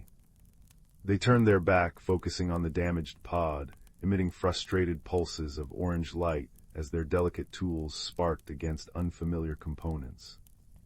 The silence felt heavy, punctuated only by the soft hum of the mushrooms and Kip's quiet, confused chirps. The misunderstanding deepened as they tried to work. Kip, eager to help, tried to hand Vel tools based on what felt right: a smooth, warm stone when Vel needed a cold conductor, a fragrant flower when they needed insulation. Vel's light patterns grew sharper, colder. Equals inefficiency. Disruption. Cease interference. Kip retreated to a large mushroom cap, their fur drooping, emitting soft, mournful vibrations like the sigh of a distant wind. They didn't understand the cold one's anger. They only wanted to be friends in this strange, beautiful place. Night fell on Elysium Drift, bringing not darkness, but a breathtaking transformation. The floating islands above began to glow with soft internal light, casting shifting patterns on the meadow below. The air cooled slightly, carrying the scent of night-blooming crystal vines. Then, a low rumble echoed through the valley. Not thunder, but something deeper, more resonant. The ground vibrated. Vel's sensors spiked. Equals warning, seismic activity detected. Origin, subterranean geothermal vent instability. Probability of surface rupture, 87.4%. As if on cue, the ground nearby cracked open with a sound like shattering glass. Steam hissed out, superheated and dangerous. Glowing orange fissures snaked across the meadow towards their pod. Panic, a cold, sharp sensation Vel rarely experienced, flared within them. Their logical mind calculated escape routes, all too slow. A frantic chirping erupted. Kip. The small florinite was dashing towards the largest cluster of glowing mushrooms near the encroaching fissure. Equals foolishness. Vel pulsed, believing Kip was panicking blindly. Equals evade. Evade. But Kip wasn't fleeing. They skidded to a halt beside a particularly large, pulsing mushroom with thick, fibrous roots sunk deep into the soil. With surprising strength, Kip began to push against the massive stalk, vibrating intensely. Equals help. Push. Strong roots hold. Safe ground. Understanding dawned on Vel, cutting through the panic like a laser. Kip wasn't acting erratically. They were sensing the stability of the ground through the interconnected root systems of the giant fungi, something Vel's sensors couldn't perceive. The florinite wasn't offering random gifts. They were trying to communicate comfort and help in their own way. The lichen, it had been a peace offering. Shame, warm and unfamiliar, washed over Vel. They abandoned the pod and surged forward, their crystalline body surprisingly strong. Together, Vel pushing with glacial strength and Kip vibrating with focused energy, they shifted the massive mushroom just enough to reveal a solid shelf of bedrock beneath its roots, untouched by the fissures snaking around it. They scrambled onto the safe ground just as the area where the pod sat cracked open, swallowing it with a hiss of steam. Safe but stranded, they huddled on the small rocky island, surrounded by glowing steam vents and pulsing lavender light. Their initial silence was heavy. Vel's internal light flickered erratically, processing the near disaster and their own misjudgment. Kip shivered slightly, the adrenaline fading, leaving exhaustion and residual fear vibrating through their small frame. Slowly, hesitantly, Vel extended one crystalline hand. Not a tool, not a demand. Just an open gesture. They emitted a soft, steady pulse of pale blue light. Equals gratitude. Assistance acknowledged. Error, misinterpretation. Kip looked up, their large amethyst eyes wide. They cautiously reached out a small, furry hand and placed it gently on Vel's cool, smooth surface. A wave of warmth, not physical, but emotional relief, forgiveness, and tentative understanding flowed through Kip's vibrations into Vel's perception. Equals friend. Kip chirped softly. Equals affirmative, equals Vel pulsed, the light warming to a gentle gold. Equals friend. The shared challenge had shattered the walls of misunderstanding. In the days that followed, working to salvage what they could and signal for rescue, their communication transformed. Vel learned to interpret the subtle shifts in Kip's vibrations, the quick trill of discovery, the low hum of concentration, the soft purr of contentment. Kip learned to recognize the meaning in Vel's light patterns, the steady blue of focus, the soft green of approval, the warm gold of reassurance. Vel used their logical mind to devise solutions. Kip used their innate connection to the moon's vibrant life to find edible glowing berries that replenished energy and soothing sap from the crystal vines that healed minor scrapes from salvaging. One chilly evening, as they huddled under a makeshift shelter woven from giant, flexible fern fronds, Kip's design, Vel's structural reinforcement, Kip shivered violently. The florinite body built for Florin's warmth struggled with Elysium Drift's cooler nights. Vel observed, their core light dimming with concern. Logic dictated preserving their own energy. But something else, a new, warm current flowing beside the glacial rivers of thought, prompted action. Vel carefully positioned themselves beside Kip. Then, with a deep, resonant hum, they focused their internal energy. Slowly, the air immediately around Vel warmed, radiating gentle, dry heat like sun-warmed stone. Kip's shivering subsided. They looked up, their eyes glowing softly, and emitted a deep, resonant vibration of pure, profound gratitude and comfort. Equals warm, safe, a thank you, friend. They leaned gently against Vel's side. Vel pulsed a soft, steady gold. Equals preservation of vital unit, friend. Priority. When the rescue ship finally descended, drawn by the homing beacon they'd painstakingly repaired together, the guild officers found them sitting side by side on a sun-warmed rock. Vel was patiently holding components steady while Kip, vibrating with focused intensity, used their natural resonance to fuse microscopic fractures in a salvaged communicator circuit, a technique Vel had calculated and Kip instinctively executed. Back on the guild station, they became something of a legend, the ice and the moss. Where Vel went, Kip was often perched on their shoulder or tucked into a specially woven pouch, radiating warmth. Where Kip explored vibrant hydroponics gardens, Vel was a steady, watchful presence nearby, their cool light a comfort in the artificial heat. They had discovered the true meaning of friendship not in their similarities, but in the beautiful, challenging space between their differences. It was the warmth offered in the face of cold logic, the steady light provided in moments of chaotic fear, the patience to learn a new language of the heart, and the profound understanding that sometimes the strongest bonds are forged not in ease, but in the shared warmth of a campfire on a strange, glowing moon, where an open hand and a soft pulse of light said more than any shared language ever could. Their friendship, like the singing auroras of Xylos and the honey light of Florin, became a beacon, a quiet testament to the universe that understanding, kindness, and warmth could bridge any distance, melt any ice, and make even the vast, starry unknown feel like a place called home. And as they sat together in the station's observation deck, watching the swirling colors of the Lyra nebula, Vel's core pulsed a serene gold, and Kip snuggled closer, purring a soft, contented vibration that echoed the peaceful hum of the stars themselves. The air in Oliver's small attic bedroom held the crisp, clean scent of laundered sheets mingled with the faint, comforting aroma of old paper from the books stacked precariously on his shelves. Rain tapped a gentle rhythm against the window pane, blurring the view of the sleepy village below, its lanterns glowing like captured fireflies in the damp twilight. Oliver, a boy with thoughtful eyes the color of storm clouds and hair perpetually escaping its neat combing, traced the raindrops with his finger.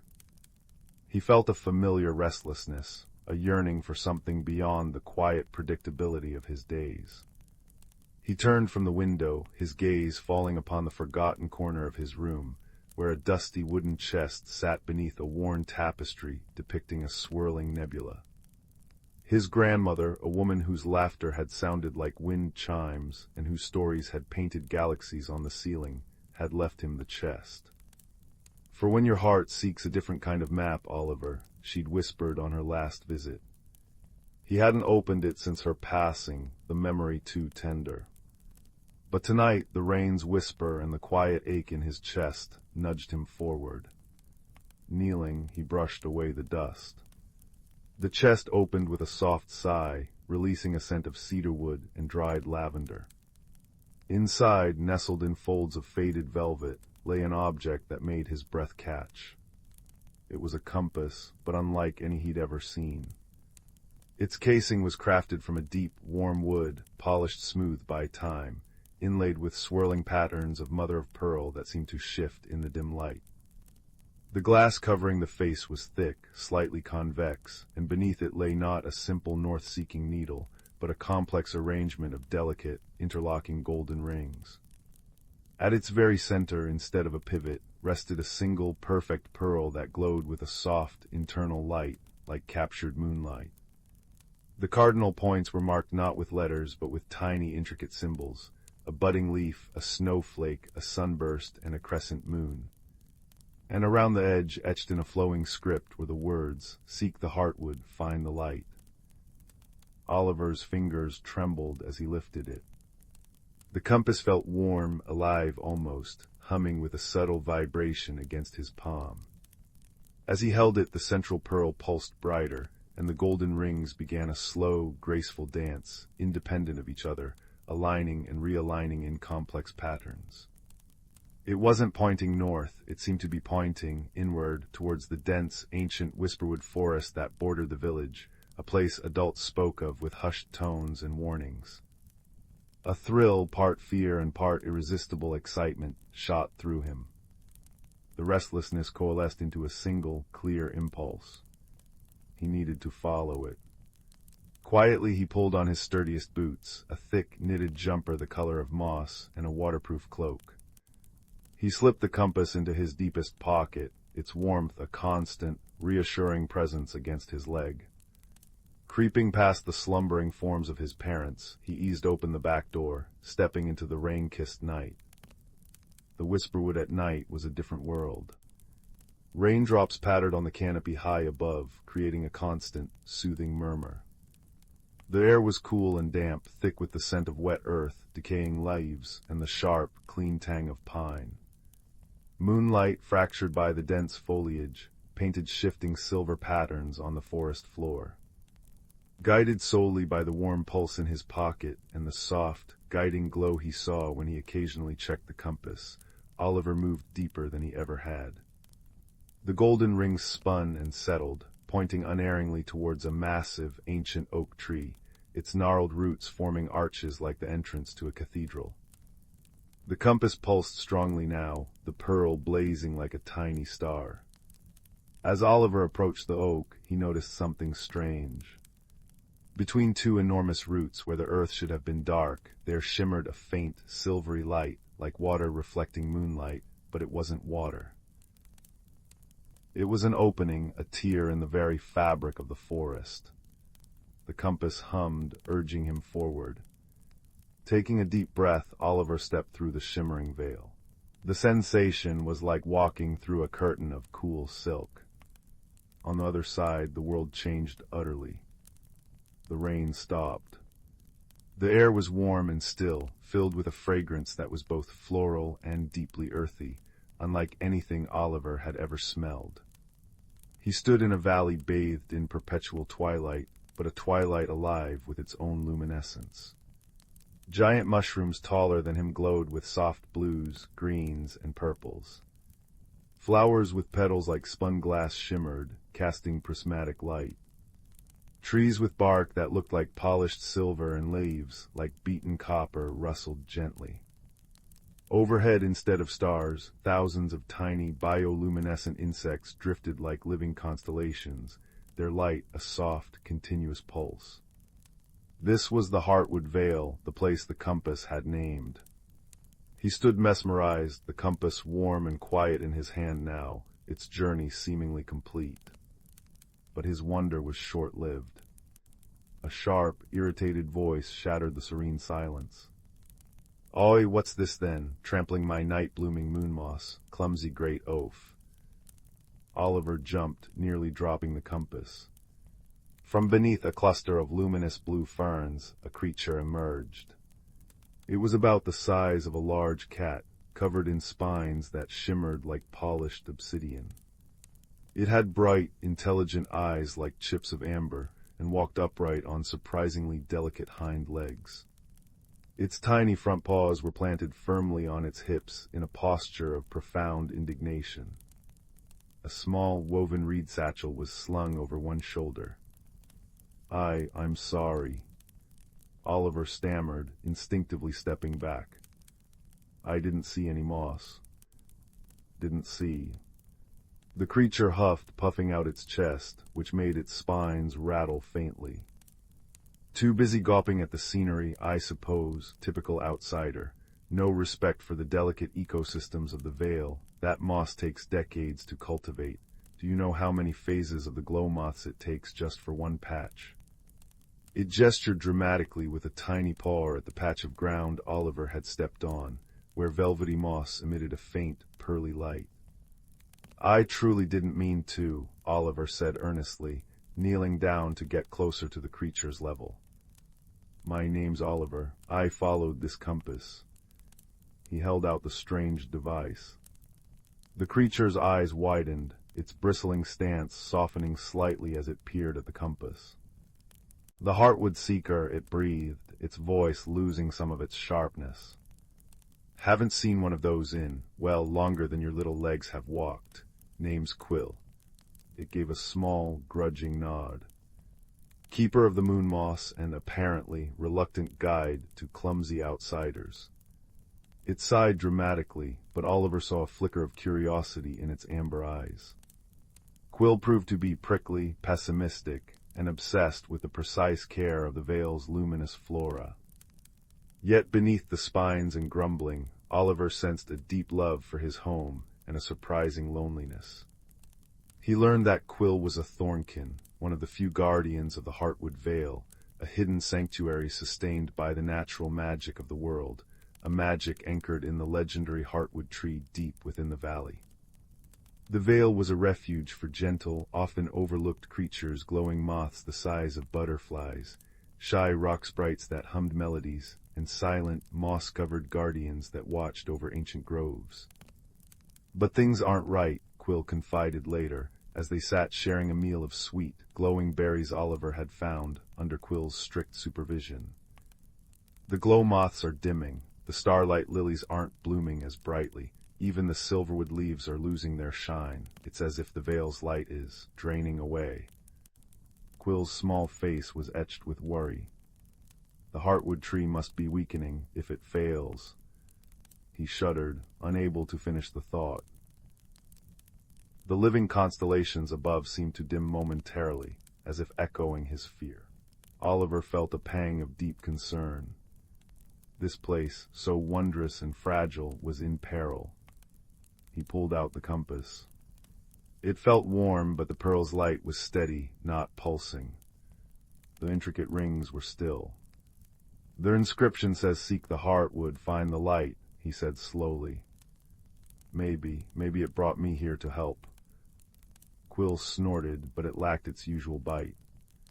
"Help? What can an outsider do against a fading of ancient magic? The Heartwood is deep within the crystal caves, dangerous place, full of echo wraiths that feed on doubt and lost memories. Even Thornkin avoid it." But Oliver remembered his grandmother's words, for when your heart seeks a different kind of map, he looked at Quill, small and spiny, burdened with worry for his home. He looked at the fading light of the Vale. His own restlessness had found purpose. "I have to try, Quill," he said, his voice quiet but firm. "The compass led me here for a reason. Will you show me the way?" Quill stared at him for a long moment, his amber eyes searching Oliver's storm-gray ones. He saw not just clumsy feet, but a determined heart. He sighed again, a softer sound this time. "Oh, botheration, fine, but step lightly, and for the love of luminescence, watch where you put those oversized feet." Their journey deeper into the Vale was a revelation. Quill, despite his grumbling, was a knowledgeable guide.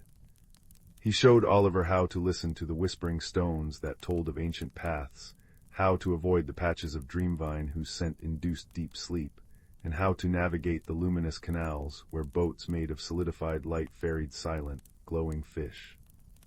Oliver learned the delicate art of tending the moon moss under constant critique, and even managed to soothe a frightened rock sprite with a gentle hum, mimicking the sounds Quill taught him. He discovered a quiet courage within himself, facing the strange beauty and subtle dangers of the veil without flinching, his initial fear replaced by a profound respect and a growing desire to protect it. The crystal caves loomed ahead, their entrance a jagged maw in the side of a shimmering quartz mountain. As they approached, the air grew colder, and the comforting glow of the veil dimmed. An unnerving silence fell, broken only by the faint, discordant echo of dripping water. The compass in Oliver's pocket grew cold, then abruptly hot, the ring spinning wildly before locking, pointing straight into the darkness. The pearl pulsed erratically. Echo wraiths, Quill whispered, his spines rattling nervously. They sense strong emotions, fear, sadness, doubt. They'll try to amplify it, feed on it until you're lost in your own shadows. Stay calm, Oliver. Focus on the compass. Focus on why you're here. Stepping into the caves was like entering a frozen geode. Walls, floor, and ceiling were encrusted with crystals in every conceivable color, but their light was weak, flickering erratically. Strange, distorted reflections moved in the facets. The air hummed with a low, unsettling vibration that seemed to seep into Oliver's bones. Shapes flitted at the edge of his vision, insubstantial, smoky figures that whispered fragments of thought directly into his mind. Lost, always lost, hissed one voice, echoing his childhood fear of getting separated in the market. Pointless, you can't help, murmured another, mirroring Quill's initial doubt. Cold, so cold, alone, a third voice sighed, touching the deep loneliness he'd felt since his grandmother died. Oliver faltered. The voices felt true, scratching at old wounds. Doubt, cold and heavy, began to coil around his heart. He saw fleeting images in the crystals, himself wandering lost in the dark, Quill turning away in disappointment, the veil fading into utter blackness. The compass grew icy in his hand. Quill nudged his leg. Don't listen, Oliver, they're lies, thieves of light. Remember the veil, remember the glow moths, remember the heartwood. Oliver squeezed his eyes shut, gripping the freezing compass. He focused not on the fear, but on the warmth he'd felt holding it the first time. He thought of the wonder in Quill's eyes when he saw the seeker, the gentle hum of the rock sprite, the sweet taste of the glowing berries, the breathtaking beauty of the living constellations. He thought of his grandmother's kind eyes and her belief in magic. He thought of his own determination to help. Seek the heartwood, find the light, he repeated silently, like a mantra. I am here to help. The warmth began to seep back into the compass. Its light strengthened, pushing back the oppressive gloom immediately around them. The whispering voices receded, becoming faint, frustrated hisses. That's it. Quill encouraged, his own voice stronger. Your light drives them back, keep going. Pressing forward, guided by the compass's steady glow and Quill's sharp directions, left, no, your other left, you great lump, they navigated the treacherous, echoing caverns. The compass led them through narrow fissures, across bridges of pure crystal spanning fathomless dark chasms, and finally into a vast, central chamber that took Oliver's breath away. In the center stood the heartwood tree. It wasn't a tree of wood and leaves, but a magnificent, intricate structure woven from pure, solidified light roots of deep gold, a trunk of swirling silver and emerald energy, branches like frozen lightning reaching towards the cavern roof, where points of light mimicked stars. But its radiance was sickly, flickering. Great sections seemed dim, almost translucent.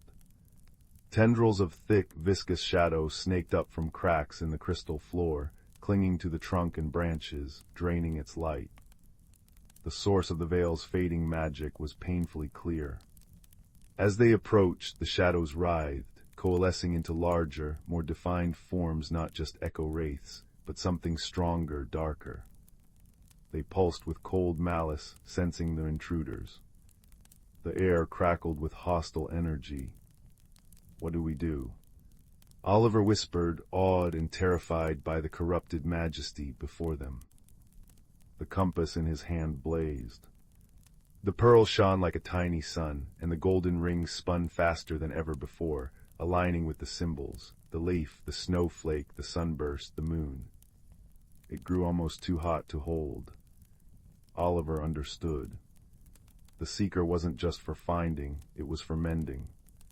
Its magic resonated with the heartwood, but it needed a conduit, a focus for its power to push back the shadows.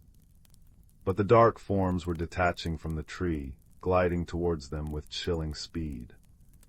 Oliver's courage wavered. He was just a boy. How could he fight this? Oliver. Quill's voice was sharp, urgent, but not afraid. The compass, it needs your light, your heart's light. Remember why you came. Remember the veil. Quill's words cut through the fear. Oliver thought not of the darkness, but of the luminous moss, the shimmering fish, the worried thornkin beside him, the fading constellations. He thought of the kindness he'd found here, the friendship forged with the prickly guardian. He poured all his hope, his determination, his newfound love for this hidden world into the compass. He held it aloft towards the ailing heartwood tree. "Find the light," he cried out, his voice echoing in the vast chamber. The compass erupted, not with destructive force, but with pure, brilliant, life-giving radiance. A beam of warm, golden-white light shot from the pearl, striking the heartwood tree. Where the light touched, the clinging shadows hissed and recoiled, dissolving like smoke in a strong wind. The beam intensified, fed by Oliver's unwavering focus and the compass's ancient magic. It washed over the heartwood, seeping into the dim areas, reigniting the silver and emerald energy within the trunk, making the branches blaze like captured sunbeams. The dark forms shrieked, a sound of pure negation, as the light consumed them, banishing them back to the cracks from which they'd oozed. The oppressive cold lifted. The erratic flickering of the crystals in the chamber walls steadied into a soft, harmonious glow.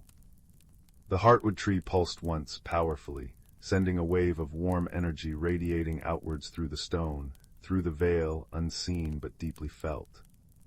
The beam from the compass softened, then faded. The pearl still glowed, but softly, steadily. The golden rings settled into a peaceful alignment.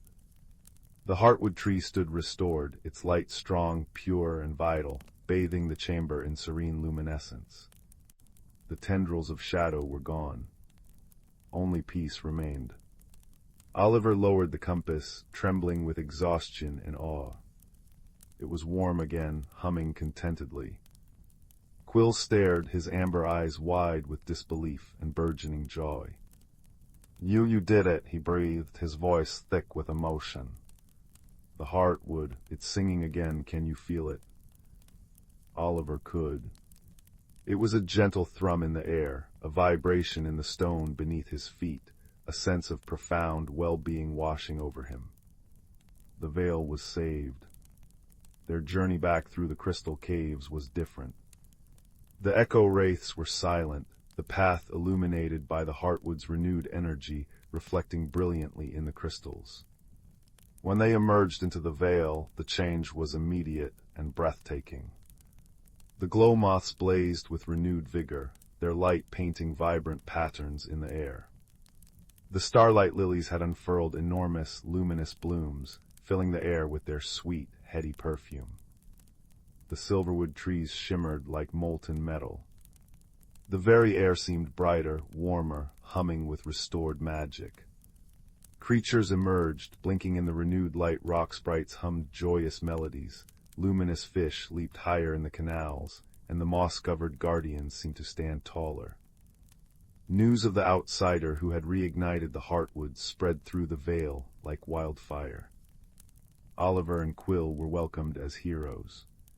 Shy creatures Oliver had only glimpsed before approached, offering gifts of glowing nectar, polished river stones that held captured light, and woven garlands of luminous flowers. A celebration, quiet and profound, unfolded under the newly vibrant constellations. Sitting beside Quill on a bed of radiant moon moss, carefully chosen, Quill assured him, sharing sweet fruits, Oliver felt a deep sense of peace and belonging he'd never known. "You know," Quill said, uncharacteristically quiet, poking at a glowing berry, "I thought all outsiders were clumsy oafs with big feet. Turns out, some have rather large hearts to match." He offered Oliver a berry with a gruff gesture that couldn't hide his affection. Oliver smiled, the compass warm and quiet in his pocket. He knew his place was not permanently in the Vale, wonderful as it was. His family, his world, awaited him. But he also knew he carried the Vale within him now, and a friend in the most unexpected form. "Will you be okay, Quill, now that the light is back?" Quill puffed out his chest. "Of course, the moon moss needs vigilant tending, the starlight lilies require precise pruning schedules, and someone has to keep an eye on those frivolous glow moths." Busy, but he hesitated, then added softly, "The seeker found its purpose, and perhaps you could visit through the old oak if you promise not to step on the moss." Oliver grinned. "I promise." When it was time to leave, the Vale creatures gathered near the ancient oak. The heartwood seeker, its purpose fulfilled for now, glowed softly in Oliver's hand. He knew it would guide him back. Quill stood beside him, trying to look stern but failing miserably. "Remember," Quill instructed, tapping Oliver's boot, left at the whispering stone that sounds like a sigh, right at the twin glow fungi, "and watch your step." "I will, Quill," Oliver said, crouching down. "Thank you for everything." Quill shuffled his feet. "Yes, well. Just don't be a stranger, clumsy oaf. And take this." He pulled a small, perfectly round stone from his satchel. It was cool and smooth, and within its depths tiny points of light pulsed gently, a piece of the Vale's starlight. "To remind you." Oliver clasped the stone, feeling its gentle pulse. "I'll treasure it." He pocketed the stone beside the warm compass. With a final wave to the gathered creatures, their lights blinking like friendly fireflies, Oliver stepped back through the shimmering veil in the oak roots. He emerged into the whisperwood just as dawn was breaking. The rain had stopped. Birdsong filled the air, and the rising sun painted the sky in streaks of pink and gold. The forest looked ordinary, beautiful, but no longer holding a hidden secret he was excluded from. He knew the secret now. He touched the smooth stone in his pocket and felt the compass, now dormant but still warm, resting beside it. Walking home, the scent of damp earth and pine was familiar, yet infused with a new layer of meaning. He felt different. The restlessness was gone, replaced by a quiet confidence and a heart full of wonder. He had faced darkness, not with force, but with the light of kindness and courage. He had found a friend in the unlikeliest of places, and saved a world of fragile, beautiful magic. He slipped back into his house as quietly as he'd left. Up in his attic room, he placed the heartwood seeker back in its velvet nest within the cedarwood chest. He set the glowing stone on his windowsill, where it caught the first rays of the morning sun, pulsing softly. It was a beacon, a promise. As he crawled back into bed, the familiar scent of clean sheets and old books wrapped around him. The village below was waking up, the ordinary world beginning its day. Oliver closed his eyes, the images of the luminous valley, the brave little thornkin, and the radiant heartwood tree filling his mind.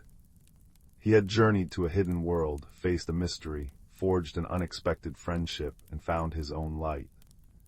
The adventure was over, but the warmth of it, the gentle pulse of the Vale's starlight on his sill, and the quiet hum of the compass in its chest promised that magic was never truly far away.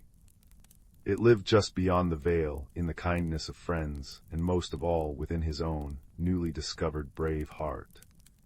Sleep, deep and peaceful and filled with shimmering dreams, claimed him as the sun rose fully, bathing his room in golden light. Deep within the whispering woods, where sunlight dripped like melted gold through ancient canopies, lived creatures unseen by human eyes. Here moss grew thick as velvet pillows, and the air hummed with the scent of pine resin and damp earth. At the forest's heart stood the grandmother oak, her bark etched with centuries of stories, roots weaving deep into the world's magic. She was the keeper of seasons, her branches holding the delicate balance between spring's blush, summer's hum, autumn's sigh, and winter's hush. Among her roots dwelled Thistle, a silver-furred badger whose paws knew every hidden pathway. His den smelled of dried lavender and warm soil, where fireflies nested in jars like living constellations. High in the oak's branches lived Pip, a quick-pawed squirrel with fur the color of autumn acorns. Her nest was lined with thistledown and moonbeam silk, and she spent dawns watching dew transform spiderwebs into necklaces of light. Nearby, in a burrow fringed with bluebells, lived the hedgehog family, Bramble, Moss, and their 3 prickly youngsters, who tended the glowcap mushrooms that pulsed softly at twilight, recycling fallen leaves into starlight. The forest thrived on rituals. Every first frost, Thistle would lead the creatures to the crystal stream, where they'd place river-smoothed stones in spirals to thank the water for its songs. In spring, Pip organized the blossom dance, where butterflies scattered pollen that made the air taste like honey. The hedgehogs sang nightly lullabies to the grandmother oak, their voices harmonizing with the wind so her roots drank melodies instead of rain. All things breathed together. Elder Fern, the oldest turtle, would murmur from her sun-warmed rock. Upset one thread and the whole tapestry trembles. But one sultry summer evening, as fireflies painted the dusk, an unnatural chill crept in. Frost feathered over ferns that should have been lush, silencing crickets mid-chirp. Pip shivered on her branch, watching her breath mist in the air. Thistle emerged from his den, whiskers stiff with ice crystals. "The seasons are knotted," he rumbled, nose pressed to the trembling earth. The grandmother oak's roots feel cold. They gathered beneath the oak, where moonlight usually pooled like liquid silver. Now the clearing was eerily still. Bramble nudged a frostbitten glowcap, its light guttered weakly. The balanced stone whispered Moss, her spines drooping. Deep in the oak's roots lay a geode older than the forest, a stone that pulsed with the forest's heartbeat, warming the earth in winter and cooling it in summer. Thistle's grandfather had shown it to him as a cub, warning, harm it, and the seasons unravel. A frantic woodmouse brought news. Near the stone, the earth had cracked. Young foxes, new to the forest, had chased a rabbit into the roots, clawing at the soil where the stone lay hidden. Their playful digging had exposed it to the night air, freezing its magic. Pip scampered down, her tiny paws tracing the fissure. Cold seeped from it, withering nearby flowers. "They didn't know," she said softly. "The stone's song is fading." Thistle nodded. Ignorance is a wound only wisdom can heal. He sought Elder Fern, who sunned herself on a mossy log, her shell patterned with lichen like ancient maps. "Ah," she sighed, her voice a dry rustle. "The stone remembers warmth. It needs summer's breath to thaw." She described the sun petals, golden flowers that bloomed only on the highest sunbeam, storing sunlight in their velvet cores. "But they wilt by twilight. You must move as one." Hope flickered. Pip scrambled up the grandmother oak, leaping across branches toward the canopy's sunlit crown. Thistle dug tunnels through frosted soil, creating safe passage. The hedgehogs rolled glowcaps into the cracks, their faint light guiding the way. When Pip reached the sun-drenched treetops, she found the sun petals, a cluster of golden blooms, warm as baked bread. But as she gathered them, a gust shook the branches. One precious petal tumbled downward. Below, the young foxes watched, ears flat with shame. The smallest, her fur russet as fallen leaves, saw the falling petal.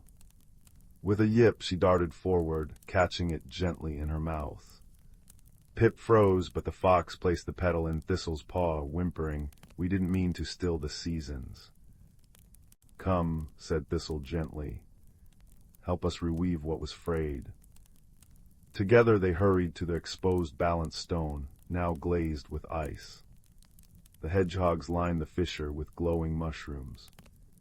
Pip laid the sun petals on the stone's frozen surface, their warmth seeping into the geode. Thistle and the foxes pushed rich, dark soil over the roots, their paws working side by side. As the last shovelful settled, Bramble and Moss began a low, humming song, joined by the fox's hesitant yips and Pip's chittering melody. The grandmother oak's leaves shimmered, absorbing their voices. Slowly, the frost retreated like a shy creature. Warmth radiated from the stone, melting ice into dewdrops that glittered on spiderwebs. Flowers straightened, crickets resumed their symphony, and the glowcaps brightened, casting buttery light over the smiling faces. Elder Fern crept close, nudging the young foxes. "Remember this night, wisdom isn't knowing everything, it's listening to the world's whispers." The foxes bowed their heads. "We'll protect the balanced stone," promised the russet one, "and teach others its song." Seasons flowed smoothly once more. Autumn arrived in a cascade of amber and crimson, leaves pirouetting to the hedgehog's harvest hymns. Winter wrapped the forest in snowy silence, the foxes now guarding the oak's roots while Thistle told tales of stars by the hearth. When spring returned, painting the woods in wildflower confetti, the creatures gathered beneath the grandmother oak. Pip strung dewdrop necklaces for the fox kits, while Bramble and Moss served nectar-sweetened hazelnuts on birch bark plates. As twilight deepened, fireflies rose like embers in a gentle wind, their light blending with the glowcaps and the oak's soft luminescence. Thistle watched them, his old bones warmed by contentment. The forest breathed, a sigh of soil, rustle of leaves, ripple of stream, each note a thread in an eternal harmony. High above, the first star winked, casting silver over creatures curled in drowsy heaps, their dreams woven from the safety of roots and the promise of tomorrow's sun. And deep in the earth, the balanced stone pulsed steadily, a warm, silent lullaby for the sleeping woods. In a quiet little house at the end of a cobblestone lane, where the scent of old books and cinnamon always lingered in the air, there lived a young girl who often felt that her world was just a little too small. Her name was Lily, and though she loved her home dearly, she sometimes wished for something extraordinary. One rainy afternoon, when the sky was the color of a well-loved gray blanket, and the sound of droplets played a soft, rhythmic melody against the window panes, Lily found herself wandering up to the attic. The stairs creaked gently beneath her feet, a familiar, comforting sound, like an old friend greeting her. The attic was a treasure trove of forgotten things, dusty trunks, stacks of yellowed letters, and boxes filled with memories waiting to be rediscovered. As she brushed a cobweb from an old wooden chest, her fingers traced the carvings on its lid, swirls and stars that seemed to tell a story of their own. With a soft click, the latch gave way, and the lid creaked open. Inside, nestled among faded linens and bundles of dried lavender, was a small, tarnished compass. But this was no ordinary compass. Instead of pointing north, its needle quivered and spun as if alive, and around its edge were inscribed the words, "Follow where the heart leads." Lily's breath caught. She lifted the compass, its metal cool against her palm, and as she did, the needle stilled, pointing not toward any window or door, but toward the far corner of the attic, where an old, moth-eaten tapestry hung. Curious, she approached, and as she drew nearer, the needle began to glow with a soft, golden light. With a gentle push, the tapestry swung aside, revealing a small, hidden door she had never noticed before. It was just large enough for her to slip through. Heart pounding not with fear, but with wonder, she turned the brass knob and stepped into a space that shouldn't have existed. Instead of the musty darkness of the attic's eaves, she found herself in a cozy, circular room lined with bookshelves that reached toward a domed ceiling painted with constellations. A fireplace crackled merrily in one corner, though no firewood lay within it, and the flames seemed to dance to some silent, joyful tune. And there, curled in a plush armchair by the fire, was a large ginger cat. It blinked slowly at her, its eyes the color of amber, and a rumbling purr filled the room like the sound of a tiny, contented thunderstorm. "Welcome, traveler," the cat said, its voice a warm, velvety murmur. "I am Ember. You found the heart's compass, I see." Lily stared, too astonished to speak. "Don't be alarmed," Ember purred, stretching lazily. "This is the Chamber of Whispers. It appears to those who are ready to listen, to themselves and to others." The compass in Lily's hand glowed brighter, and its needle now pointed toward a large, leather-bound book on a nearby table. Ember nudged it with his paw. "That," he said, "is the Book of Lost Courage. It has been waiting for you." Lily opened the book. Its pages were blank. "It won't show you anything until you're ready to face what holds you back," Ember explained. "The compass has brought you here because you seek something, not out there, but in here." He tapped a paw gently over his heart. Just then a soft, tinkling sound filled the air, like distant wind chimes.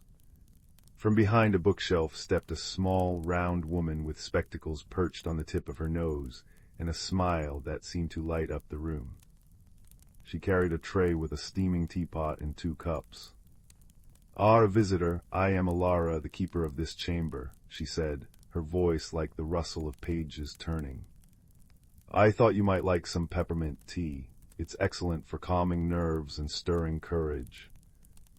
As Lily sipped the warm, fragrant tea, she found herself telling them about her quiet fears, how she longed to speak up in class, to make new friends, to explore beyond her garden gate, but something always held her back, a whisper of doubt that grew louder in the silence. Lyra listened intently, her eyes kind. "Courage, my dear, is not the absence of fear," she said. "It is the choice to take one small step forward even when you are afraid, and you have already taken the first step by coming here."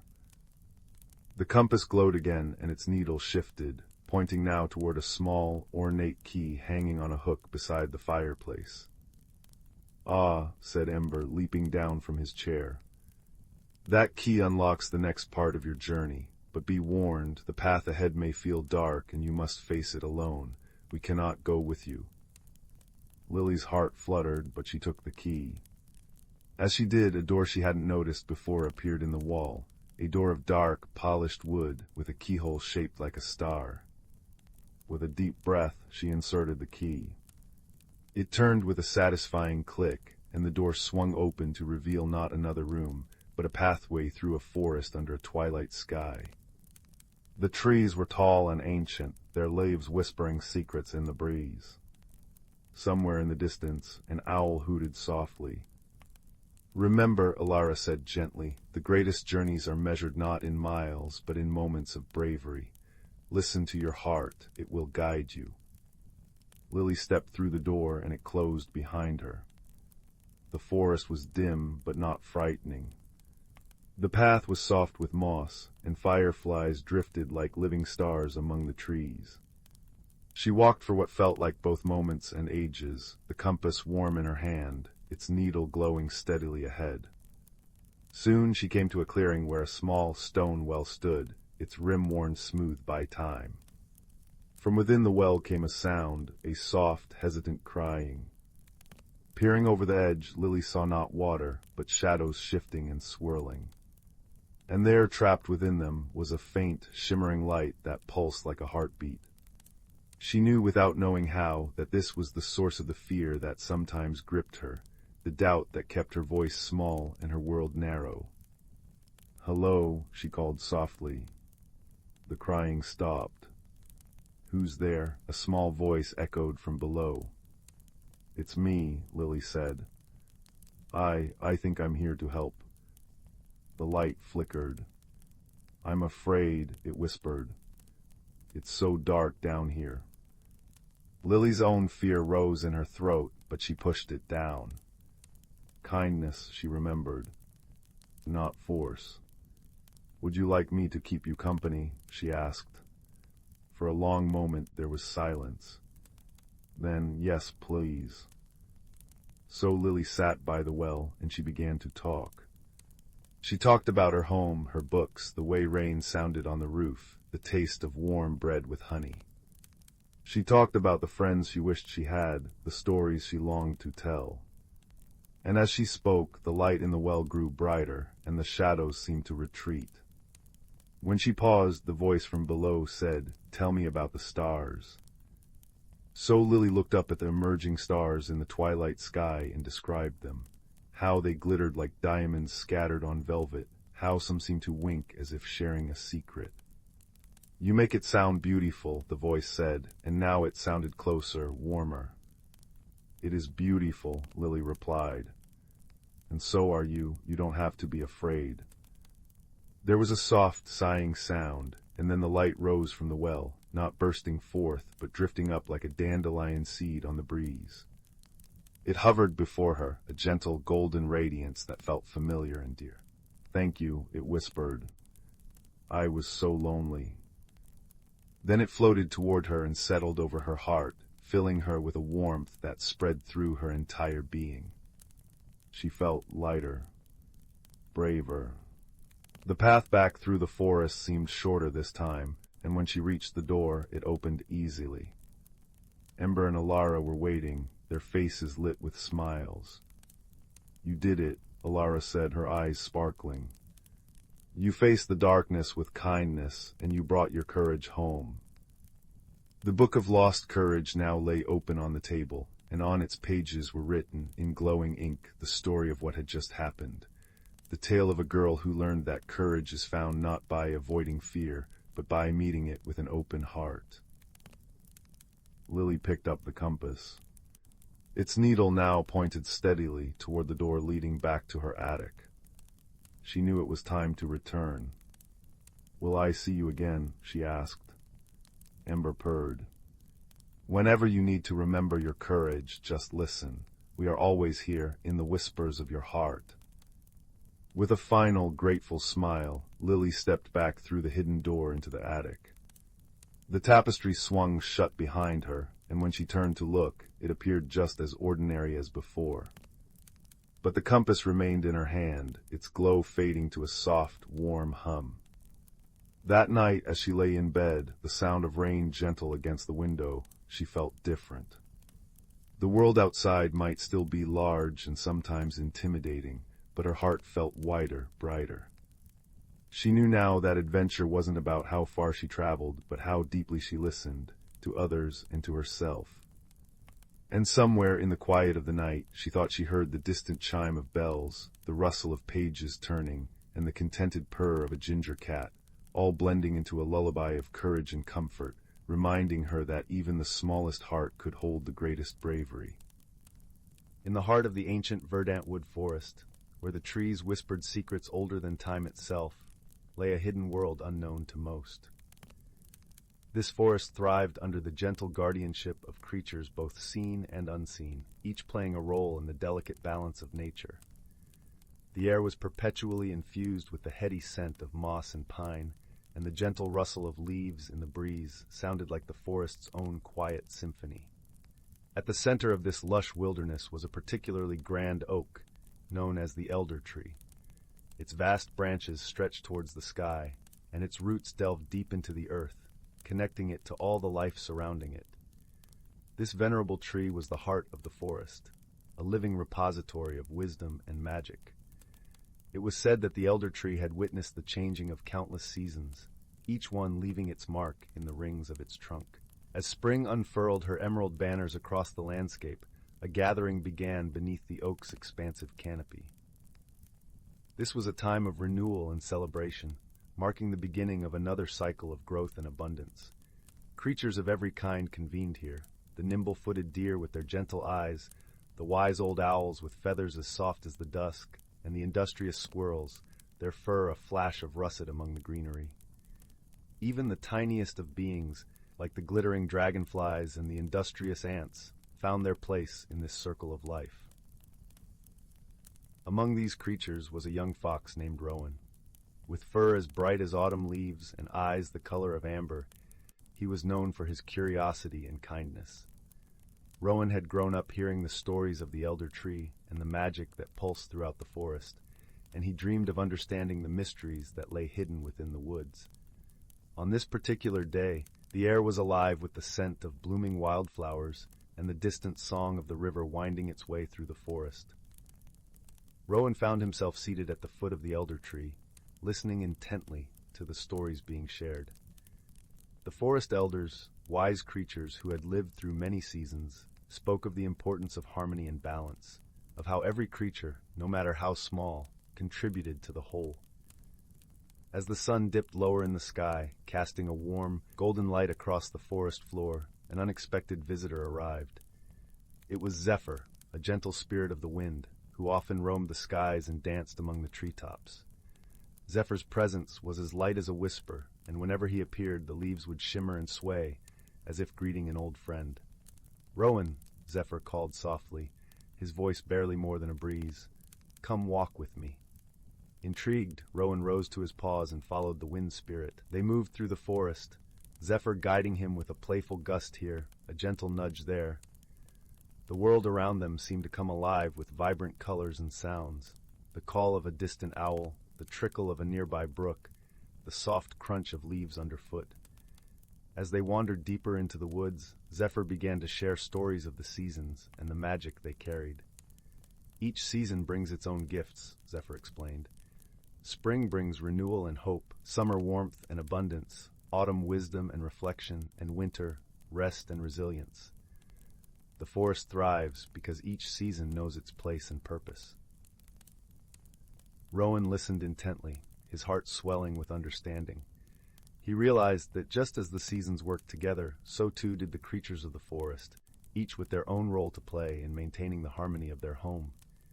Their journey led them to a clearing where the ground was carpeted with soft, fragrant moss and the sky above was a canvas of twinkling stars. Here Zephyr paused, allowing Rowan to take in the beauty of the world around him. "Remember this, young Rowan," Zephyr continued, his voice gentle and wise. "True strength lies not in power or force, but in understanding and cooperation. The forest flourishes because its inhabitants work together, respecting the balance of nature." Rowan nodded, feeling the truth of Zephyr's words resonate deep within him. He understood now that his own small acts of kindness and curiosity could contribute to the greater good of the forest. He felt a renewed sense of purpose, ready to play his part in this intricate dance of life. As Zephyr prepared to depart, he left Rowan with one final message. "Cherish the stories of the elders, for they are the threads that weave the tapestry of our world. Pass them on, and you will keep the magic of the forest alive for generations to come." With that, Zephyr took to the skies once more, a gentle breeze rustling through the treetops. Rowan watched him go, feeling a serene sense of peace settle over him. He knew that he was part of something much larger than himself, a timeless cycle of life and magic. Returning to the elder tree, Rowan rejoined the gathering of creatures, his heart full of newfound wisdom. As the stars twinkled above and the night wrapped the forest in its tranquil embrace, the stories continued to be shared, each one a testament to the enduring harmony of the natural world. And so, under the watchful gaze of the elder tree, the forest thrived, a sanctuary of life and wonder, where creatures great and small lived in balance with the seasons and with one another. Rowan, with his bright eyes and gentle heart, became a guardian of the forest's secrets, ensuring that the wisdom of the past would light the path for all who followed. In the quiet of the night, as the last embers of the day faded into darkness, a sense of comfort and resolution settled over the forest. It was a place where magic and reality entwined, a haven of peace and possibility, forever cradled in the arms of nature. In a quiet corner of the spiral galaxy, where stardust gathered like frost on a window pane, there lived two beings from worlds so distant they should never have met. One was from the crystalline planet of Lumen, where inhabitants communicated through shifting hues that danced across their semi-transparent forms. The other hailed from the harmonic world of Melodia, where thoughts were expressed through gentle vibrations that hummed through the air like wind chimes. The Luminaran, whom we might call Gleam, had found their small exploration vessel caught in the gravitational pull of a wandering asteroid field.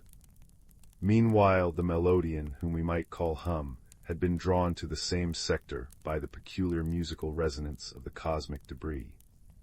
Their ships, one shaped like a floating droplet of mercury, the other like a blossoming metallic flower, drifted silently toward each other until they came to rest side by side on a large, stable asteroid. When they first stepped out onto the asteroid's surface, their forms could not have been more different. Gleam shimmered with anxious silver streaks, their bodies shifting between worry blue and caution yellow. Hum responded with a low, concerned thrum that vibrated through their 6 delicate limbs. Neither could understand the other's language, but both recognized the universal signs of being stranded far from home. The asteroid offered little shelter from the cosmic winds that occasionally whispered through the void, so together they began to build a refuge. Gleam used their natural ability to shape crystalline structures, drawing minerals from the asteroid's core and weaving them into translucent walls. Hum contributed by finding the perfect harmonic frequencies that strengthened the crystals, their vibrations causing the structure to grow in elegant, arching patterns. What emerged was a sanctuary unlike any other in that sector of space, a grotto of living crystal that pulsed with soft inner light, its walls singing faintly with the memory of Hum's harmonies. Through the transparent ceiling, the nebula outside painted everything in hues of violet and gold, while star clusters glittered like scattered diamonds. Their first misunderstandings were many, and often quite amusing. Gleam once turned a brilliant shade of approval green when Hum arranged glowing moss in symmetrical patterns, not realizing that on Melodia, this pattern meant dangerous precipice. Hum responded with a cheerful ascending scale that meant foolish mistake on their world, which Gleam interpreted as musical praise. They spent a full cycle arranging the moss in increasingly elaborate warning patterns before realizing their confusion, their mutual embarrassment expressed in Gleam's flickering pink hues and Hum's wobbling bass notes of laughter. Another time, Hum arranged floating orbs of light in what they considered a comforting constellation, only to learn that on Luminara, this particular formation meant profound sorrow. Gleam had spent hours trying to comfort their friend with sympathetic indigo patterns, wondering why Hum kept adding more orbs to the sad formation. Yet through these mishaps they learned. Gleam discovered that when Hum's vibrations settled into a C minor resonance, it meant contentment, not sadness. Hum realized that Gleam's silver sparkles indicated curiosity, not alarm. They developed their own language, a beautiful combination of color and sound that belonged solely to them. Their favorite times were the quiet hours when the asteroid rotated to face the galactic core. They would sit together in their crystalline sanctuary, watching star systems being born in clouds of luminous gas. Gleam would pulse softly in rhythm with the distant light, while Hum would harmonize with the faint electromagnetic songs of passing comets. In those moments, words were unnecessary. Understanding flowed between them like starlight through clear water. One particularly memorable evening, as they watched a binary star system perform its eternal dance, Hum noticed Gleam's light dimming slightly, a sign of homesickness on Luminara. In response, Hum began to vibrate at a frequency that caused the crystals around them to project images of their homeworld's musical forests. Then, remembering how much Gleam loved patterns, Hum arranged floating light particles to mimic the dancing auroras of Luminara. Touched beyond measure, Gleam responded by finding a rare mineral that, when struck, produced the exact harmonic tone of Hum's favorite childhood melody. Together they created something new, a light and sound sculpture that captured the essence of both their worlds, a testament to their friendship. As cycles turned, they learned each other's stories through their shared language. Gleam communicated through cascading colors how their people measured time by the shifting hues of their planet's 3 suns. Hum responded with vibrational poems about the great chorus that occurred when their world's tidal forces created natural harmonics across the crystal oceans. They discovered that despite coming from different worlds, they shared the same wonder at the universe's beauty, the same curiosity about other life forms, and the same capacity for kindness that needs no translation. When rescue finally came, a Luminaran scout ship following Gleam's energy signature, both friends knew their time together in their crystalline sanctuary was ending. As a farewell gift, they spent one last cycle perfecting their shared language, creating a complete lexicon of color and sound that could bridge their worlds.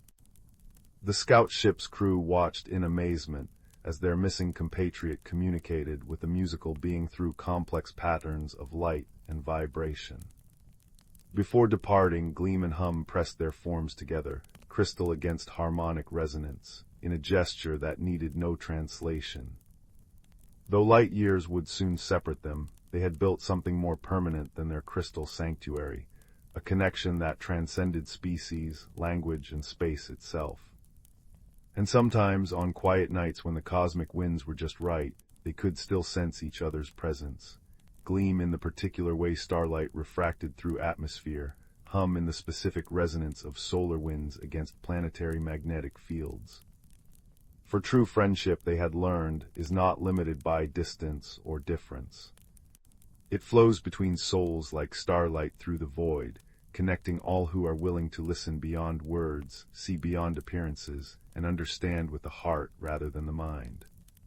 And in the vast, beautiful darkness of space, such connections shine brightest of all. The fire crackled softly in the hearth, casting dancing shadows that leapt like shy sprites across the walls. Outside, a gentle wind sighed through the ancient oak tree, a lullaby for the sleeping world. Tonight, dear listener, we venture not to far-off mountains or stormy seas, but to a place much closer to home, where magic often hides in plain sight, waiting for a gentle heart to find it. Our story begins in the dusty, forgotten embrace of an attic. Young Milo, a boy with eyes the color of storm clouds and a quiet nature, often found solace in the attic. It was a world unto itself, smelling of old paper, dried lavender tucked away in forgotten drawers, and the comforting scent of seasoned wood. Sunlight, when it dared pierce the single cobwebbed window, illuminated swirling galaxies of dust motes. One rainy afternoon, seeking refuge from the drumming on the roof, Milo was carefully sorting through a battered old trunk that had belonged to his great-aunt Elspeth. Beneath layers of yellowed lace and bundles of letters tied with faded ribbon, his fingers brushed against something cool and smooth tucked into a corner of a worn sewing box. It wasn't thread or a thimble. It was a key. Not just any key, mind you. It was made of a warm, rosy copper, slightly tarnished, and shaped unlike any key Milo had ever seen. Its bow was an intricate swirl like a frozen curl of smoke, and the bit seemed to depict a tiny, stylized bird in flight. It felt strangely alive in his palm, humming with a warmth that wasn't quite temperature, more like a faint, comforting vibration. HMMMM, it seemed to sigh, softer than the rain outside. HMMMM. Now, what might you open? Milo whispered, the dust motes swirling gently in his breath. As if in answer, a soft thump sounded near the dormer window. A large ginger cat with wise, amber eyes materialized from behind a rolled-up rug. This was Marmalade, the attic's unofficial guardian, rarely seen downstairs. He stretched languidly, his purr rumbling like a miniature thunderstorm. Purr-ra-ra-ra-ra rumble. Found something shiny, have you, young Milo? Marmalade's voice was a deep, gravelly whisper, laced with the patience of countless naps. That little dreamer isn't for locks of wood or iron, that's a whisper key. A whisper key. Milo echoed, turning the warm copper over in his fingers. It pulsed gently. HMMMM. Indeed, Marmalade settled onto a sun-warmed patch of floorboards, tucking his paws neatly. It opens doors to things unseen, paths unheard, but only for those who listen with more than their ears. Great-aunt Elspeth knew its song. She used to say it measured journeys not in miles, but in heartbeats of courage per. Milo felt a flutter, not of fear, but of profound curiosity mixed with a tiny spark of apprehension. What kind of journey? Before Marmalade could answer, a soft whoosh of air and the distinct tap-tap-tap of something light landing on a rafter announced another presence. A small, rather bookish-looking brown owl blinked down at them. His spectacles, tiny things made of wire and clear crystal, perched precariously on his beak. This was Ptolemy, known for his vast knowledge of Attic lore and his tendency to doze off mid-sentence. Who? He inquired softly, tilting his head. Ptolemy, excellent timing, rumbled Marmalade. Young Milo has discovered Elspeth's whisper key. He seeks the nature of the journey it offers. Ptolemy ruffled his feathers importantly. Who? Ah, the resonant artifact, catalogued under ethereal mechanisms, subsection, auditory cartography fascinating, who it doesn't unlock a place precisely, more a state of perception, specifically the perception of the hidden harmonies. He blinked slowly, his spectacles glinting. Trouble is brewing in the unseen choir, a dissonance, a disharmony, the key resonates with it. That is the journey it measures the courage to seek the source of the discord and soothe it, tap tap tap when his claw on the wood. Requires patience and kindness. Very tricky. Who? He promptly tucked his head under his wing, snoring softly. Snoo or who? Milo looked from the softly snoring owl to the purring cat, then down at the humming key in his hand. The attic suddenly felt vast, full of whispers he couldn't quite decipher. The rain pattered pitter-pat on the roof, a counterpoint to the key's gentle HMMM and Ptolemy's snores. The journey wasn't across land, but into understanding. His courage felt very small indeed. Just then a tiny, nervous squeak came from near the trunk. A small gray mouse with bright, button eyes and trembling whiskers peered out. This was Pip, easily startled but incredibly resourceful. Eep. Did someone say Deedus Harmony? She piped, her voice like dry leaves skittering. I heard it last night near the old chimney stack, a sound like a lost sob caught in the wind. It made my whiskers tingle all wrong. Squeak. Milo knelt down. You heard it too, Pip, the disharmony. Pip nodded vigorously. Oh yes, scared me half to fluff, but if the key can't help, maybe we can help too. She looked at Milo with hopeful eyes. Pip's courage was small but fierce, fueled by compassion. And so their unlikely fellowship formed under the sloping rafters. Milo with the humming whisper key, wise Marmalade offering rumbling guidance, scholarly if sleepy, Ptolemy ready with obscure facts, and brave little Pip, attuned to the smallest, saddest sounds. Their journey began not with a step, but with listening. Milo closed his eyes, focusing on the key's vibration, letting it fill his quiet center. He listened past the rain's pitter-pat, past Marmalade's purr, past Ptolemy's gentle snoo or who, even past Pip's anxious squeak-squeak. He listened deeper to the sigh of the old house timbers, the rustle shhh of dust settling, the faint tick-tock of a forgotten clock. And then he heard it. Faint, almost swallowed by the other sounds. A thin, wavering note, not quite a cry, not quite a sigh. It sounded lonely, and it seemed to drift from the direction of the chimney stack, just as Pip had said. Woo-woo-oh. There, Milo breathed, opening his eyes. The key pulsed warmer in his hand, its hum HMMM resonating sympathetically with the distant, mournful sound. The journey to the chimney stack was only 20 feet across the cluttered attic, but for Milo it felt immense. He had to navigate precarious stacks of hat boxes that wobbled alarmingly, creak-groan, squeeze past a dressmaker's dummy that seemed to watch him with empty eyes, and climb a small, rickety set of library steps that Ptolemy assured him were structurally sound, circa 1892, who each wobble, each creak was a test. Pip scampered ahead, finding safe paths between piles of newspapers, rustle flutter. Marmalade padded silently beside him, a warm, solid presence. Ptolemy occasionally woke up, blinked, offered an observation like chimneys often act as conduits for aerial resonances, and promptly fell asleep again. Reaching the base of the massive old brick chimney stack felt like arriving at the foot of a dark, silent mountain. The air here was cooler, smelling faintly of old soot and damp stone. The lonely sound was clearer now, echoing slightly within the bricks. Woo-woo-oh, why alone? Milo held up the whisper key. Its glow intensified, casting a warm, coppery light on the soot-stained bricks. The intricate bird on its bit seemed to shimmer. The mournful sound paused, then tentatively echoed the key's gentle hum. HMMMM. Woo-woo-oh. Who's there? Milo asked softly, his voice barely a whisper itself. Why are you so sad? A gust of wind whistled whoosh down the chimney flue, swirling dust at their feet. Within it the voice seemed to coalesce, thin and reedy like wind through a crack. Alone it sighed. Always moving, never staying, never heard, only felt as push, as cold, never as song. Milo understood. This wasn't a monster.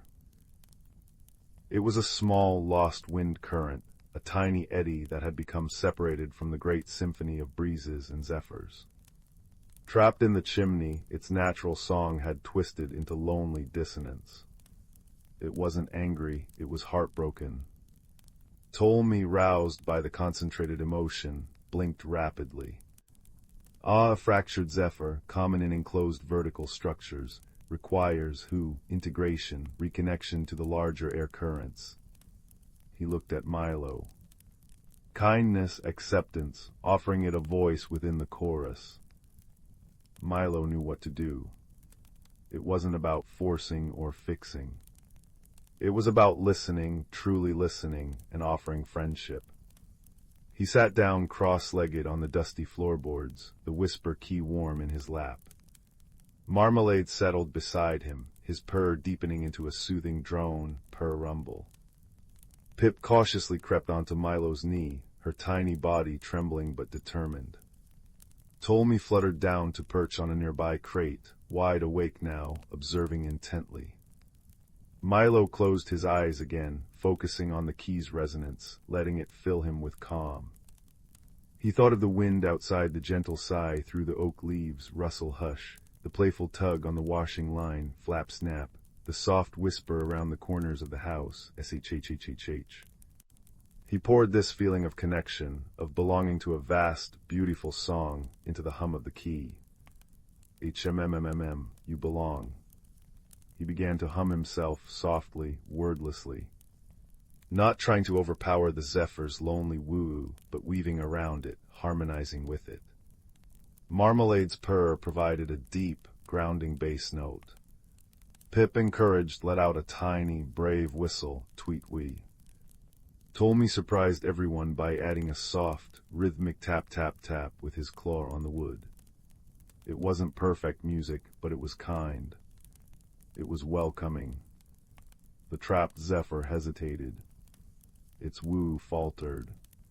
Then, tentatively, it tried to mimic Milo's hum. HMMMM. The sound was less sharp, less lonely.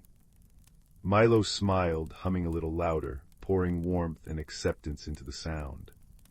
You are heard. You are part of the song. Slowly, gently, the zephyr's note shifted. It softened, warmed, began to weave itself into their makeshift melody. The dissonance faded, replaced by a fragile harmony. The air around the chimney stack stirred, not with a mournful gust, but with a gentle, hopeful breeze. HMMMM together. The whisper key in Milo's lap pulsed brightly once, then settled back into its warm, steady hum. The copper bird seemed to glow with satisfaction. Above them, high up the chimney, a faint clink-clink sounded the sound of the old, unused chimney cowl turning slightly in the wind outside. A path was opening. "Listen," Milo whispered to the zephyr. "Hear your family calling." Outside, the wind had lessened its rain-soaked drumming. Now it sang a clearer song around the house, a gentle invitation. "Come home, come home. Shhhh, come home." The small zephyr within the chimney swirled excitedly, whoosh swirl. With a final, joyous chime-like note that resonated perfectly with the whisper key, ding hmmm, it gathered itself and streamed upwards, a ribbon of cool, fresh air, slipping through the newly opened cowl and out into the welcoming embrace of the evening sky. The lonely sound was gone, replaced by the harmonious sigh of the wind outside, now sounding fuller, sweeter.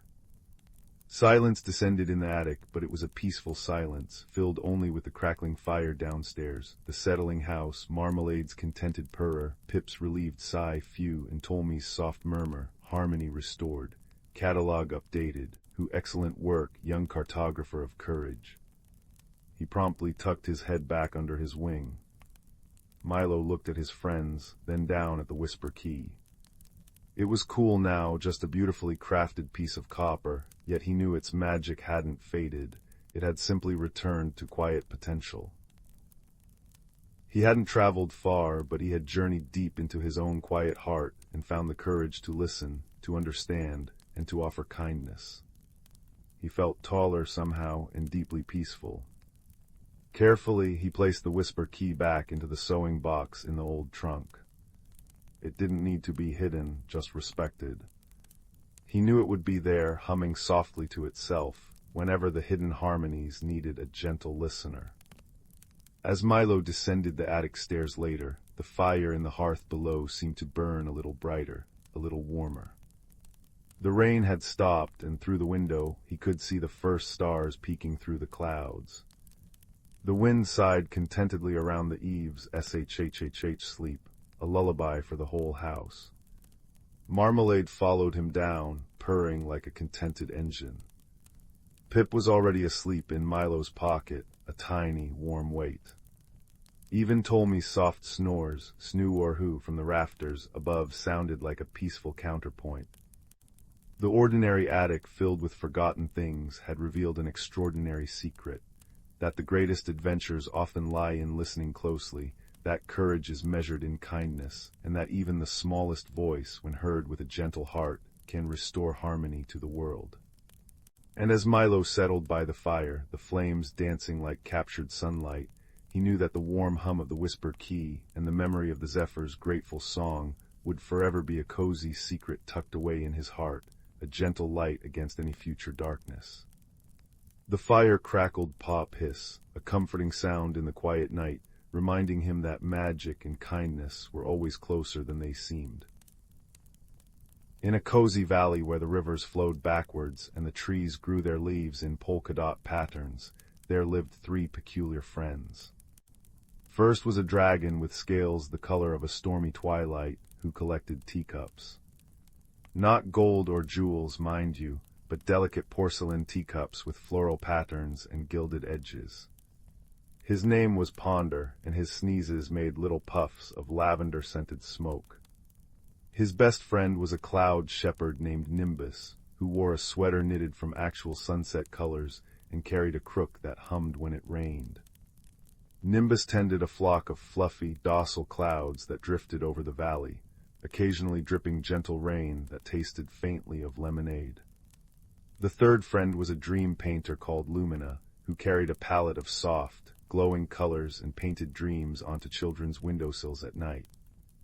Her brushes were made of dandelion fluff and spider silk, and she always had a pocket full of stardust for particularly vivid nightmares that needed extra softening.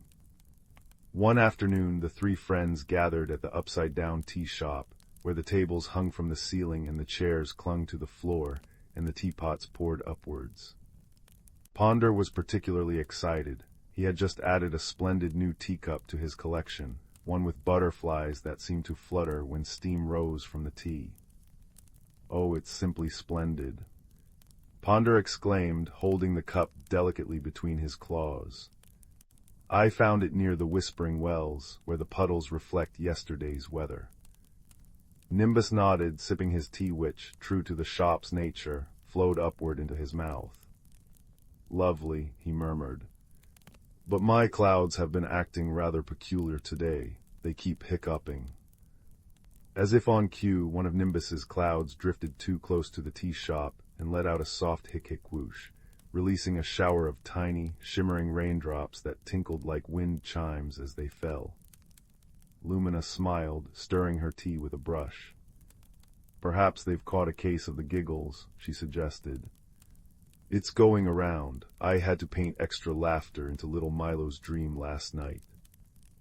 But just then, Ponder felt a tickle in his snout. Oh dear, he said, his nostrils twitching. I think I'm about to achoo. Now, a dragon's sneeze is no small thing. This one came with a puff of lavender smoke and a sound like a confused trumpet, honk-shom. And it sent Ponder's new teacup flying from his claws. The cup soared through the air, spinning gracefully, before landing right side up on a floating saucer that had been drifting lazily near the ceiling. For a moment, everything was still. Then the butterflies on the cup began to flutter in earnest, and the teacup lifted gently into the air, floating like a tiny porcelain hot air balloon. Oh my, said Ponder, his eyes wide. I didn't know it could do that. Nimbus chuckled. It seems your sneeze enchanted it. But their amusement turned to concern when the teacup drifted out the open window, bobbing merrily on the breeze. The three friends rushed outside, which, in the upside-down tea shop, meant climbing down from the ceiling and up from the floor, and watched as the cup floated toward the inside-out forest, where the bark grew on the inside of the trees and the leaves rustled on the inside of the branches. We must retrieve it, said Ponder anxiously. It's one of my favorites. So off they went, following the floating teacup on its whimsical journey. Nimbus whistled, and one of his clouds, a particularly fluffy one named Cumulo, drifted down to carry them. They climbed aboard, and Cumulo set off with a soft whoosh, floating after the enchanted cup. As they sailed over the backwards river, which flowed from the sea to the mountains, much to the confusion of the fish, they noticed something odd. The teacup seemed to be leaving a trail of sparkling, steam-like mist behind it. Where the mist touched the water, the river burbled happily and began flowing sideways for a moment before remembering itself and continuing backwards. It's causing quite the stir, Lumina observed, her dream painter's eyes noticing the way the mist made the world just a little dreamier. Soon they reached the inside-out forest. The trees were indeed inside out, with the smooth, pale wood on the outside and the rough bark hidden within. The leaves rustled softly from inside the trunks, creating a sound like far-away whispers. The teacup floated gently between the trees, occasionally pausing as if admiring the view. But then disaster. Well, a very gentle, silly disaster. The cup drifted too close to a sneezy, snapping tulip, a flower that, when approached, would let out a pollen sneeze that sounded like a tiny achoo-boing. The tulip sneezed, and the burst of pollen sent the teacup spinning off course, right into a thicket of giggle grass. Now giggle grass is exactly what it sounds like, grass that giggles when touched. As the cup landed among the blades, the whole patch erupted into soft, tinkling laughter. Tee-hee-hee-hick. The grass giggled so hard that it tangled around the teacup, holding it fast. Oh dear, said Ponder, as they landed Cumulo nearby. However will we get it out? Nimbus tried using his crook to gently untangle the grass, but the grass just giggled harder and wrapped itself tighter. Lumina attempted to paint a calming dream onto the grass, but the giggles were too contagious, and soon she was chuckling too. Ponder had an idea. Perhaps if I sneeze again, he suggested. The first sneeze made it float, maybe another will reverse it. So he concentrated, thinking of ticklish feathers and fuzzy caterpillars, until he felt a sneeze building. Chew. This sneeze was even more powerful than the last. It came with a burst of peppermint-scented smoke and a sound like a kazoo being sat on, FOOMP honk. The force of it blew the giggle grass flat, and the teacup, freed from its tangled prison, shot straight up into the air. But now it had too much energy. Instead of floating gently, it zipped around like a confused bumblebee, buzzing past their heads and leaving loops of sparkly mist in its wake. "It's gone hyper," cried Nimbus, ducking as the cup whizzed by his ear. Lumina watched the cup's chaotic path, her head tilted. "You know," she said thoughtfully, "I think it's not the sneeze that's the problem. It's their excitement. The cup is overstimulated." Ponder blinked.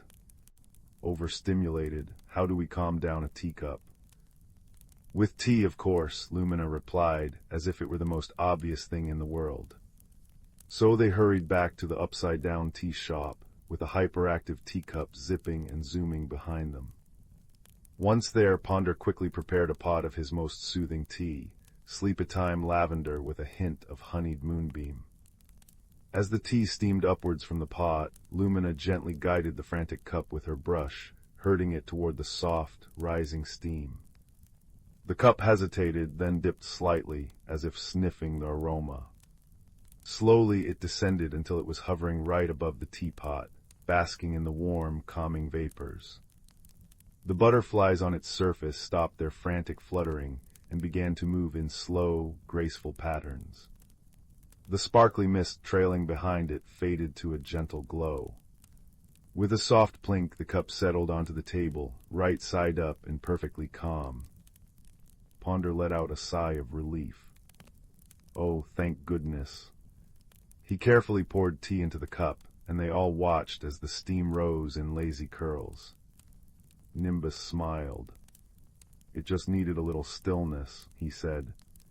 Lumina nodded. "Sometimes when things get too hectic, all we need is a warm cup of tea and a quiet moment." They sat together, sipping tea as the upside-down shop gently swayed. Outside, Nimbus's clouds drifted peacefully, no longer hiccuping. The backwards river flowed serenely on its confusing but cheerful path, and the inside-out forest whispered its inside-leaf secrets. That night, as Lumina painted dreams onto windowsills, she made sure to include a little floating teacup in each one, drifting calmly through a starlit sky. And if the children smiled in their sleep, well, that was exactly as it should be. And so, in that valley where rivers flowed backwards and trees wore polka dots, three friends learned that even the most frantic of days could be softened with patience, friendship, and a good cup of tea. The fire crackles softly now, and the stars twinkle outside your window. May your dreams be gentle, and your rest be deep. Good night. The little village of Bramblebrook was the sort of place where cobblestones remembered every footfall, where chimney smoke curled into lazy spirals, and where everyone knew that Mrs. Higgins' apple tarts tasted best on Tuesdays. It was ordinary in the most comforting way. And in this ordinary village lived a quiet boy named Leo, whose greatest treasures were the smooth stones he collected from the brook and the stories his grandmother told by the hearth. Leo's grandmother had a small cottage tucked away at the edge of the village, where the fields met the whispering woods. It was filled with the comforting scent of drying herbs, beeswax, and memories.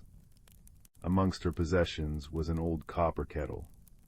It wasn't particularly beautiful, dented in places, tarnished where the years had touched it, and possessing a spout that curved like a curious bird's beak. It sat unused on a high shelf, gathering dust alongside jars of buttons and faded photographs. "That old thing belonged to my great-aunt," Grandmother would say with a dismissive wave. Never could get it to whistle properly. One crisp autumn afternoon, while Grandmother napped in her rocking chair, Leo was tasked with dusting the high shelves. Reaching for the kettle, his fingers brushed its cool surface. As he lifted it down, a faint, almost imperceptible hum vibrated through the metal and into his hand.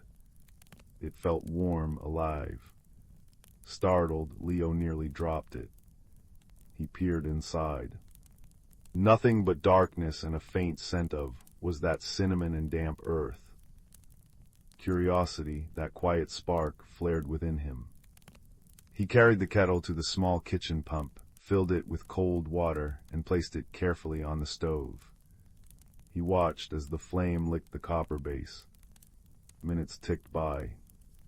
The water began to bubble, then simmer, then boil with a furious energy. But no whistle came. Instead, the kettle began to glow with a soft, internal light, like a captured sunset. And then from its spout, instead of steam, poured a ribbon of shimmering, golden mist. The mist didn't dissipate. It swirled lazily in the air, forming shapes, miniature trees, a winding path, a distant, star-shaped peak. It felt warm and smelled of pine needles and distant rain. A gentle, melodic humming filled the room, resonating from the kettle itself. It wasn't a sound heard with ears, but felt deep in Leo's bones, an invitation, a call. Leo knew with a certainty that surprised him that the mist was a map and the humming was a song meant only for him. The kettle held a secret, and it was asking him to follow. He carefully lifted the still glowing kettle from the stove. It felt warm, not scalding, wrapped it in his thickest woolen scarf, and tucked it into his worn canvas satchel alongside his favorite skipping stone and a crust of bread. He left a quick note for his grandmother, gone exploring. Back soon. Love, Leo. The golden mist led him past Mrs. Higgins' fragrant bakery, past the chattering blacksmiths, and straight towards the edge of the whispering woods. The woods were usually a place of dappled sunlight and birdsong, but today, as Leo stepped beneath the ancient oaks, the mist map intensified, glowing brighter, and the kettle's humming grew stronger, thrumming softly against his back. The woods felt different, deeper, older, watching. His journey began easily enough, following the mist path through sunlit glades carpeted in emerald moss. But soon the path led into a denser part of the woods, where the trees grew close together, their gnarled roots forming intricate patterns on the forest floor. Here the mist map faltered, swirling confusedly, unable to find a clear route. Leo stopped, feeling a prickle of unease. The humming kettle felt suddenly heavy in his satchel.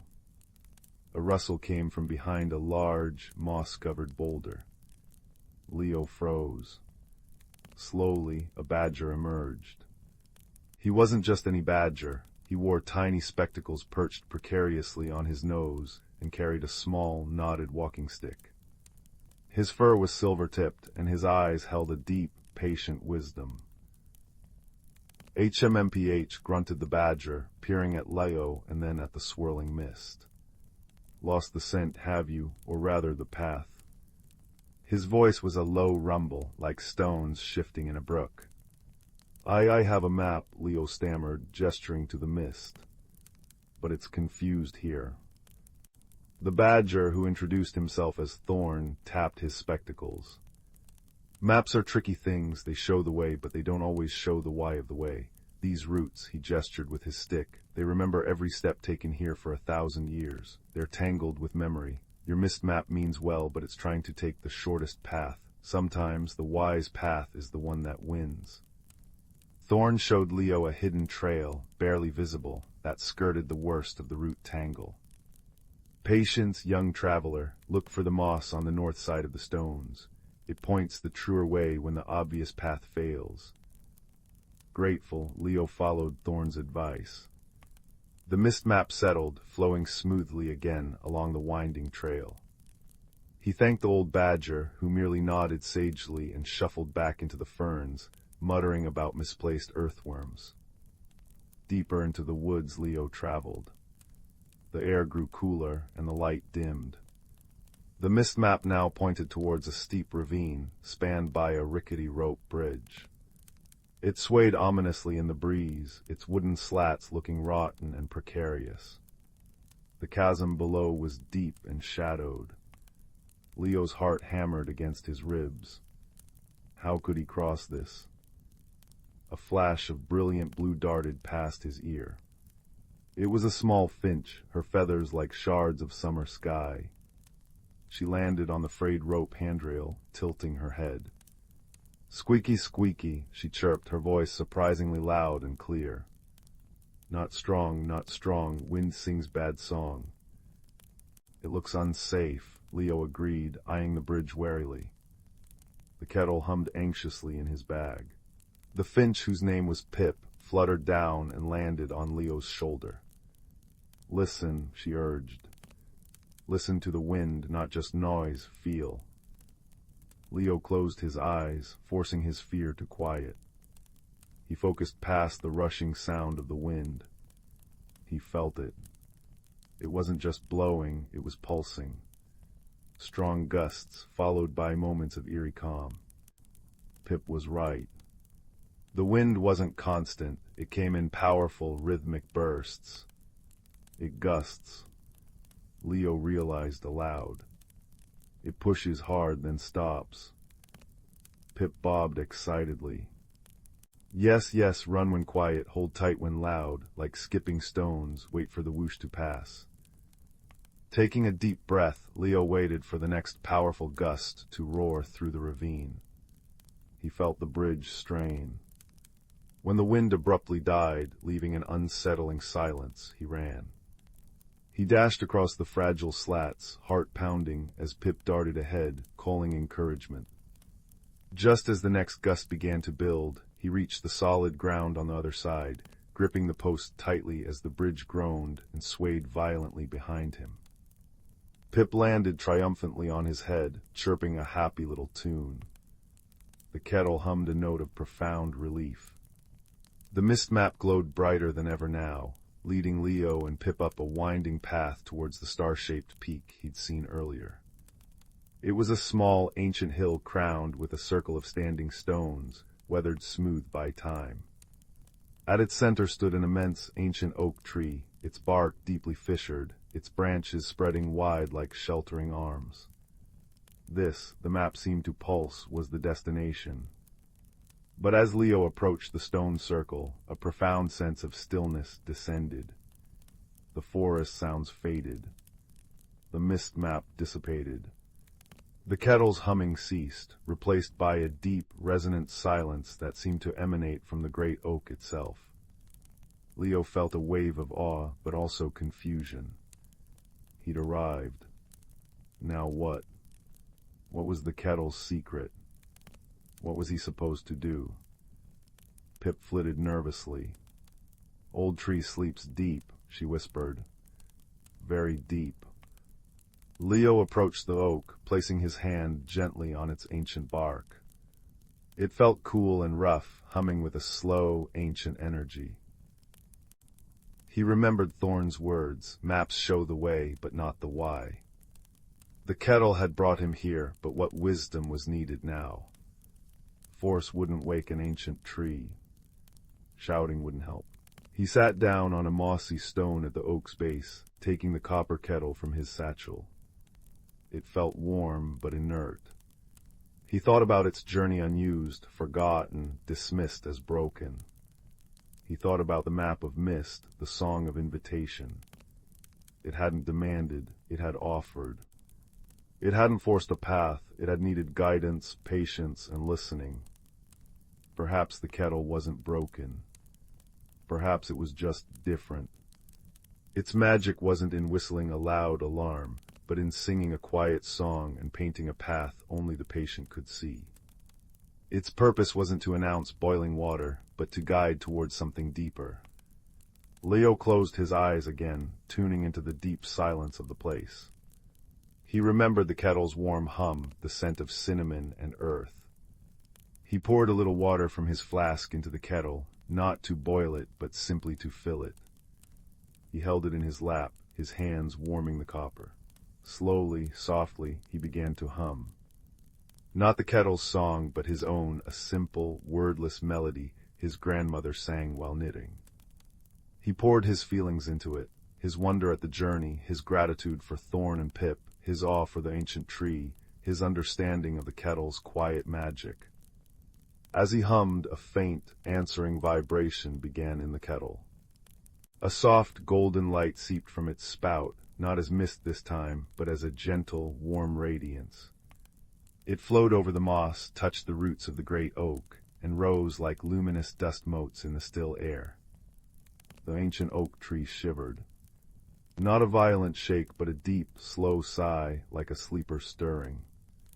One massive root shifted slightly, revealing a hollow Leo hadn't seen before. Nestled within, glowing softly with the same golden light as the kettle, was a cluster of crystal acorns. They pulsed with a gentle, comforting warmth.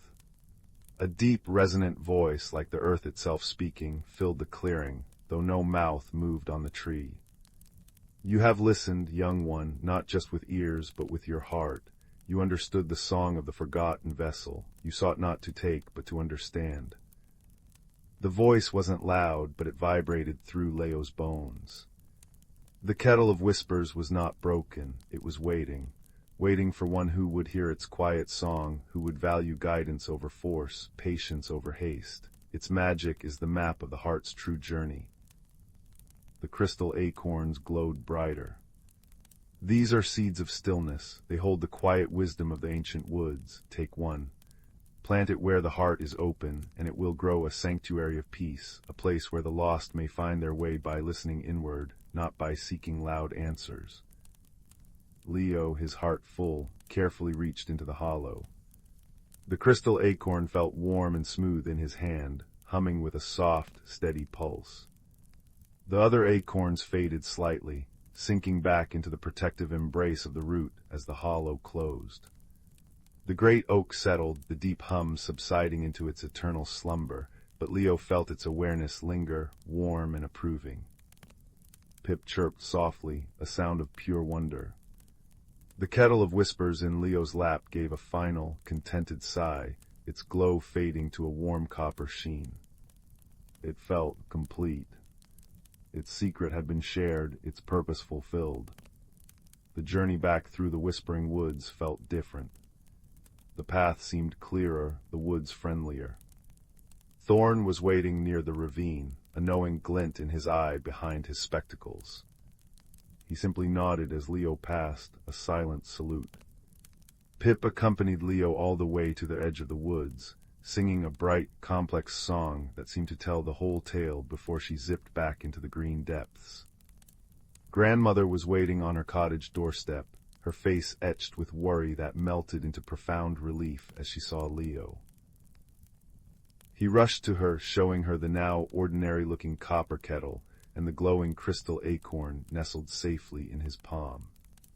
He poured out his tale, the map of mist, Thorn's wisdom, Pip's guidance, the ancient oak, and the seeds of stillness. Grandmother listened, her eyes wide with wonder, tears glistening at the corners. She touched the kettle with reverence. "My great-aunt," she whispered, "she was the quietest soul, always listening, always knowing the right thing to say without raising her voice. She cherished this kettle. Now I understand why." Together they planted the seed of stillness in grandmother's small, sun-dappled garden. As Leo placed it in the rich earth and covered it gently, the crystal acorn pulsed once, sending a wave of warm, calming energy through the soil. Almost instantly, tiny, shimmering green shoots emerged, curling towards the light. The kettle of whispers found a new place of honor, not on the dusty shelf, but on grandmother's sturdy kitchen table.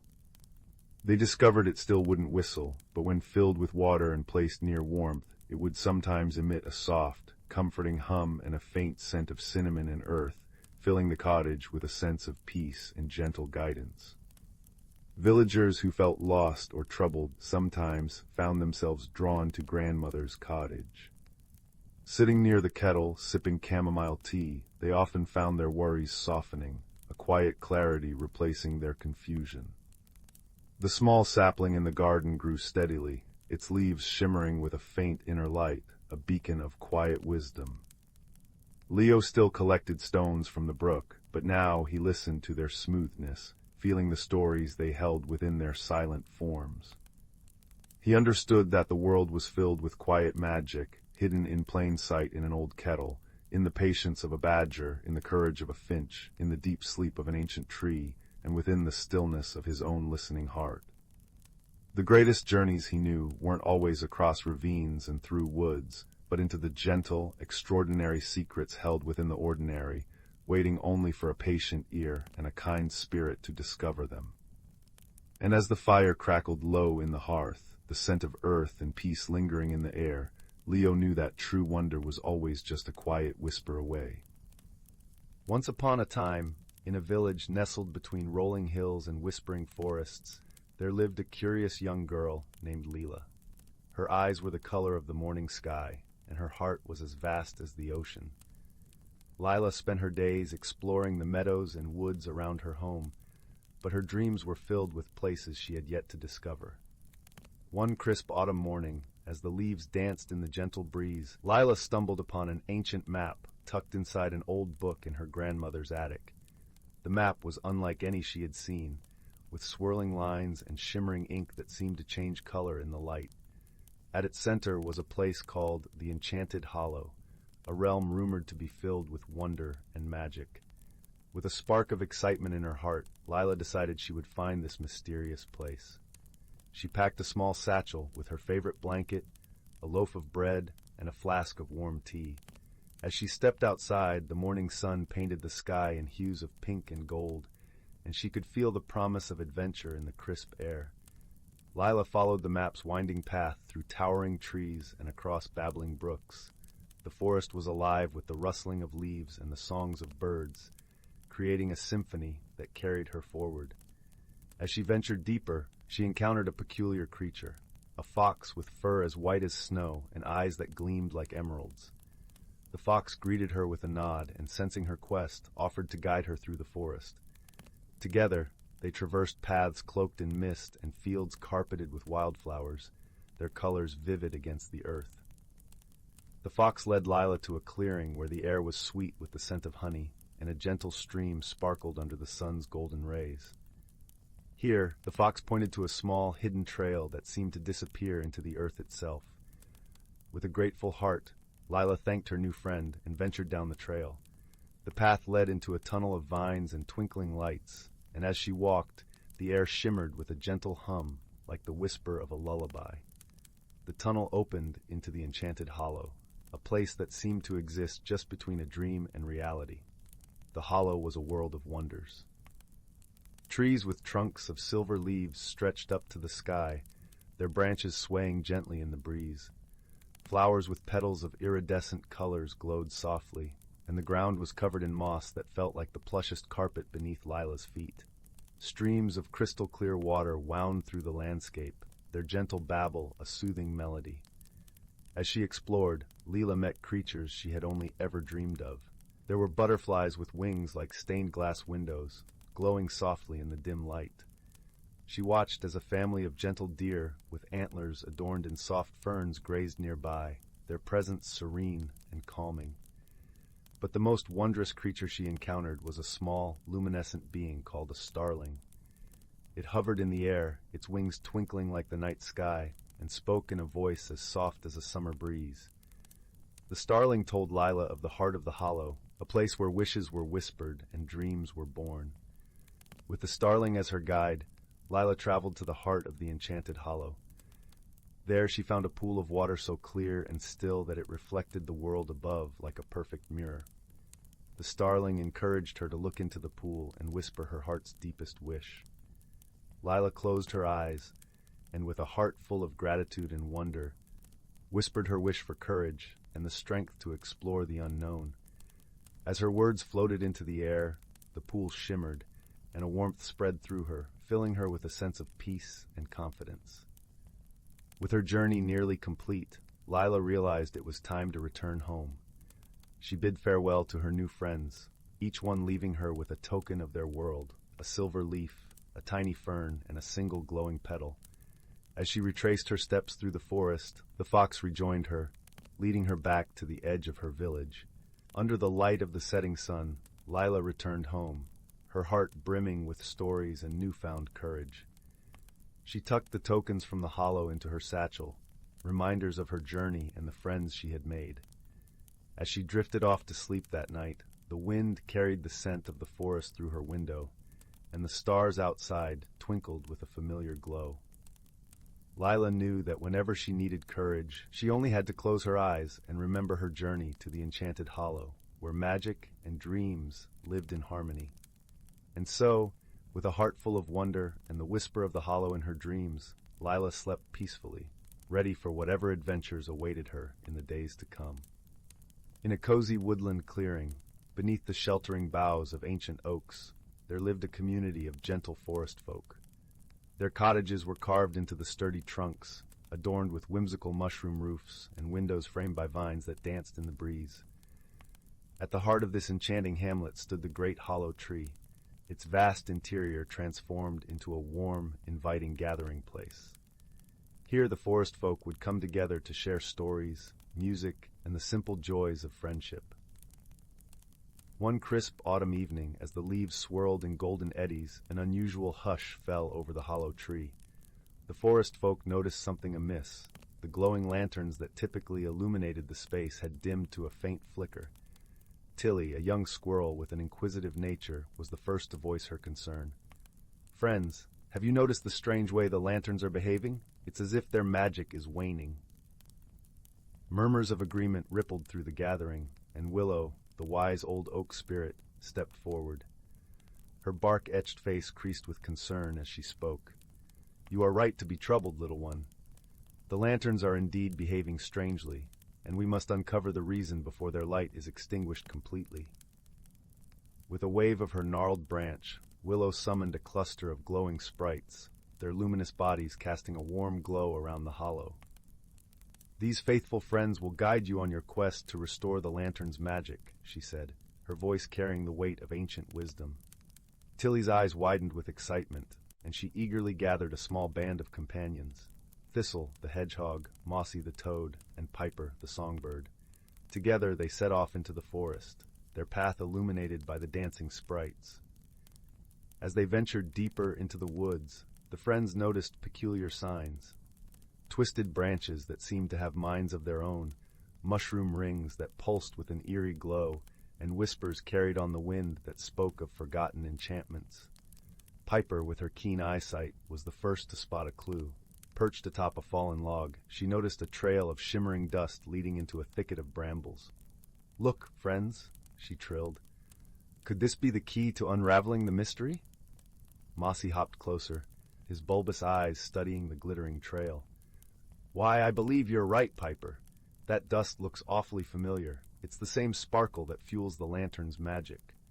With renewed determination, the friends followed the shimmering path, carefully navigating the tangled brambles until they emerged into a secluded glade. There, in the center, stood an ancient stone pedestal, its surface etched with intricate runes.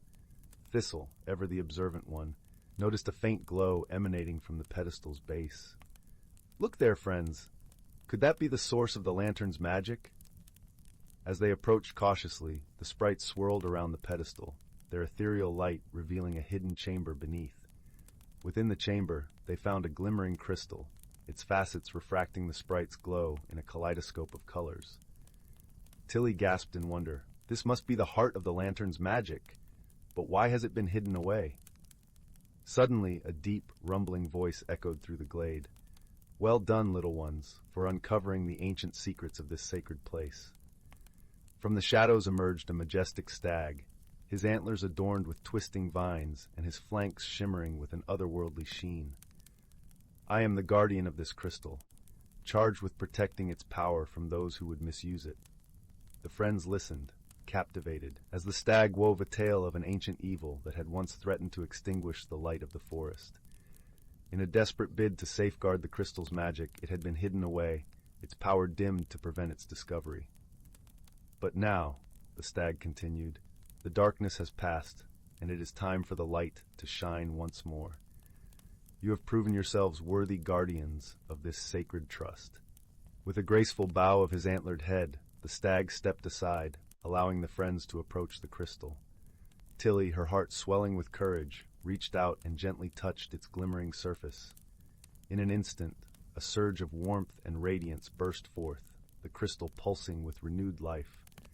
The sprites danced in jubilation, their bodies trailing streams of shimmering stardust as they swirled through the air. As the friends emerged from the glade, they gasped in delight. The lanterns in the hollow tree had been restored to their full, brilliant glory, casting a warm, welcoming glow throughout the woodland hamlet. Willow, her face alight with pride, welcomed the heroes back with open branches. Well done, my brave friends. Thanks to your courage, cleverness, and unwavering friendship, the light of our home has been rekindled. And from that day forward, whenever the forest folk gathered in the hollow tree, they would share the tale of the hidden crystal and the brave companions who restored its magic, ensuring that the warm, comforting glow would never fade. The fire crackled softly in the hearth, casting dancing shadows on the worn rug. Outside, a gentle rain pattered against the window pane, a lullaby for the night. Settle in now, close your eyes, and let the warmth carry you away to the edge of a sleepy village, where the ordinary world brushed against something extraordinary. Young Finn lived in a cottage nestled where the cobbled streets of Meadowbrook met the ancient, sprawling expanse known as the Whispering Woods. Finn was a quiet child, thoughtful beyond his years, with eyes the color of moss after rain and a heart that often felt too big for the bustling village life. He found solace not in the marketplace games, but in the quiet corners of his garden, tending to his grandmother's cherished moonpetal flowers, whose silvery blooms only unfurled fully under the starlight. Yet even that quiet joy was dimming. The moonpetals had begun to droop, their luminescence fading, and a strange, grayish mist had started to creep from the edges of the Whispering Woods towards the village, carrying with it an unnerving silence where birdsong used to be. One crisp autumn afternoon, while digging near the old oak stump at the very boundary of the woods, Finn's spade struck something hard and smooth. Brushing away the damp earth, he unearthed a curious object. It wasn't metal nor stone, but seemed carved from a single piece of dark, polished wood, warm to the touch. It was shaped like a compass, but instead of cardinal points, its face held intricate, swirling carvings that seemed to shift subtly when looked at directly. At its center, nestled in a small depression, was a smooth, milky white stone that pulsed with a faint, internal light. As Finn held it, a low hum vibrated through his palm, and a single word echoed softly in his mind, clear as a bell: Whisperwood. That night, under a sky thick with stars, the compass glowed more brightly, the stone pulsing like a captured heartbeat. It tugged gently in Finn's hand, its wooden needle pointing insistently towards the dark line of the Whispering Woods. The fading moonpetals seemed to sigh towards the woods, their remaining light flickering weakly. Finn felt a pull deeper than curiosity, a sense of responsibility, a whisper that he needed to go. Tucking the warm compass into his pocket, its hum a comforting presence, he slipped quietly out of the cottage, the damp grass cool beneath his bare feet. Crossing the boundary felt like stepping through an invisible curtain. The air changed instantly, becoming richer, cooler, and laden with the scent of damp earth, decaying leaves, and something ancient and green. The mist was thicker here, swirling around the gnarled roots of immense trees whose branches wove a dense canopy overhead, blocking out most of the starlight. Yet the compass glowed steadily, casting a soft, pearly radiance that pushed back the gloom, illuminating moss-covered boulders and intricate spiderwebs beaded with moisture. The silence was profound, broken only by the drip of water from leaves and the occasional rustle in the undergrowth that made Finn's heart skip. He followed the compass's pull deeper into the woods. The path, if it could be called that, was overgrown and treacherous. Roots snaked across the forest floor, rocks lurked beneath carpets of moss, and the mist coiled around his ankles like cold fingers. The compass guided him unerringly, its needle shifting minutely, leading him around impassable thickets and treacherous sinkholes masked by ferns. It felt less like an object and more like a patient, silent companion. After what felt like hours, the compass suddenly grew warmer. Its light flared, illuminating a small clearing. In the center stood a creature unlike anything Finn had ever imagined, let alone seen. It was roughly the size of a large badger, but covered in short, dense fur, the color of storm clouds shot through with streaks of iridescent blue. It had large, round eyes like polished amber, currently wide with surprise and suspicion, and long, tufted ears that twitched nervously. Its most striking feature was a pair of large, delicate wings, like those of a dragonfly but shimmering with the same iridescent blue as its fur, currently folded tightly against its back. It was perched on a toadstool, nibbling mournfully on a gray, withered mushroom. The creature froze, its amber eyes locking onto Finn and the glowing compass. A low growl rumbled in its chest. "HSSSD, what are you doing here, soft skin? Trespassing, thieving." Its voice was surprisingly deep and gravelly for its size, like stones tumbling in a brook. Finn stopped, holding up his hands slowly, the compass pulsing warmly in one palm. I didn't mean to trespass. My name is Finn. I found this compass. It led me here." He gestured with the glowing object. "The woods, they feel sick, and the mist is spreading to my village. My moon petals are dying." The creature's ears flattened against its head. "Sick HMPH, the woods are grieving, and why shouldn't they? Forgotten, abandoned, choked by silence and shadow." It puffed out its chest. "I am Thistle, keeper of the glimmering glade, or I was." Its defiance faltered, replaced by a profound weariness. It looked down at the withered mushroom. "The glade, the heart, it fades, the weave unravels, and I cannot mend it." A tremor ran through its small frame. Finn took a tentative step closer. "The heart, what's the weave? Maybe I can help, the compass brought me." Thistle eyed the compass warily.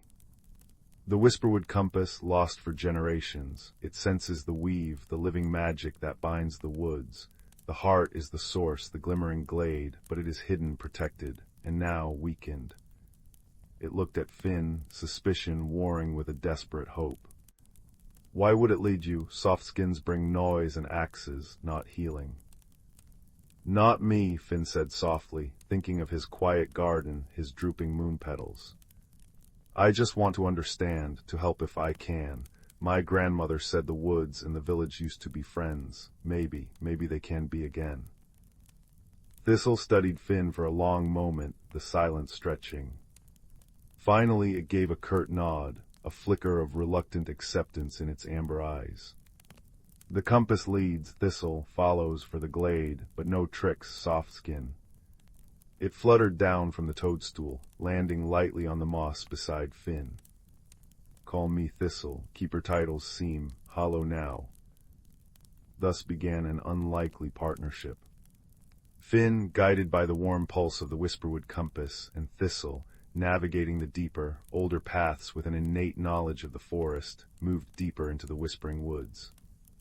The journey was a revelation. The compass didn't just point the way, it reacted to the forest's ailment. When they passed a cluster of trees whose leaves were turning brittle and gray, the milky stone dimmed, and a faint, discordant chime echoed from it. Near a sluggish, murky stream choked with slime, the compass grew cold, its light flickering erratically. Thistle explained in his gruff way.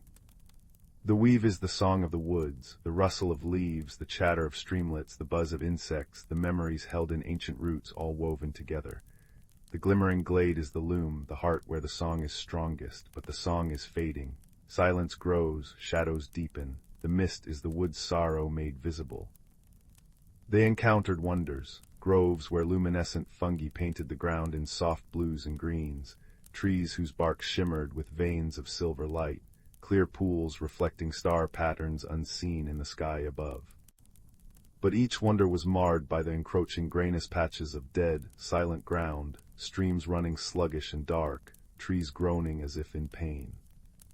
The discordant chimes from the compass became more frequent.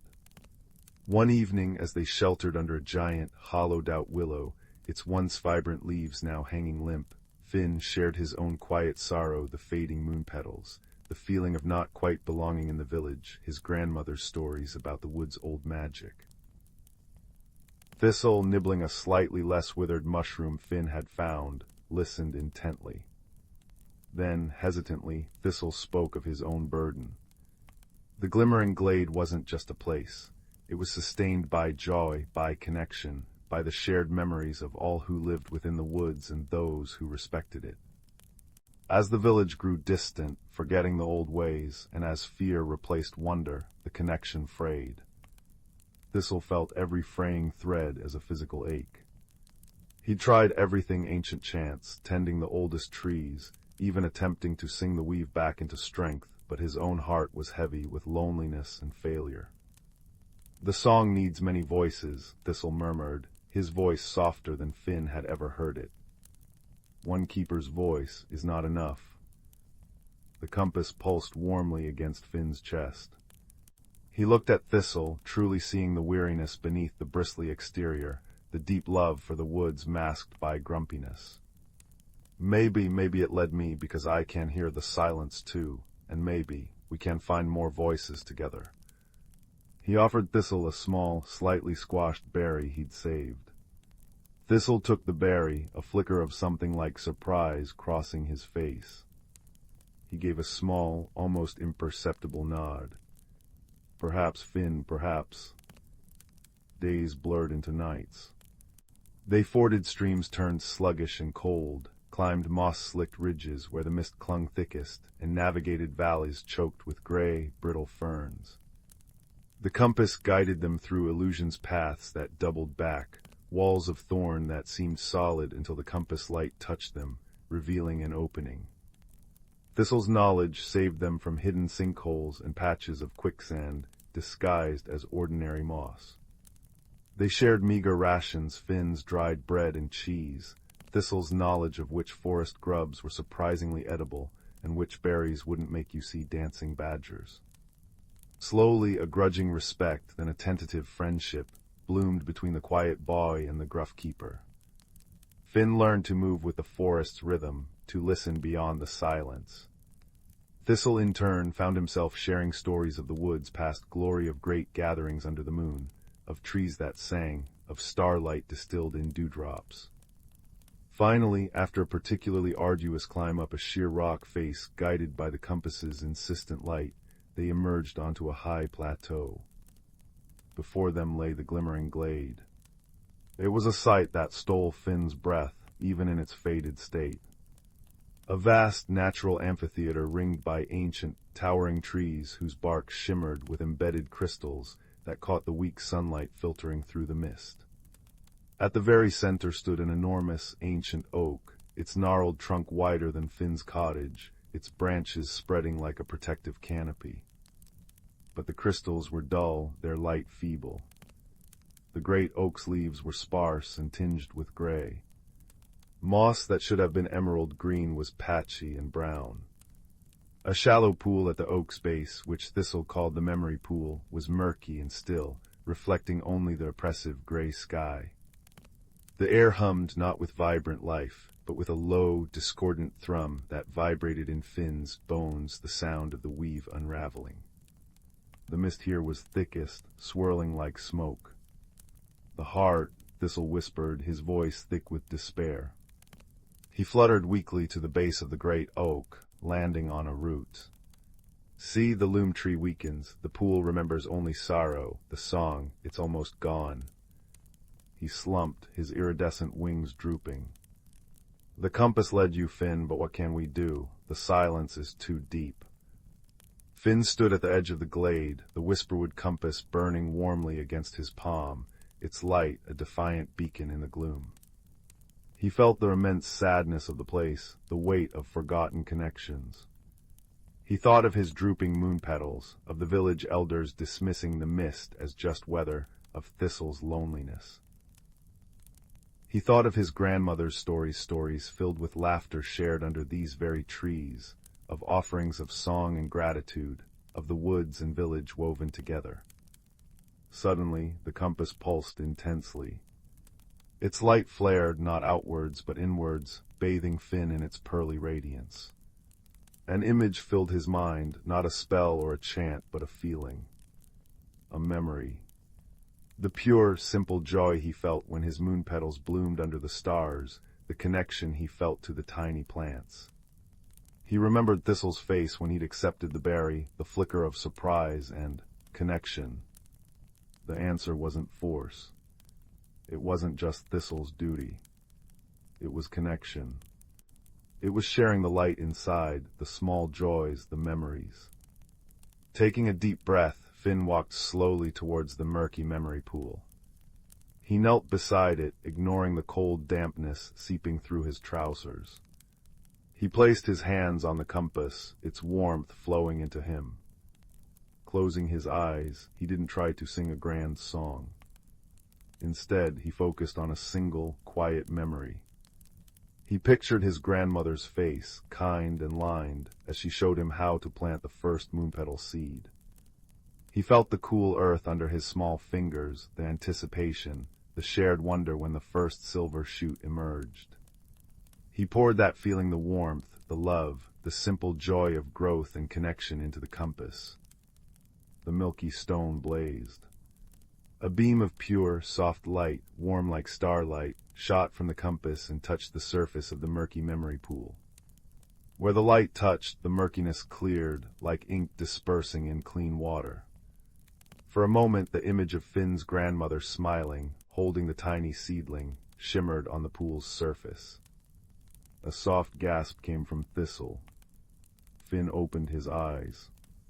The cleared patch of water glowed faintly. The discordant thrumming lessened just a fraction. Hope, fragile but real, flickered in Thistle's amber eyes. Thistle, Finn called softly. Your turn, think of something good, something joyful you remember here. Thistle hesitated, then fluttered closer to the pool. He looked uncertain, then closed his eyes. He thought Finn imagined of sunbeams dappling the glade, of the crystal trees ablaze with light, perhaps of a time when other voices filled the air. A low, hesitant hum started in Thistle's chest, rough at first, then smoothing into a deep, resonant tone. It wasn't a song with words, but a pure note of remembrance and belonging. As he hummed, a tiny spark of iridescent blue light, like a captured firefly, drifted from him and touched the pool beside Finn's clearing patch. The water there cleared too, showing a fleeting image of the glade bathed in golden sunlight. Encouraged, Finn focused again. He thought of the first time he saw a shooting star, the awe that filled him. Another beam of light, another patch of the pool cleared, shimmering with starry reflections. Thistle, gaining confidence, hummed louder, recalling the scent of rain on hot earth in the glade, releasing another spark of blue light. Finn remembered the taste of wild strawberries Thistle had shown him, the burst of sweetness. Light. Thistle remembered the feeling of the wind under his wings on a clear day. Light. They worked together, boy and keeper, kneeling by the pool. Finn shared quiet human joys, the comfort of a warm hearth on a rainy night, the smell of baking bread, the sound of his grandmother's laughter. Thistle poured in the deep, ancient joys of the forest, the unfurling of a fern, the chatter of squirrels at dawn, the silent strength of the oldest trees. Each memory, each spark of joy, each moment of connection, channeled through the whisperwood compass, became a beam of light or a spark of blue energy that touched the memory pool, clearing the murkiness patch by patch. The discordant thrumming faded, replaced by a soft, harmonious hum that rose from the pool itself, weaving together their disparate melodies. As the pool cleared, reflecting not sorrow but the shared tapestry of their memories and joys, the change rippled outward. The crystals embedded in the surrounding trees began to glow brighter, their light pulsing in time with the hum. The gray tinge receded from the loom tree's leaves, replaced by a vibrant, healthy green. The moss at its base turned emerald and plush. The mist within the glade didn't vanish, but it thinned dramatically, becoming a soft, luminous haze that diffused the growing light beautifully. The air itself felt lighter, warmer, alive with the returning song of the weave, a complex, beautiful melody woven from rustling leaves, trickling water, insect buzz, bird calls tentatively starting again in the distance, and the deep, resonant hum of the loom tree itself, strengthened by their offering. Finn and Thistle sat back, exhausted but filled with a profound, quiet awe. The glimmering glade was still regaining its strength, but the heart was beating again, strong and steady. The whisperwood compass in Finn's hand was warm but calm, its light soft and constant, the milky stone glowing with a serene inner light. The needle pointed steadily towards the great oak. "We did it," Finn breathed, his voice barely a whisper. Thistle looked around, his amber eyes wide, reflecting the burgeoning light. He looked at Finn, the suspicion gone, replaced by a depth of gratitude and newfound respect. "We did," he rumbled, his voice thick with emotion. "The song, it remembers, the connection, it lives." He fluttered up and landed gently on Finn's shoulder, a surprising but comforting weight. "You brought the lost voice, Finn, the voice of remembering, the voice of the heart." The journey back felt different. The whispering woods were still healing, but the oppressive silence was gone. Birds tentatively sang melodies. Streams chuckled over stones, clearer now. The mist had receded to the deepest hollows, no longer threatening the village boundary. The gray, dead patches were smaller, showing signs of green shoots pushing through. The compass guided them, but its pull was gentle, content. Finn carried it not just as a guide, but as a symbol of the bond forged. When they finally emerged from the tree line near Finn's cottage, dawn was painting the sky in streaks of pink and gold. Finn's grandmother stood in the garden, her face lined with worry that melted into disbelief, and then radiant joy. For there in Finn's moonpetal patch, every single flower had unfurled fully, their silvery petals glowing with an ethereal light even in the dawn, healthier and more luminous than they had been in years. The creeping gray mist was gone from the village edge. Finn ran to her, Thistle fluttering discreetly to perch on the garden fence, watching. Finn poured out the tale, the compass, the sick woods, Thistle, the fading glade, the journey, the memory pool, the sharing of memories and light. His grandmother listened, tears glistening in her eyes. She nodded slowly. "The old bond," she whispered. "We forgot to listen, we forgot to share our song." News spread through Meadowbrook, not with alarm, but with wonder. Finn, once the quiet boy, became a bridge. He showed the elders the whisperwood compass, though it only glowed warmly for him and his grandmother, and he spoke of Thistle and the glimmering glade. Hesitantly at first, then with growing enthusiasm, villagers began to visit the edge of the whispering woods. Not to take, but to listen. To leave simple offerings of song or stories, or well wishes whispered to the wind. Children left drawings of the woods. The blacksmith, inspired, forged a small wind chime with leaves and acorns, and hung it where the breeze caught it, adding its gentle melody to the forest's edge. Finn visited Thistle often. Sometimes Thistle would grumble about soft-skin noise, but he always met Finn by the old oak stump, and sometimes he'd even venture closer to the village, hidden in the twilight, listening to the laughter and songs drifting out. The keeper was no longer alone. The weave grew stronger, fed by the renewed connection. Finn kept the whisperwood compass on his windowsill.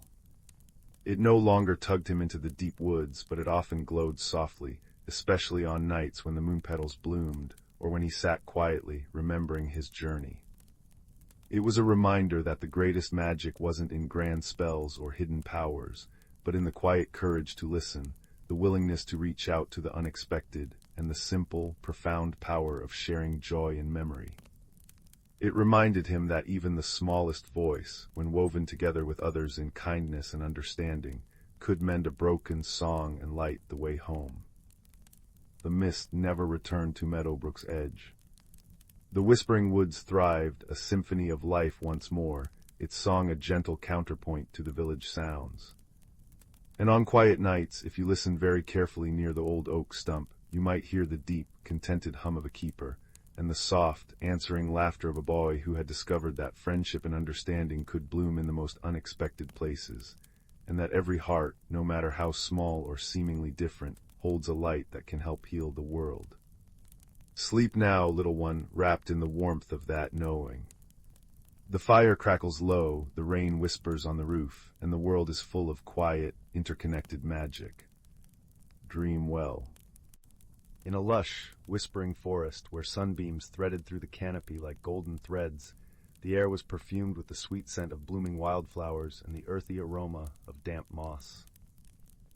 Here, amid the rustling leaves and gentle babbling of a brook, lay a world both ancient and alive, where every creature understood its role in the grand tapestry of nature. In a cozy nook beneath the roots of a towering oak tree lived a wise old tortoise named Tullius. His shell was a mosaic of green and brown, polished smooth by the passage of time. Tullius was known far and wide for his deep understanding of the forest's mysteries, and many sought his counsel when the balance of nature seemed to waver. One crisp autumn morning, as the forest was adorned in a brilliant cloak of amber and crimson, a young squirrel named Pippin scampered up to Tullius's doorstep.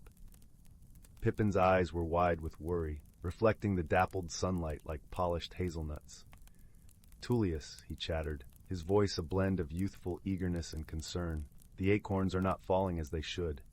The trees are whispering of a change, and the wind carries a chill that speaks of something amiss." Tullius nodded, his eyes twinkling with ancient wisdom. "Ah, young Pippin," he said, his voice as warm as a sunlit glade, "the forest speaks to those who listen. Let us venture to the heart of the woods, where the oldest tree, the grandfather oak, may offer guidance." Together they embarked on their journey, their path cushioned by a carpet of fallen leaves that crunched softly underfoot. The air was alive with the chatter of birds and the distant call of a doe, creating a symphony that sang of the forest's rich life. As they traveled, the gentle rustle of the wind seemed to echo the harmony of nature, a reminder of the delicate balance that sustained the forest. Tullius and Pippin soon reached the grandfather oak, its gnarled branches reaching skyward like ancient arms embracing the heavens. The tree's bark was etched with the stories of countless seasons, and its leaves whispered secrets only the wise could hear. With a deep, resonant voice that seemed to rise from the very earth, the grandfather oak spoke. "Tullius, keeper of wisdom, and Pippin, seeker of truth, the forest is indeed in need of balance. The seasons have shifted, and the rhythm of nature's dance has faltered." Tullius listened intently, his heart attuned to the subtle language of the forest. "What must we do to restore harmony, Grandfather Oak?" he inquired, his voice carrying the weight of generations. The grandfather oak sighed, a sound like the softest breeze through a meadow. "Seek the guardian of the seasons, the elusive spirit of the zephyr. Only through her guidance can the balance be restored, and the acorns fall once more." With this knowledge, Tullius and Pippin set off once again, their journey bathed in the golden light of the setting sun. As they ventured deeper into the heart of the forest, the air became cooler, carrying the crisp scent of pine and the faintest hint of snow. They soon arrived at a hidden glade, where the spirit of the zephyr danced among the swirling leaves. She was a vision of grace, her form ever-changing like the seasons themselves, with eyes that mirrored the sky. "Welcome, travelers," she greeted them, her voice as soft as a breeze through willow branches. "I sense the forest's plea for balance. To restore it, we must rekindle the harmony between all creatures and the land." Tullius bowed his head in respect. "We seek your wisdom, spirit of the zephyr. How can we aid in this renewal?" The spirit smiled, her presence calming as a lullaby. "Gather the creatures of the forest and remind them of their place in this wondrous world. Each must remember their role, and together they shall sing the song of harmony." With purpose renewed, Tullius and Pippin returned to the forest, their hearts filled with hope. They called upon the animals, each bird, each fox, each tiny beetle, sharing the spirit of the zephyr's message. Under the soft glow of the moon, they all gathered in a circle, united in their shared purpose. As the creatures of the forest joined paws, wings, and fins, a gentle melody rose among them. It was a song of connection, of life and love, of the intricate dance they all performed as part of nature's grand design. The air shimmered with magic as the harmony wove itself into the fabric of the world, restoring balance to the land. Slowly, like a gentle rain after a long drought, the acorns began to fall, dotting the forest floor with the promise of new life. The trees sighed in relief, their branches swaying in gratitude as the forest breathed as one. As dawn painted the sky in hues of soft lavender and gold, Tullius and Pippin stood together, watching the first light of a new day. The forest was alive with the sound of renewal, and a sense of peace settled over the land. "Thank you, Tullius," Pippin chirped, his eyes bright with newfound understanding. "The forest is truly a wondrous place when we listen and work together." Tullius nodded, his heart full. "Indeed, young Pippin, wisdom and friendship are the keys to overcoming any challenge, and together we have ensured the forest's harmony for generations to come." And with that, the forest awoke to the gentle embrace of a new season, where every creature, great and small, played their part in the timeless symphony of nature, a song that would linger in their hearts forever. Deep in the heart of the whispering woods, where ancient oaks stretched gnarled fingers towards a sky perpetually dappled with twilight, lived a world unseen by hurried human eyes. Here, beneath a canopy woven from centuries of leaves, the boundaries between reality and magic were as thin and shimmering as a spider's web at dawn. Moss, thick and velvety emerald, carpeted the ground, muffling footsteps and holding the damp, earthy scent of life and decay in perfect balance. Sunlight filtered through the high leaves, fell in shifting golden pools, illuminating dust motes dancing like tiny, joyful spirits. This was the domain of Fern, a young squirrel with fur the color of sun-baked acorns and eyes that held the curiosity of the first spring bud. Fern's home was a cozy hollow high in the grandmother oak, a tree so old its bark resembled a map of forgotten mountains. From her doorway, Fern watched the intricate dance of the hidden folk. Glimmering moths, their wings dusted with moonlight, tended luminous night blooms that perfumed the air with vanilla and starlight. Tiny moss beetle, no taller than a pine cone, meticulously repaired dewdrop bridges strung between fern fronds. Old Bramble the badger, his fur striped with silver wisdom, would shuffle along well-worn paths, his low rumble a comforting counterpoint to the high, sweet songs of the sky-blue finches.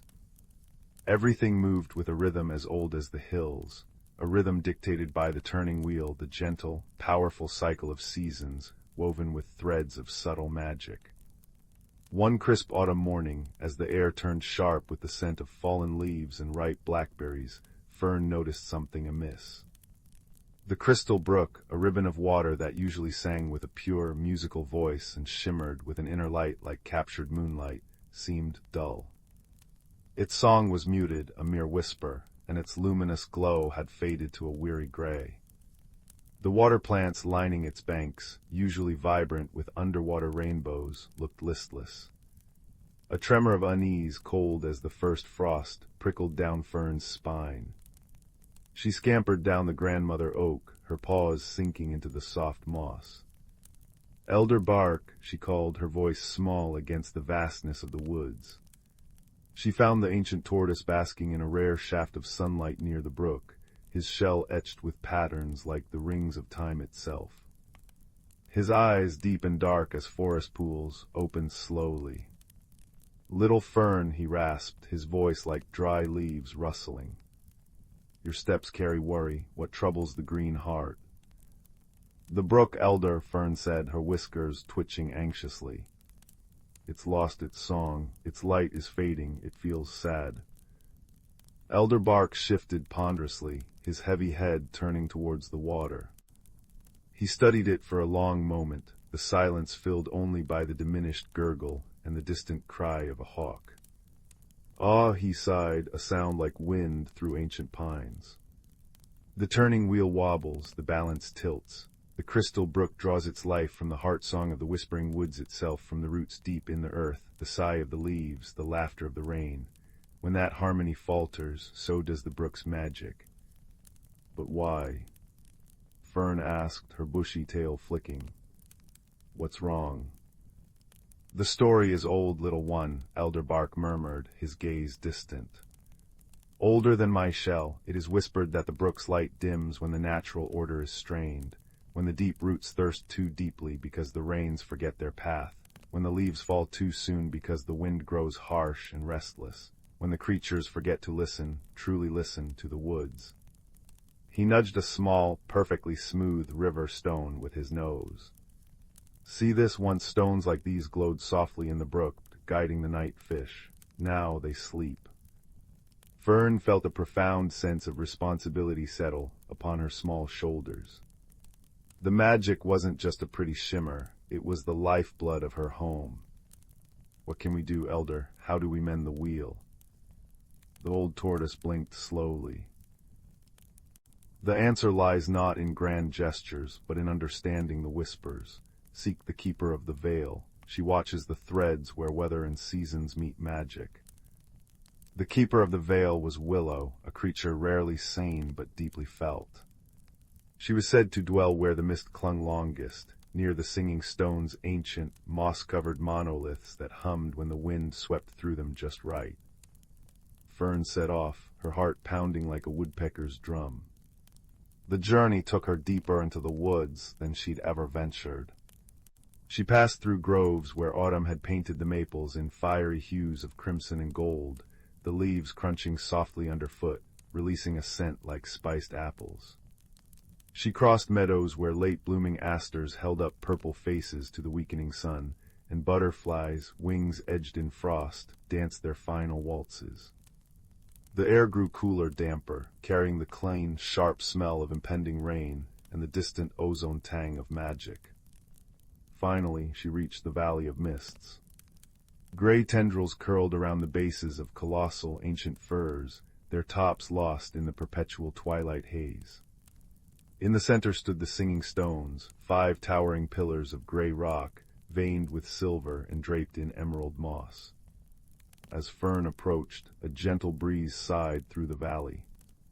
It touched the stones, and they began to hum a deep, resonant sound that vibrated in Fern's bones, a sound like the earth itself singing a lullaby.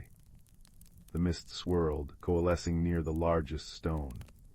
From the shifting vapor emerged a figure both strange and beautiful. Willow was tall and slender, seemingly woven from the mist itself, and the pale green light filtering through the canopy. Her hair flowed like liquid silver, catching the dim light, and her eyes were the shifting color of storm clouds, gray, blue, and sometimes touched with violet. She wore a cloak that seemed spun from spider silk and starlight, shimmering with every movement. She didn't speak aloud, but her voice resonated directly in Fern's mind, soft as falling snow and clear as mountain water. Little guardian, the voice echoed. You feel the discord. You seek the harmony.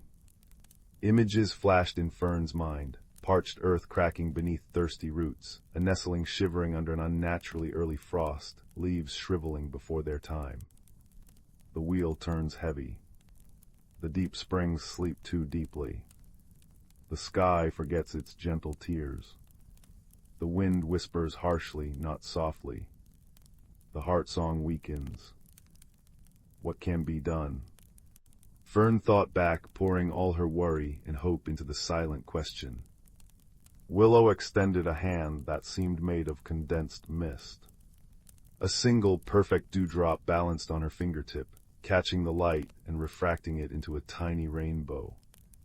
Harmony is a chorus, not a solo. The magic flows where life flows truly. Listen to the wind's true song. Feel the earth's deep thirst. Remember the old ways. Gather the voices. Rekindle the connection. She gestured towards the singing stones. The stones remember the ancient rains. Let them sing the sky back. Understanding, fragile but bright, blossomed in Fern. It wasn't about one grand spell, but about restoring the natural flow, the connection everyone had neglected. She needed to rally the creatures, remind them to truly be with the forest, to listen and respond to its needs. Fern raced back, her small form a blur of russet fur against the autumn tapestry. She found Bramble the badger, diligently turning the soil near his set. "Bramble, the earth is thirsty. We must remember to dig the channels towards the deep roots after the rains, like the old stories say." Bramble paused, his dark eyes thoughtful, then gave a gruff nod, immediately starting to clear an old, silted channel leading towards the grandmother oak's roots. She found the sky-blue finches flitting nervously. "Finches," the wind whispers harshly, "we need your songs, the gentlest ones, to soothe it, to remind it of soft breezes." The finches, understanding the urgency in her chitter, gathered on the highest branches and began to sing not their usual territorial calls, but the soft, fluting melodies used to calm fledglings, a sound like liquid silver pouring through the leaves. She sought the moss people. The deep springs sleep, the stones need singing. The tiny folk, understanding the gravity, swarmed towards the valley of mists, carrying droplets of dew and fragments of luminous lichen. They climbed the singing stones, anointing them with moisture and light, their tiny voices adding a high, sweet counterpoint to the stones' deep hum. Fern herself climbed to the very top of the grandmother oak. She closed her eyes, feeling the rough bark beneath her paws, the cool autumn air ruffling her fur, the faint vibration of the distant singing stones through the ancient wood. She listened, truly listened. She heard the rasp of a beetle under bark, the distant gurgle of the sad brook, the sigh of the wind moving through countless leaves. She poured her own small heart song into the listening, a song of love for the moss, the acorns, the dappled light, the scent of damp earth. A song of hope for the brook's light. All across the whispering woods, the hidden folk focused. The badgers dug, remembering forgotten water paths. The finches sang lullabies to the wind. The moths tended their glowing blooms with extra care, their light a beacon in the gathering dusk. The moss people sang upon the stones. And high in the grandmother oak, Fern listened and sang with her whole being. As dusk deepened, painting the sky in lavender and rose, a change began. The wind, carrying the finches' gentle songs and the scent of turned earth, softened.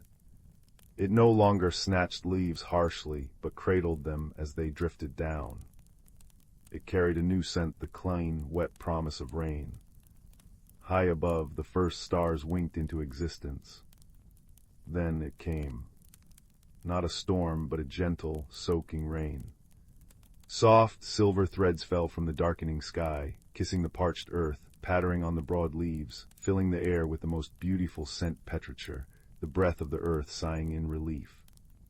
The rain fell upon the singing stones. The deep hum grew louder, richer, resonating through the valley and beyond, vibrating through the roots of the trees, pulsing through the very air. Fern watched, breathless, as the raindrops hit the crystal brook. Where each drop landed, a tiny point of light sparked silver, blue, then gold. The gray dullness dissolved like mist under the sun. The brook began to shimmer, faintly at first, then with growing intensity, its inner light rekindled. Its song returned, no longer a whisper, but a clear, musical chuckle, harmonizing perfectly with the rain's gentle percussion and the stone's deep resonance. The water plants perked up, their colors deepening, tiny underwater lights flickering back to life along their stems. The stones in the brook began to glow with a soft, steady light, guiding the way once more. Downstream, the creatures gathered at the water's edge. Bramble dipped his snout, drinking deeply, a rumble of contentment in his chest. The finches bathed in the shallows, their feathers sparkling with droplets and reflected light. The moss people danced on lily pads, their tiny forms illuminated by the brook's renewed radiance. Elderbark watched from the bank, a profound peace in his ancient eyes. Fern scampered down and joined them, the cool, luminous water soothing her paws. The air hummed with restored magic, a tangible warmth like sunlight held in water. The turning wheel had righted itself not by force, but by the combined, conscious effort of every creature listening, remembering and acting in harmony with the deep, natural rhythms. Willow watched from the edge of the mist, a faint smile touching her ephemeral lips.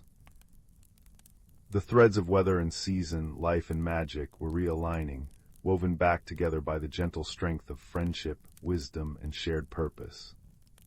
As the last raindrops fell and the full moon rose, casting the whispering woods in a silvery blue glow, the crystal brook flowed stronger and brighter than ever. Its light reflected in the eyes of the gathered creatures, a constellation of peaceful stars mirrored on earth. The ancient stones hummed their deep, satisfied song, the finches offered soft night-time carols, and the gentle gurgle of the brook wove through it all, a lullaby of perfect balance. Fern curled up on a smooth, sun-warmed rock by the water's edge, lulled by the symphony of her restored home. She knew the stories Elder Bark told were true.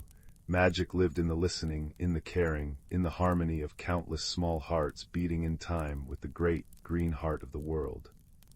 And with that comforting knowledge, wrapped in the soft light of the brook and the gentle sounds of the harmonious night, she drifted into a deep, peaceful sleep, safe within the ancient, whispering embrace of the woods. The fireflies, drawn by the renewed magic, danced above the water like living embers, completing the perfect, peaceful picture under the watchful, star-strewn sky.